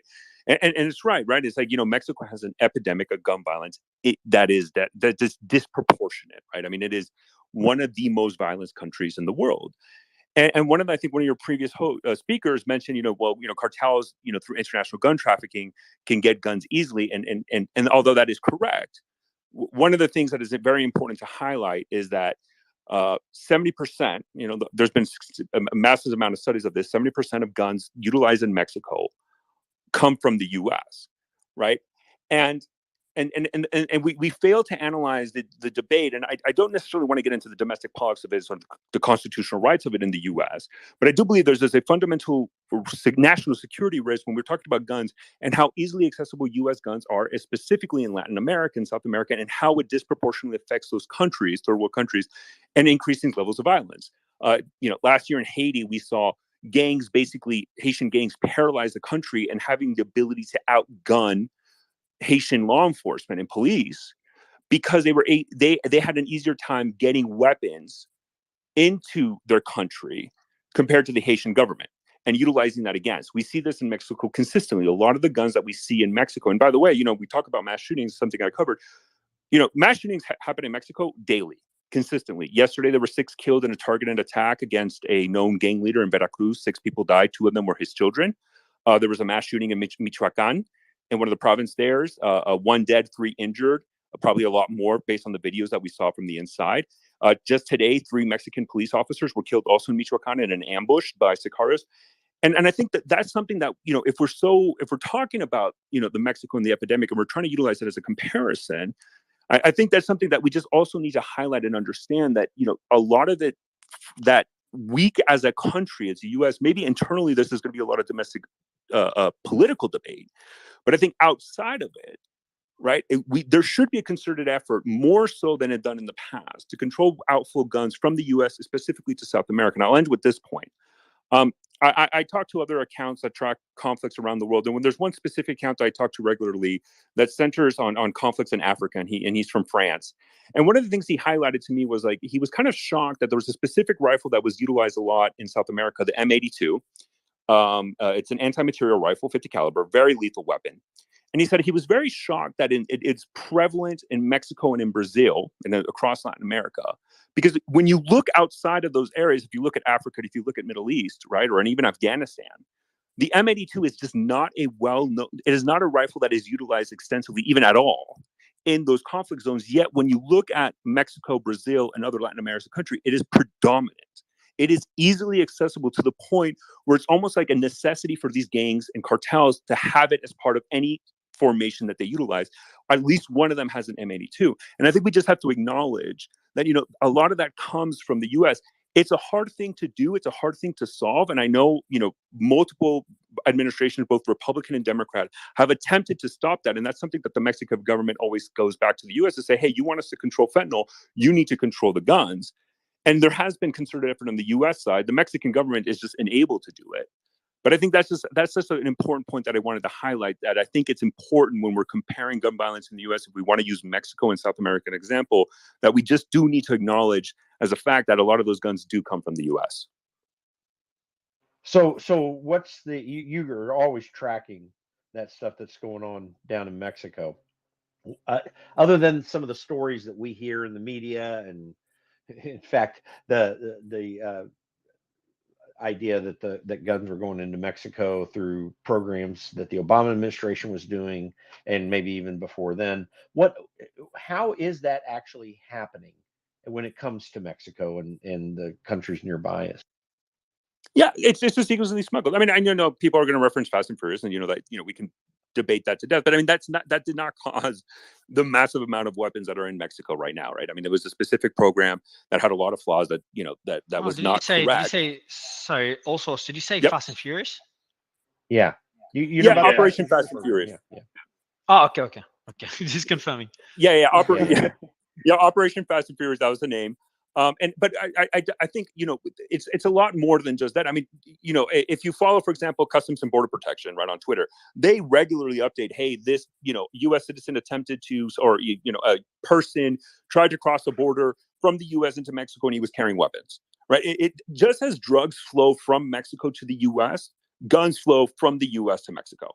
And then across South America. I mean, again, Haiti, Brazil, it is such an easily accessible market. And when you analyze the gun flow for example, you compare it to South America and you compare it to other conflicts in Africa, the Middle East, you can almost tell the predominance of how the weapons in the US because of what the weapons they use mostly in South America compared to other parts of the world, right? Like, for example, if you look at Mexican cartels, and you compare it to, let's say, a civil war in Africa, right? A civil war in Africa, you will see a lot more Soviet era old school weapons, rocket propelled grenades, etc., because of the nature of those countries and where they were at politically in the past. But when you look at in Mexico and South America, you see a predominance of more small arm weapons utilized by cartels that come from the US and less of the Soviet style, specifically rocket propelled grenades or anti-tank guided missiles. Those are just not as prevalent because they have such easy weapons. Now, don't get me wrong, a lot of it is because of corruption in Mexico, right? It's specifically and South America in those countries, a lot of the weapons that these governments get, the military then sells to those cartels or their gangs. That is also a huge problem of it, right? But it is also important to note that I think there is an important aspect of the drug trade into the US from Mexico. It is also the gun trade south. And I think it might not be necessarily for this conversation and tied to the Second Amendment because that is not part of the Second Amendment. But when I just wanted to provide that important context when we're talking about gun violence in America and trying to utilize Mexico, South America, or the war zones as a comparison, I just don't think that's a fair comparison. And the solutions for, let's say, gun violence in the US are going to be completely different than how do we try to provide gun solutions or reduce violence in South America, because if you look at the statistics, most of the violent countries in the world of deaths because of just violent death actually occur in South America, our borders, our neighbors. And I think that's an important distinction to make. Yeah. So, Martha, Steve, I know you have to go here shortly, so I want to bring you back up here. Again, you're ex-Canadian law enforcement. Correct me if I'm wrong.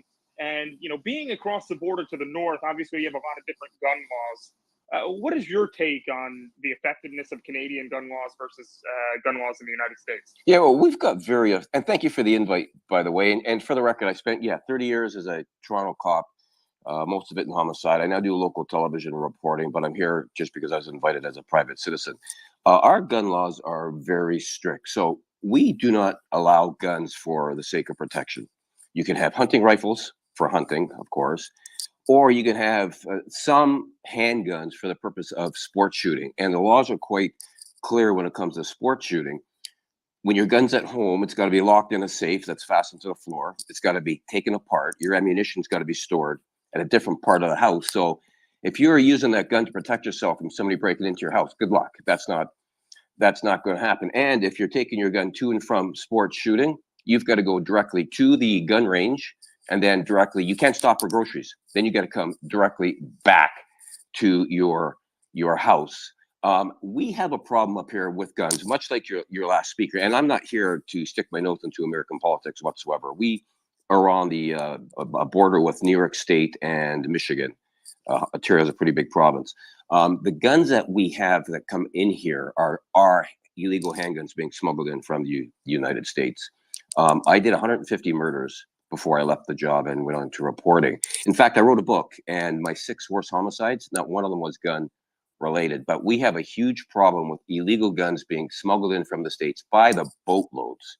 And our cops up here are doing, and with the American authorities as well, and with the CBSA, both American and Canadian, trying to stop the smuggling of guns coming in.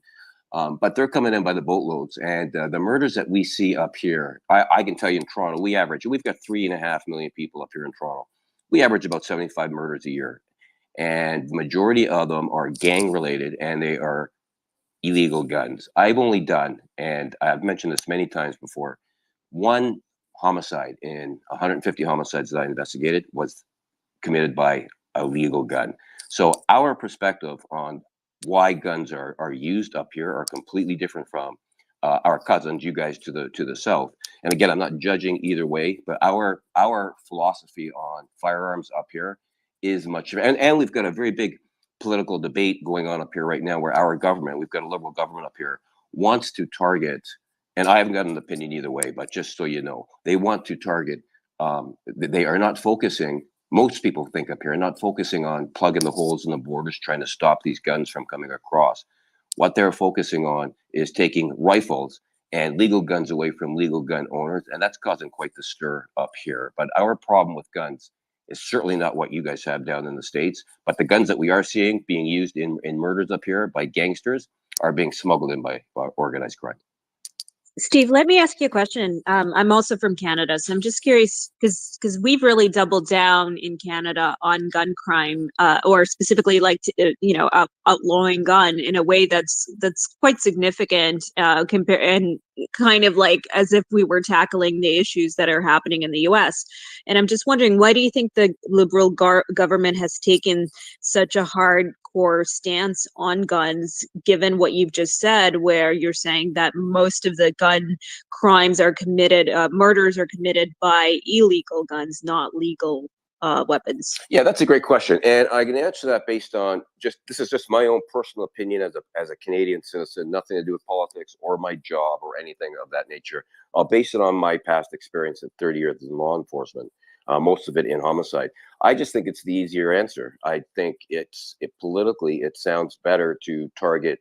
I haven't done any murder investigations with long guns, with hunting rifles, or with one legal gun. I think I did in 150 homicides. And I've said before, I've done more murder investigations with scissors and with knives.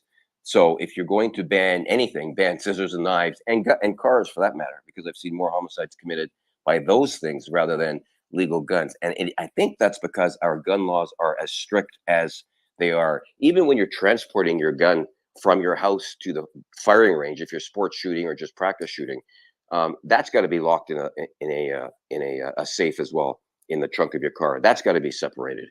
And again, you've got to go to and from A to B and then back home again.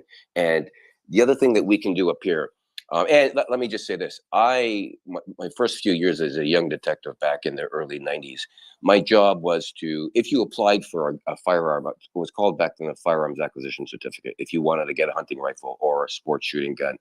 And I would spend weeks on weeks investigating that individual, their background, whether they've had any prior convictions, any domestic violence, any threats at all, any indications that they were violent. And then if we gave them the okay, it would go to the RCMP, which is our national police. And then they would give the blessing to allow that gun to be issued. And then those people would be under constant watch by the RCMP. And this is why you're seeing such an uproar up here by those who have legal guns and have long guns for hunting, because they believe that they are being picked on and that the issue is not being dealt with, which is plugging the borders and stopping organized crime from bringing illegal guns over the border. I mean, that's the simplest answer I can give you. But I can tell you that our gun owners up here go through extensive background checks before they are authorized to carry a gun. And if there's any doubt whatsoever, they can't have one. And if you're convicted of a crime in a criminal court up here in Canada, you are prohibited forever from owning a gun. So that goes on your record as well. And if the cops go to your door and there's a domestic without warrant, and if a partner were to say, my partner has a gun downstairs and I fear for my life, the cops can seize that gun without warrant under certain circumstances. And then that gun owner, has to go to court to make application to get that gun back. Okay, so I know Fidgetal wants to actually. Yeah, you know what? Go ahead. I just want to know, just for maybe you said that, maybe I missed it. For context, what is the constitutional language basis for gun rights or the lack thereof in Canada? Well, there's no right to have gun to protect yourself. You can possess a gun like you can possess anything else up here if you meet the criteria. And guns are only allowed to be used for hunting and for sports shooting. Now, that's not to say that if you were to break into my house and I had a hunting rifle and I used it to kill you because you were going to, you posed a threat to me or my family, that would have to be justified. But what would be scrutinized as well would be, where was that gun when I got access to it? I got not the question I'm asking. And this is actually, I don't know the answer. When was your Constitution drafted? You got me there, man. I don't know. Back in, I couldn't tell you offhand. 18. Were you fighting? Were you fighting from a centuries-long foe like England? Oh yeah, absolutely. I think it was 1867, in and around there, I think. Ian, you know the answers to these? Yeah. They don't have a constitutional right to own firearms because they're still part of the Great Britain. That's right. That's right. We So, still fall yeah. under the Commonwealth. That's absolutely, So they, absolutely right. They don't have the right. Yeah, they're not like Americans, where they fought the War of Independence, right, against against Great Britain. So the laws are completely different. And this is true for, I would say, every Commonwealth country where there are no gun rights, right? I mean, there have been countries where, like my country, for instance, Malaysia, we had at one point the right to own weapons, but it wasn't baked into the constitution of our country. So when they took away that right, it wasn't anything that we could do about it. So I asked the question again that I asked earlier: if the framers were here and we were not fighting for our independence like we were then, do you think right now they would have framed it in the same way in the construct of reality that we have now? Because I understand it in the context of what it was then. I think that they would, and I think that they would have when Canada ratified their constitution too. And in fact, the second framers, those who ratified the 14th Amendment, explicitly pointed out that the 14th Amendment, particularly the privileges or immunities clause, was meant to protect the right of freed blacks to keep and bear arms in order to protect themselves from what later became black codes, from what later became Jim Crow. They were explicitly there and that was 1868 when the 14th Amendment was ratified.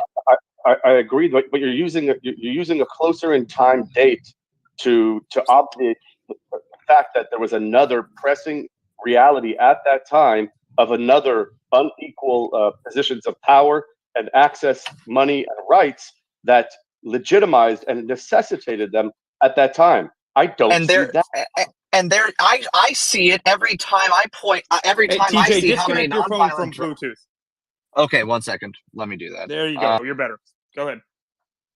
Okay. Yeah. Sorry about that, guys. But I do see that. I see that when I look at how many poor blacks are in prison for nonviolent drug crimes.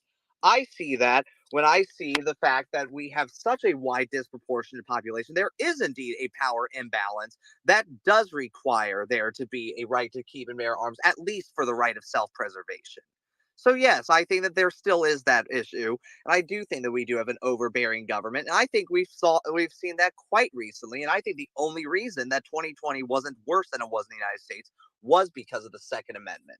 So I do believe that ultimately there is still the case to be made for it, and that the Founding Fathers, if they had to do it all over again, absolutely would. If anything, there would be even more restrictions on the powers of the government to take away the liberty of the people. I think that we've seen how weak.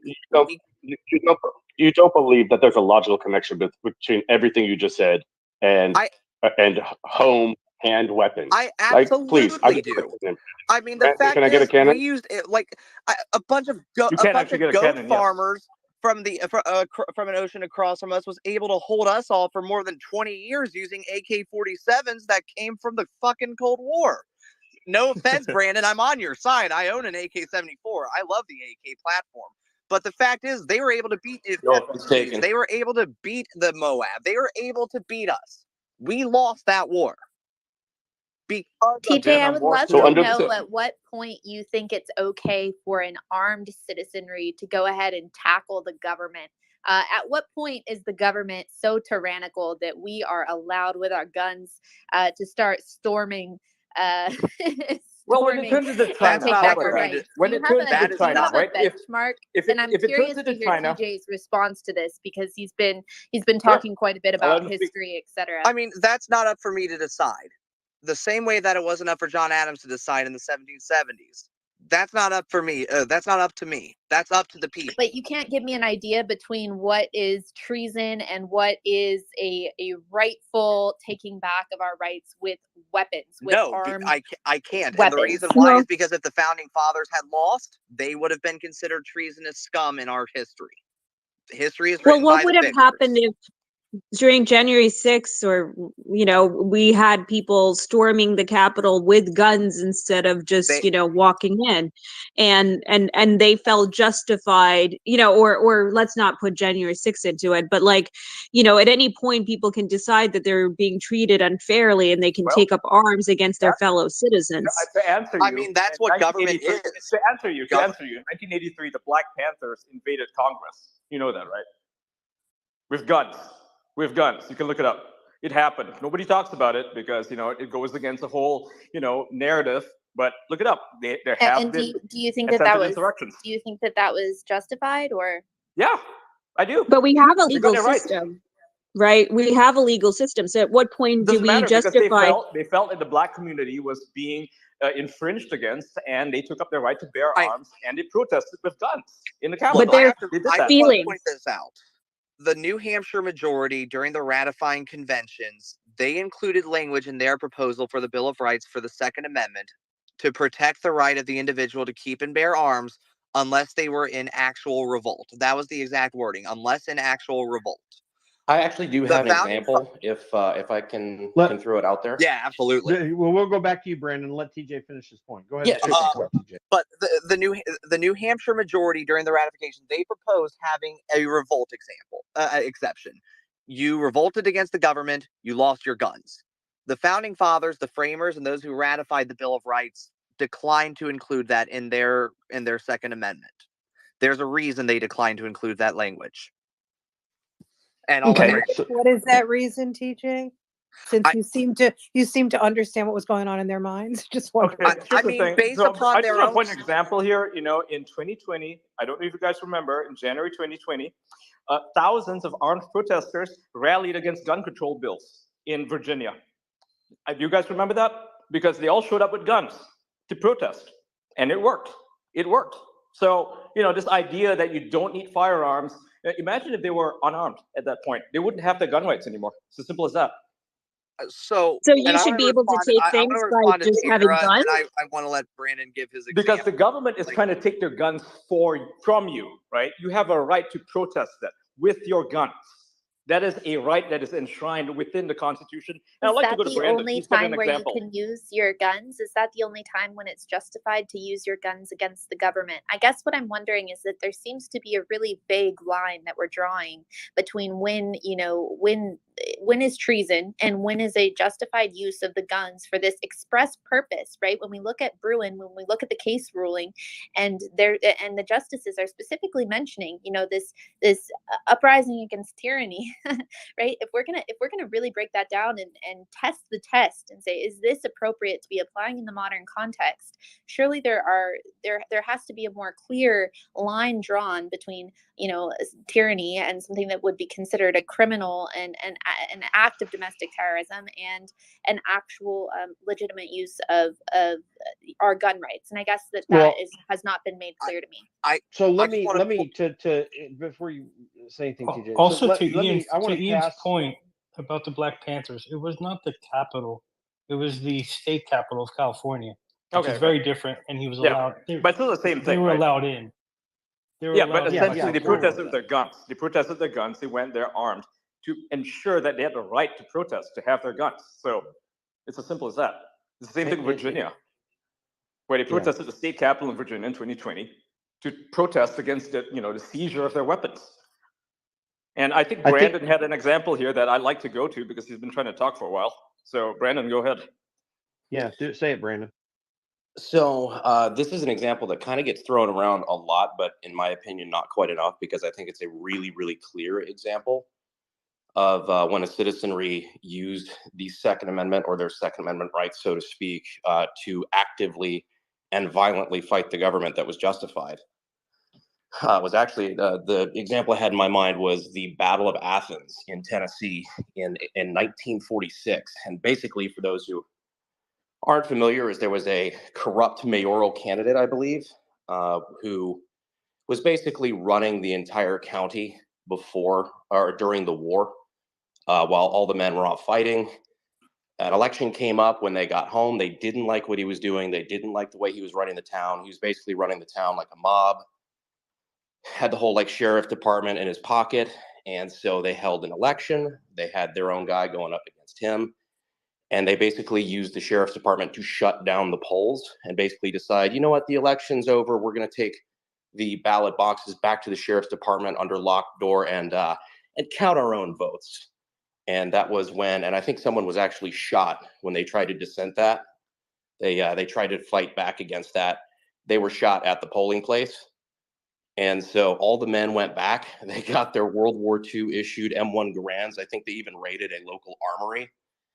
They armed up M1 Garands, M1 carbines, 1911s, the whole 9 yards, and they actually besieged the sheriff's department, including blowing open the doors, the front doors, with dynamite, in the sheriffs then surrendered.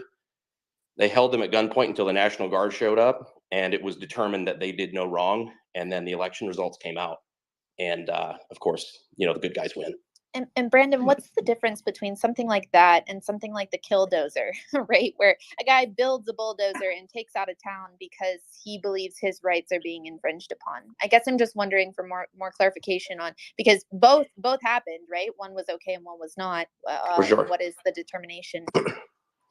Well, in one case, it was clear example of government overreach, that the entire town, the men of the town got together and determined we are having our rights trampled on and we need to do something about it, versus one admittedly funny case of a schizo.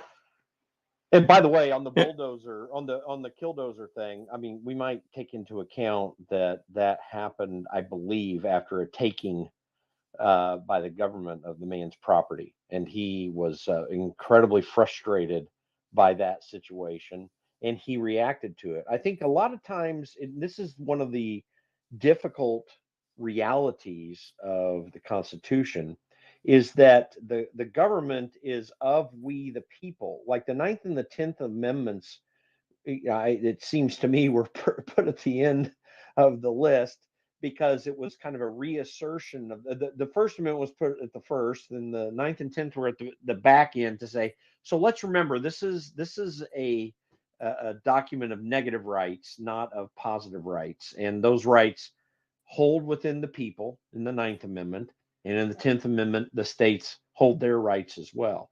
I mean, everything that is not laid out in the Constitution, the 9th Amendment says, belongs to the people. So that's a hard truth, that in this day and age, if we go by the construct that, well, we need to go with what it's like right now. Well, that's just not even true. I mean, the reason that the 9th Amendment was written was to maintain rights within the people for a long period of time, in fact, throughout our history.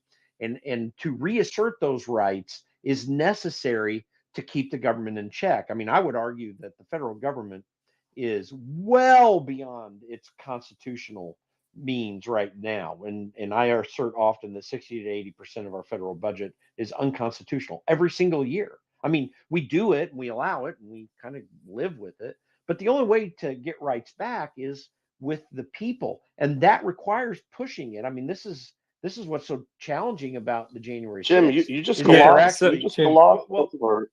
Jimmy, you just glossed over and just like threw out there that a reanalysis and application of the Constitution, that the context of the reality of reality is just wrong. Like, that's huge. You just throw out there like it's a peanut shell. Well, I believe also that the only way that Constitution matters is if it's an objective document. Now, we can argue about originalism and all that kind of stuff. I do happen to think that originalism is applicable here, and I think it's the only way that you can actually understand what the words of the thing says. But the reality is, you don't have a constitution if it's not objectively verified, as opposed to subjectively so. And if we throw too much into, well, this is the way things work right now, well, then why even have a constitution? I mean, it's not even worth it. I think it's a very serious matter, and I don't think that there is any modern interpretation of the 9th Amendment, Fidgetal. There's none at all. The 9th Amendment clearly says what it says. There's not even an historical interpretation of it, of course, one way or but the other, Jim, between but history. Jim, no, it's a catch-all, right? And I would have loved to have seen, as one of my favorite legal phrases in the Second Amendment, if it had said no, now known or not known, right? And that would have included everything, right? Well, but the thing is, it wasn't necessary, because it included what they perceived it to include. And why would we change that perception over time? Like, I can understand. And that's the point. They can only make from your perspective that on one side of this, I understand from your perspective that on one side of this argument, there are modern realities which make it more challenging to deal with that. But it doesn't mean we don't deal with it. Like, it's not like we throw it out or we say, okay, let's pull this language up from 1789. Let's go ahead and pop it today and see what it means.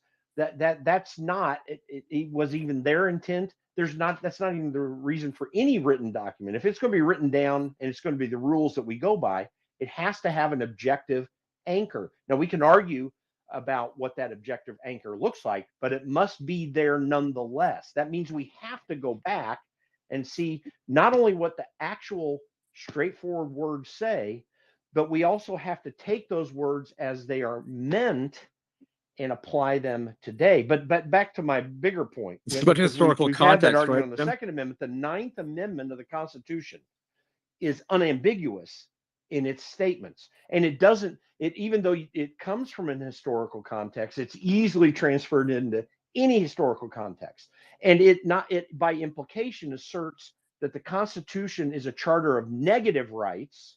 One, and two, that that constrained group of rights that are given to the government, which are severely limited by statement, are everything else outside of that, how you circumscribe that, are our rights. And I think that has implications when we're talking about, well, can the Black Panthers storm the Capitol or go to the Capitol and carry their firearms to protect themselves? I would say yes under the Ninth Amendment. I don't even need the Second Amendment to figure that out.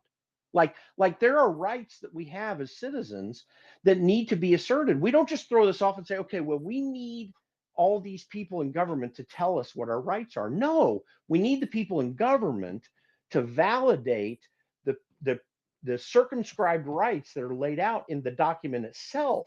We don't need them to tell us what our rights are. We told them what our rights are. That's what the whole preamble of the Constitution is about. And that makes for difficult argumentation when you've got all these government agencies going around and saying what they think it all means. Or a court, like we want our courts to make rulings and to be able to objectively judge. But when they start being subjective judges, well, how do we deal with that?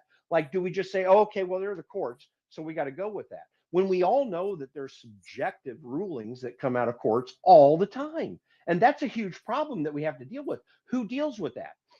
Does the Congress deal with that? Well, they should. Well, they're not.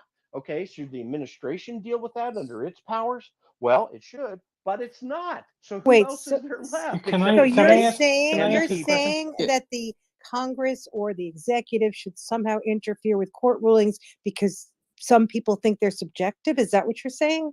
Absolutely. That's what's literally stated in the Constitution. We were created a Constitution with three separate branches, co-equal And who branches. decides what's right then, Jim? Who decides? Because everything's the elected subjective. representatives in Congress. No, or that within can't the authority be. of the executive. The executive does have They rights. do not have authority over the courts. You're just wrong.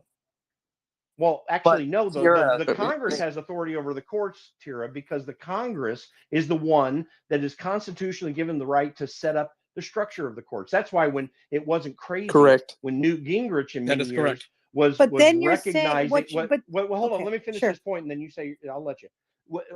When Newt Gingrich was out saying in recent years, the Congress needs to go and just get rid of the Ninth Circuit Court, and everyone was just in an uproar. Oh my God, what are you talking about? That's just horrible. How can you go against our constitutional rights? No, that is the Congress's constitutional right. There are balances that allow each of the branches of government to deal with the others. There are means and methods within that. And in that particular case, in my opinion, the Congress should get rid of all the lower courts before the Supreme Court, reconstitute them all, and let the president reappoint everybody and just fix the whole freaking system because it's messed up right now.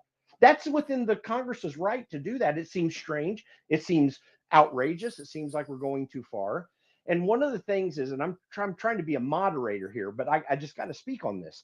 The rights of the people are a clearly asserted one in the Ninth Amendment. It's unambiguous. It's clear. So when we're talking about, well, why would we have these people have their guns and then go and assert that in the example that Brandon just gave? That's a perfect example of an absolute problem with rights being absolutely taken away. And that needs to be dealt with. And that's an extreme one. But sometimes that was a case where actual justice was done in that particular case. And we should be thankful that people were restrained enough not to do it very often, because it actually is their right. Yeah. So yes, you are. Hang you on, are hang on, Tiara. correct. Let Tiara go. Okay. I'll let you respond to Tiara. Yes, Go ahead, Tiara. you are correct that the lower courts, at any rate, are subject to Congress. But what I would say to you is the Supreme Court itself right now is a super activist conservative court that is reaching out to take cases that it doesn't need to take, and is basically violating most of the things that many of us were raised to believe were true. For example, you shouldn't decide things you don't need to decide.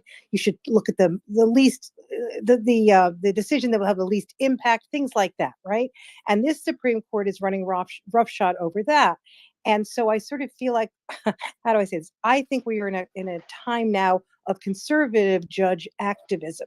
And what I'm trying to say is the idea that Congress should now go in this particular time and reconstitute everything, it's just going to lead to this happening over and over. I think I'm not advocating that. I'm saying well, it's their right you're to do that. saying for your statement for the Supreme Court is now an activist conservative court, which is taking certain cases I don't think they need to take. Well, all that means right now is that they have moved from a period where the Supreme Court was a leftist court that was taking cases it didn't need to take. Like, for example, all the way back to Dred Scott, we needed the court to come in and with Brown v. Board to get rid of freaking Dred Scott. I mean, there are corrective measures that have to take place along the way. That's why we appoint the judges. We don't say, well, do we feel like it's going too conservative right now? No, here's what the Constitution says. The President of the United States picks judges that he or she thinks should be nominated. He nominates them. They go through a process in the Senate where that nomination happens. If the votes are there, that justice becomes that. We don't go back on the back end of that and say, well, it was Trump that did them. Or, Gorsuch, man, like he was really weird. You do know he worked for Antonin Scalia, don't you? I mean, so that's crazy. You believe the that's Senate was correct in not. Let me.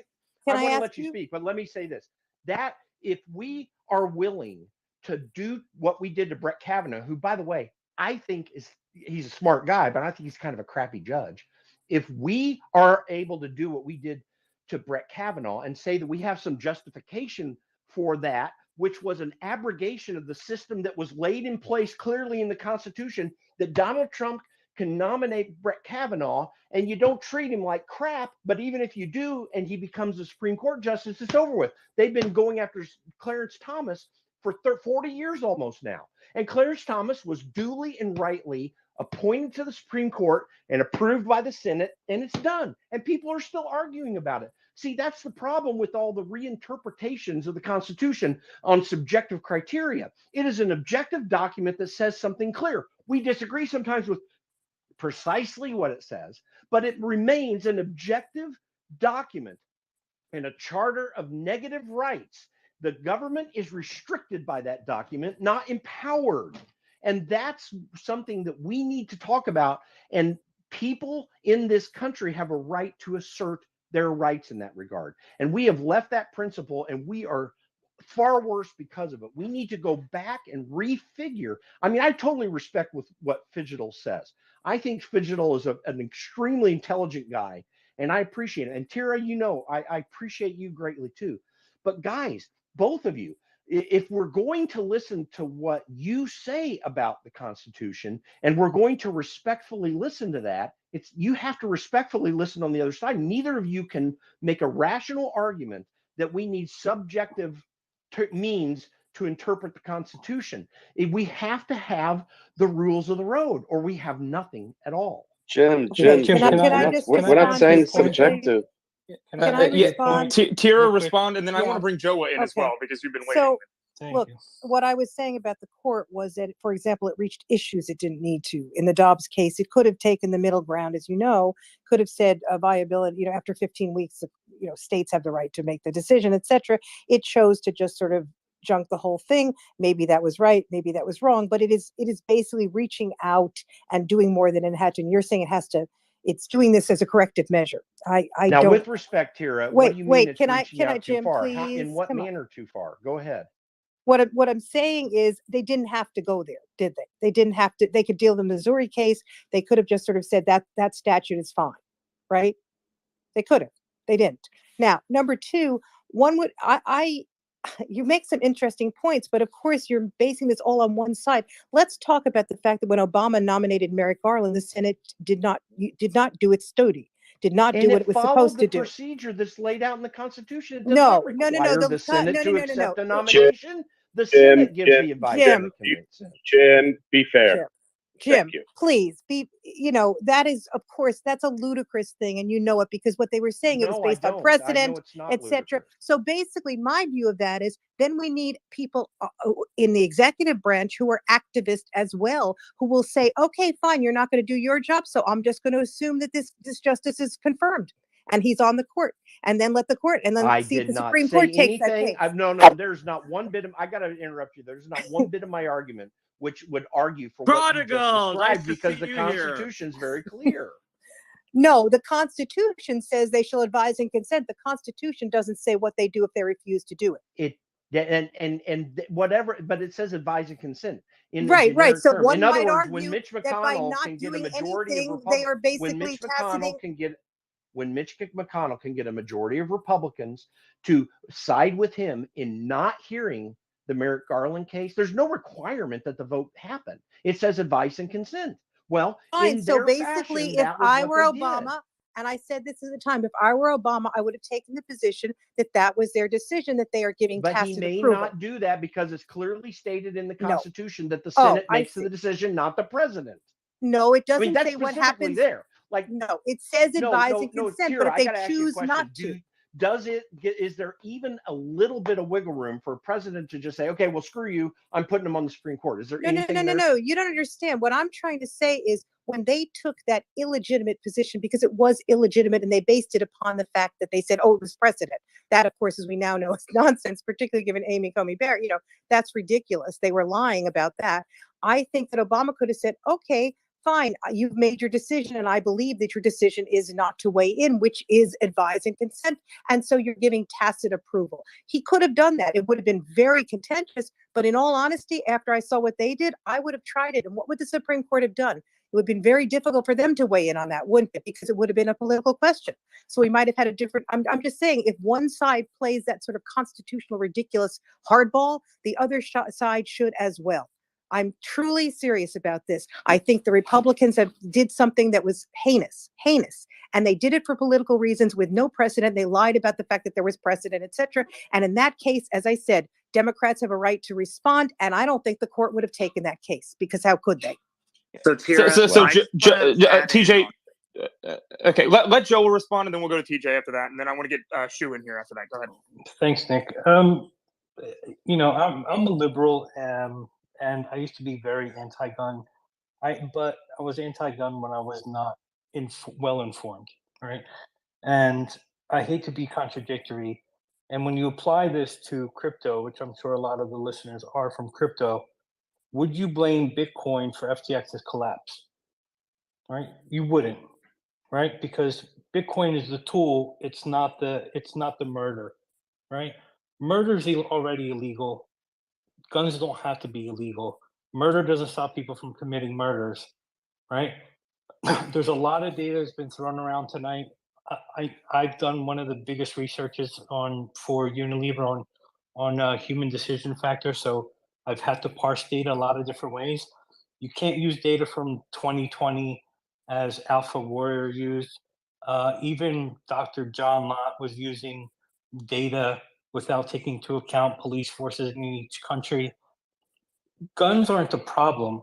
You have to look at the problem is gang violence, which, if you want to find an example, look at Portugal. Portugal had a ton of gun violence, and they had a huge drug problem, highest rate of AIDS in Europe.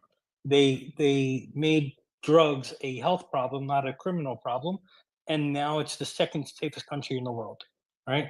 If you look at suicide, which I don't think most people actually even care about, because people really typically only care about things they don't have control of. It's the reason why people are scared of skydiving, but they're not scared to drive. Although statistically, there's more people get harmed driving per voyage than people do in skydiving, right? It's when someone doesn't have control of something that they get worried about it. People don't have control over mass murders. That's the problem, and that's uniquely American. That's not a problem in other countries, unless you're looking at what's the biggest mass murder, and then you can shout out Paris. But Paris had like 4 mass shootings when the U.S. had over more than one a day, and even when you look at it per capita, it's still higher. So why are the mass shootings happening in America? And it far outweighs any other country. That's not a gun issue because murder is already illegal. That is an issue. Like I follow a lot of like tribalism in Micronesia. It's unfortunately common for teenagers to try to commit suicide when girlfriends break up with them. Right? This became popularized by a kid who did it, and it became romanticized. The Columbine shooting. If you look at the chart of mass shootings after Columbine skyrocketed. It looks almost like the Bitcoin chart, right? When you look at it, it explodes exponentially, and that's because they were all over TV. They got a ton of attention. People start writing them in jail. Like I'm sure some of you guys saw the Netflix special with the Russian girl who tried to pretend to be an heiress in New York. She came out and she's famous. So it's become like this thing where people go and do these crimes because it's cool almost, or they're going to get the attention they've been seeking, and that's what needs to be fixed. That's the biggest problem. It's not the gun. Murder is already illegal, and we've been talking about for over a decade about whether to have guns or not have guns, when that's not the issue. Just like Bitcoin wasn't the problem with FTX. So TJ, yeah, go ahead, Catherine. Yeah, I mean, to me, yeah, I completely agree. I think one of the issues is like, I think to me, there's a cultural issue here because there are many other countries where guns are legal and many of the citizens have guns, and we don't see the same issues because I think there are attitude problems towards guns. I think guns are also glamorized. I think there's mental health issues as well, which I'm sure some people get upset when those are brought up, but there's a cultural issue, and I don't think we have enough conversations about why these shootings happen in the first place in a country like the US. Because guns maybe access to guns and regulations, I do personally believe are important, but what is it that causes people to act out with these weapons? What causes them to treat them in these ways where they're not being used as sort of like a deterrent of crime or a way to protect yourself? Because they're not being used as a defense for in case the government becomes unconstitutional or if you're being attacked. A lot of the times these guns are used in these mass shootings, or they're used in crime, or they're being used, they're not being kept safely. There's not like responsible gun ownership usually in the cases where things, crimes are being committed with them, or they're being used against girlfriends. So what is that element that's causing that? I think that's very important to discuss. Yeah, Catherine, when you look at Brandon, things like Israel, when you look at Israel, and which people have to go to the military, or Switzerland, where people have to go into the military, there is high gun ownership, and it doesn't have this issue because people are 100% trained on how to use their gun. And to me, that's what's missing in America, is almost like a license system, the same way it happens in Israel and happens in Switzerland, where they get years worth of training of how to use their gun. Nothing wrong with owning guns. People need to be trained. Brandon, jump in on that because I know you've got an opinion. Then I want to let TJ go, and then I got to get Shu and Martha in after that. So go ahead. For sure. For one, I wholly disagree with that last point. I don't think it's the lack of training that causes mass shootings. If I do agree that most people committing mass shootings are not very well trained, and that's probably for the best, but they're not just accidentally doing it. The biggest thing that I think is the reason why mass shootings are happening. And again, somebody brought up the mental health thing, and this is about to be a lot more unpopular than that. Absolute just plague of broken fatherless homes, because that is the sort of thing that instigates this sort of, I don't know, nihilism and just broken young men who either fall into this incel camp or they just are mad at the world and they want to prove to everybody else, what they feel in the day-to-day or what they perceive that they feel. Like a lot of people don't understand, like your sense of empathy comes directly from your father. for the most part. Like the different things psychologically that happen to a child when he's in a situation with no strong father figure leads to a lot of the issues that we have, especially if you look at the profile of any of these, high profile mass shooters, whether it be, the, Sandy Hook, Columbine, just basically throw a rocket one, and you over index radically on these kids that come from bad familial backgrounds. And that's the sort of thing that people aren't actually talking about. That's the real problem, because it's not the guns. If you have an axe murderer, That's a great point. If you have an axe murderer that doesn't have an axe, that does not a good person make. All right. This is still a person that is bound and determined to throw his entire life away for the purpose of hurting others. And that is a real problem, gun or not. So I want to point out to your point, Brandon, just to add to Brandon's point, there's a book called Freakonomics, which studied the crime rates in New York, and the crime rates in New York dropped drastically, not because of the broken window theory, but because of the fact that kids that were turning 18, 19, 20 that were from unwanted fathers weren't around because of Roe versus Wade, and moms were able to have abortions, so there wasn't as many fatherless homes. So and crime rate dropped. I just want to point out, Brandon, you're 100% right, and I'm saying that as someone who lost his dad at the age of 6 to an overdose. You're 100% correct that it's causing broken families. Now, I just want to point out in terms of some structure, because I want to point something out in terms of which branch is the superior branch. Tira, first of all, I respect the living hell out of you for coming in on these spaces, because, dear God, people disagree with you, and I hate to drag on to it, but I do have to point out that there have been plenty of times where Congress has explicitly overrode the Supreme Court without problems. Chisholm v. Georgia was overturned by the 11th Amendment. Dred Scott versus Stanford, overturned by the 13th and the 14th Amendment. Pollock v. Farmers Loan Trust Co., overturned by the 16th Amendment. And I'm forgetting the name, but the last one, that's it.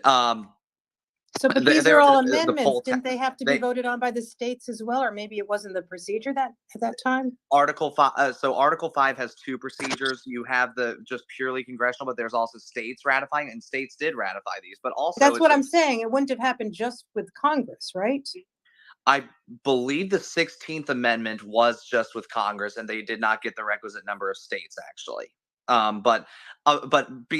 Besides that as well, there have been times where we have Employment Division versus Smith, which held that it was constitutional to punish a student for. It was constitutional to punish individuals for the use of ayahuasca.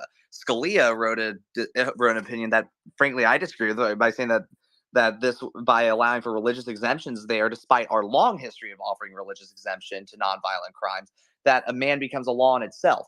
The Supreme Court and Congress responded to that with the Religious Freedom Restoration Act. Sure, the parts as they applied it to states were held unconstitutional, but then states also revolted and filed their own Religious Freedom Restoration Act. So the courts only have so much, but even then, the Supreme Court, to expand on Jim's point, the Supreme Court is limited by Congress with the exceptions clause, where the Supreme Court has appellate jurisdiction, but that is subject to the exceptions that Congress sees fit. And that's plain language from Article 3. So I'd say it's pretty plain that Congress is, at least with the way that we have interpreted our text since Sheldon versus Sill and since Ex parte McCardle, I'd say that Congress has clear supremacy over the courts. Over the courts, but not the Supreme Court. Also, you were wrong about the 16th Amendment. It was ratified by the states. Okay.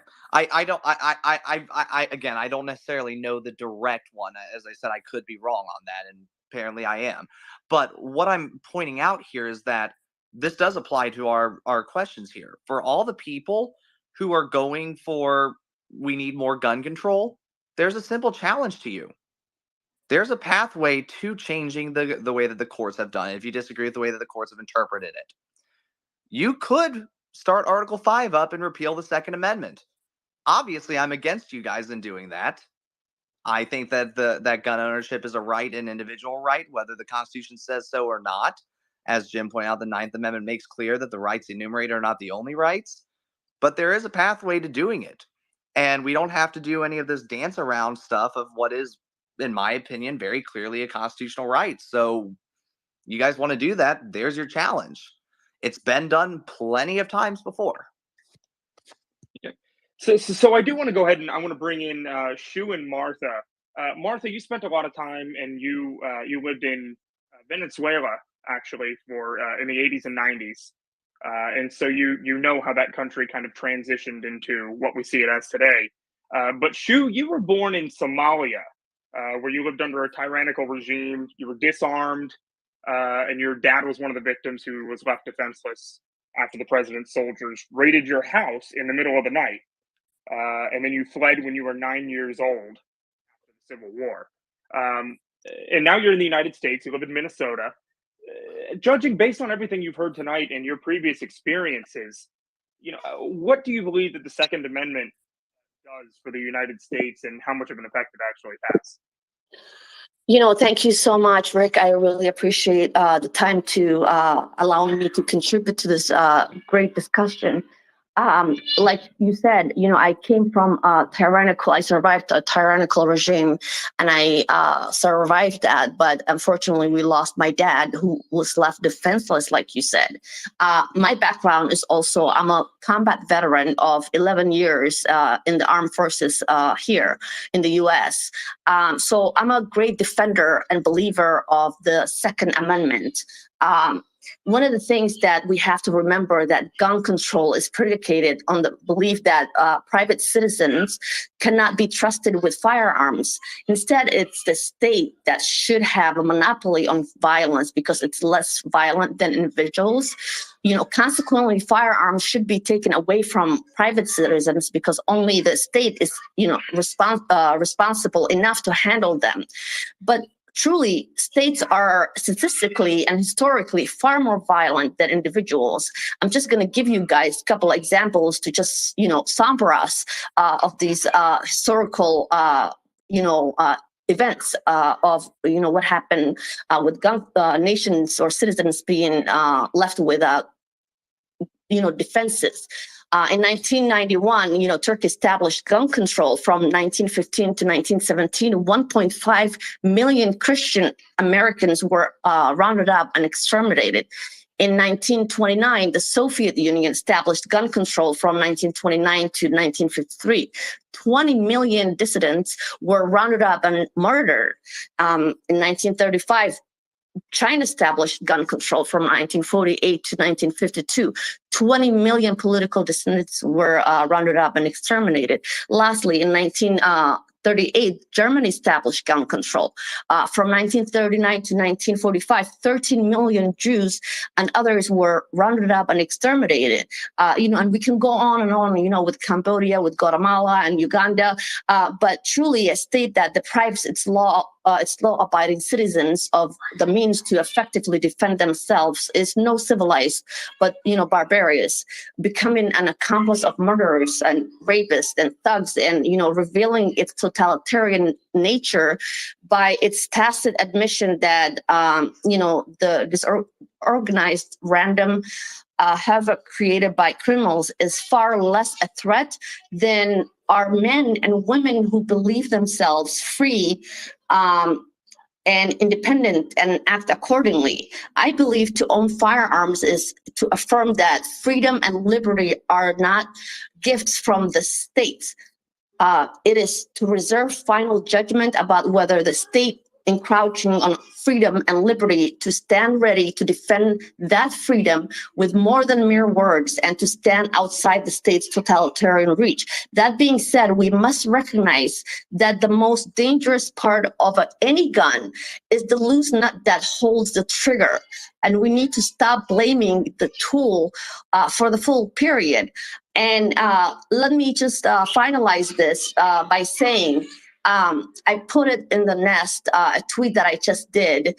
I want to ask this question, or we must ask this question. How does, those gun violences happen in our nation's second most stringent of all gun controls? Like California just had on January 18th, the narco execution of an entire family of 6 including a mother and her infant. January 22, the Monterey Park ballroom shooting took 10 individuals' lives. January 23rd, today, in California, Half Moon Bay shooting claimed 4 individuals' lives. So it's not, the problem is not, the guns. And clearly, just this week, California proved to us that with having the most stringent gun control, that's not the issue. So we cannot keep blaming, guns. There's underlying problems. A gentleman just said that, it could be contributed to a broken family or fatherless family. I came here with my 9 siblings and my mother without a dad, and none of us have committed crime. We're law-abiding citizens. I have 5 brothers, and there are 4 sisters of mine. None of us have committed any crimes, and we were raised by a single mother. What is happening is that we're losing cultural and morale, and we have a justice system and DA system that are not prosecuting criminals and putting them away or rehabilitating them. And mental illness also does exist. So we have to look at the underlying conditions or contributing factors. But that's my stand. Thank you so much. Can I quickly clarify that real quick? Yes. Sure, Brandon, go ahead. Yeah, so I did not in any way mean to just insinuate that, fatherless homes would immediately breed, criminals or ne'er-do-wells in society or anything. That's clearly not the case. Your mother sounds like an amazing woman. That's not a job that anyone should take lightly. I was just pointing out that the over-indexing of fatherless homes in mass shootings is something that largely goes overlooked, as well as a lot of things involvement with like SSRIs and things like that. There's a lot of similarities in the profile of people that commit these awful acts, and nobody really draws any link between them other than just the gun thing. I think we all get caught up in the gun thing when there's a lot of other things that should be looked at as well. Right. And the other thing is that we have to talk about the welfare state. And we also have to consider that being a big problem. We have entire communities that are, captured in this mentality of not having a self-progression opportunities, and they are captured in this welfare state. And so we also have to look at that. Many of the young adults are left idle, and they're not engaged in a self-productive, activities. So we also have to look at that when we're talking about this. But I will give another person a chance to contribute to the discussion. I do appreciate your time and giving me the opportunity to be part of this great discussion. Thanks so much. And We really appreciate your story. I just want to add on to what Shukri said. First of all, I love that you bring up the welfare state. This was something that I mentioned last night in Grant Cardone's space, and it was not well received. I don't know why. Maybe they're a bunch of leftists over there. but when we were talking about the gun debate, something that I really wanted more discussion around was the fact that the welfare state is creating these cycles of poverty and crime, is incentivizing single mothers to stay single. I loved Brandon's point about fatherlessness. It is so important. We do not talk about that enough. When we talk about things like gun violence, we can talk about mass shootings, but when we talk about gun violence across the board, we have to address these policies that everyone claims are so benevolent, that are trapping young men and women in this gang cycle. And when you tell someone you're not allowed to have a savings account to qualify for food stamps, or when you tell a single mother you're not allowed to marry baby daddy, or you're not going to get this assistance, you're incentivizing a system that creates a dependency on these types of gang communities.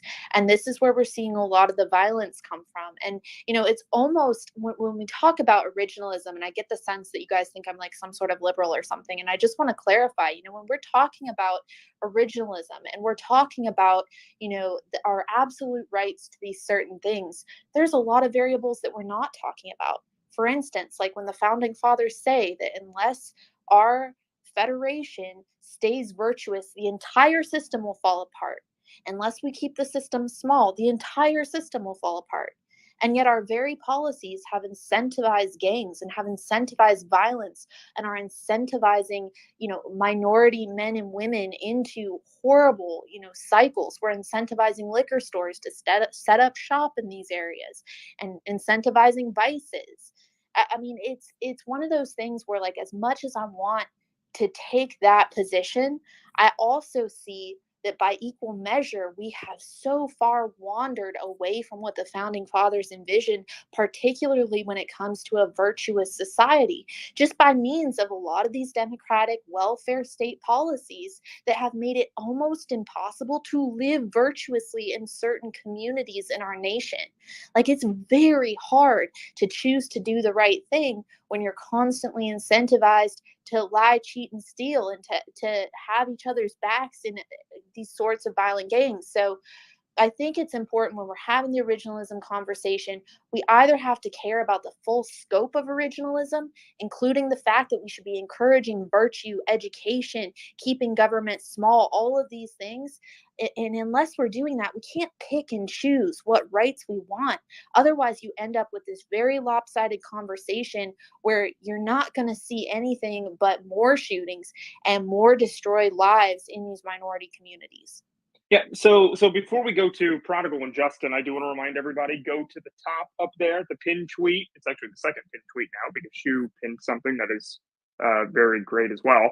And sign up for the newsletter. We go through all 5, 6, 10 hours of these spaces and summarize them up and put them in that newsletter. And then, again, if you have any questions for anybody on our panel, any of you guys in the audience, go down to the bottom right-hand corner, click on that purple button, ask your questions. We go through them the entire time, and we queue them up, and that's how we get our question for our panelists. So make sure you get on there, reply, and we'll try to get your question out. Prodigal, jump in. Yeah, I mean, space has been going on for a while, so I'm not sure if I'm going to touch on anything. I'll just give context to where we are. I mean, the leftists you listen to don't deal with society as it lies and really don't care about results. They think with a stroke of pen, this would end. As other people have brought up, it's some of the blue cities and blue states that have some of the worst gun violence, where they have some of the strictest gun control laws. And when you look at these cities and states, their law enforcement is bleeding. Nobody's going in. It's over. And these are the same states that chose which laws to obey and which not. They made them sanctuary cities. Now, 5 years later, New York doesn't want it anymore. These are the people. I mean, I see somebody here who was involved in Broadway plays. I'm right next to New York. I go there every once in a while. The city's in complete shambles. And to pass these laws, when their argument is, well, if every state had it, then it wouldn't be an issue. While the border is open and international narco terrorists are the strongest they've ever been. So literally you have narco terrorists starting to take control of swaths of the country, while both our military and law enforcement are depleted. Nobody's recruiting. The volunteer army may end. You have a government that literally tried to institute apartheid. And you have these same people for a year and a half proudly on TV saying they're going to starve you, put you into camps, etc. These people have no self-reflection. They have no remorse. And we don't trust you. That's the reality of the matter. The Constitution is specifically for the Bill of Rights, is meant to limit the government's power to affect these inalienable rights. I know you can put some curtails on it, but I'll believe you guys when you send the tanks in the cities and get rid of the illegal guns instead of going after the law-abiding citizens. I see those guns. We don't know where they're from. I know Obama in Fast and Furious armed Mexico. I know Attorney General Holder didn't obey a subpoena on what happened there. I know a lot of those military-grade weapons, some of them were found in El Chapo's home. So to listen to the people whose policies, look at their cities, they're in complete destruction. Look at their states, they're fleeing. They want to do it top down. And then they look at a court that's actually following the constitutional law and say, well, we've had judicial activism for decades on all issues, cultural or otherwise, whether the government should not be involved, and say, well, the government shouldn't take this case. I mean, these are people that are literally watching their own states and cities fall into chaos and anarchy. And people who know the third world and have been to the third world and know life is cheap, they can't comprehend this. The reason a lot of us have a problem with people entering the country without being vetted, etc., is because I come from a place where life is cheap. Where life is cheap, that doesn't flip overnight. You can't integrate into a law-abiding society. And that's what's occurring. people brought up to single parent households, you shouldn't have to apologize. The statistics bear it out. The single biggest factor, no matter what some of the other speakers may believe, they may point to race, they may point to economic status. The biggest factor that's going to decide whether your child becomes a drug addict, ends up in jail, or graduates high school is not his race, it's not his religion, it's not where he was born socioeconomically, it's because where he was from, and if he grew up in a two-parent household. And I can tell you right now, when I was growing up, if my father was not around, I would have run roughshod over my mother. My father and my mother had different responsibilities, and that's the same. A child is not easy to watch, especially if you have both children working. And somebody brought up the welfare program. It's even worse than that. There's tenants on Section 8 who want to work and they cannot work because after they make a certain amount of money, they lose their health care, they lose their benefits. In New Jersey, the benefits are up to $100,000, I think, in some states. I'll post the article up top. So these are people who are all based on theory, who've never had to struggle, don't know what it is to be self-made, don't know what it is to live a life that's cheap, and literally are watching the country descend into chaos. And they eviscerated law enforcement, they eviscerated the military, and these are the people who can give you the answers. The same people who were going to throw you into camps and wanted to starve you and wouldn't let you bury your dead and go to church. You have no legitimacy to us. It has to be earned. And you have no humility. And, you know, New York is going to get where it deserves. And that's what it's exactly what it's getting. And you want to talk about all this bullshit, which really doesn't matter. What matters is the end results. So if you want to do this, have your blue city mayors and your blue state governors send the tanks in and get the illegal guns out of the city. Until then, shut the fuck up. Okay. Well, on that, why don't we to add to go? Brandon and Prodigal's point about the fatherless homes? I shared in the tweets now the data. The data came out in early 2000s that about the abortion rate when abortion became legal and these unwanted children became 18, they weren't around as much. There's two scientists who opposed this data for over a decade. They've now peer-reviewed it, and as recently as May 20 of 2019, have come around and actually said, yeah, they were right in the original study, and 45% of all crimes come from children who would typically have been aborted and were not aborted. It had a 45% impact on crime rate. These are the same people on the same side. It's come out multiple studies that anti-anxiety drugs have no effect. I still see the commercials for hims and hers. Take it. Like, nobody's listening. All that matters is results, and none of the actions you are taking are actually leading to anything that's bettering society as a whole for well over a decade now. So, you know, to say we respect the Supreme Court and we respect the Constitution when you literally had sanctuary cities and we're not cooperating with ICE to take away cartel members, to take away rapists, etc. Like, you don't have anything to stand on. And I hope you're still in New York City. I hope you did not run away. I beg you to take the subway. It's hitting near records, the people they're pushing there. There's a complete loss of life, of respect, of culture, and this is all connected.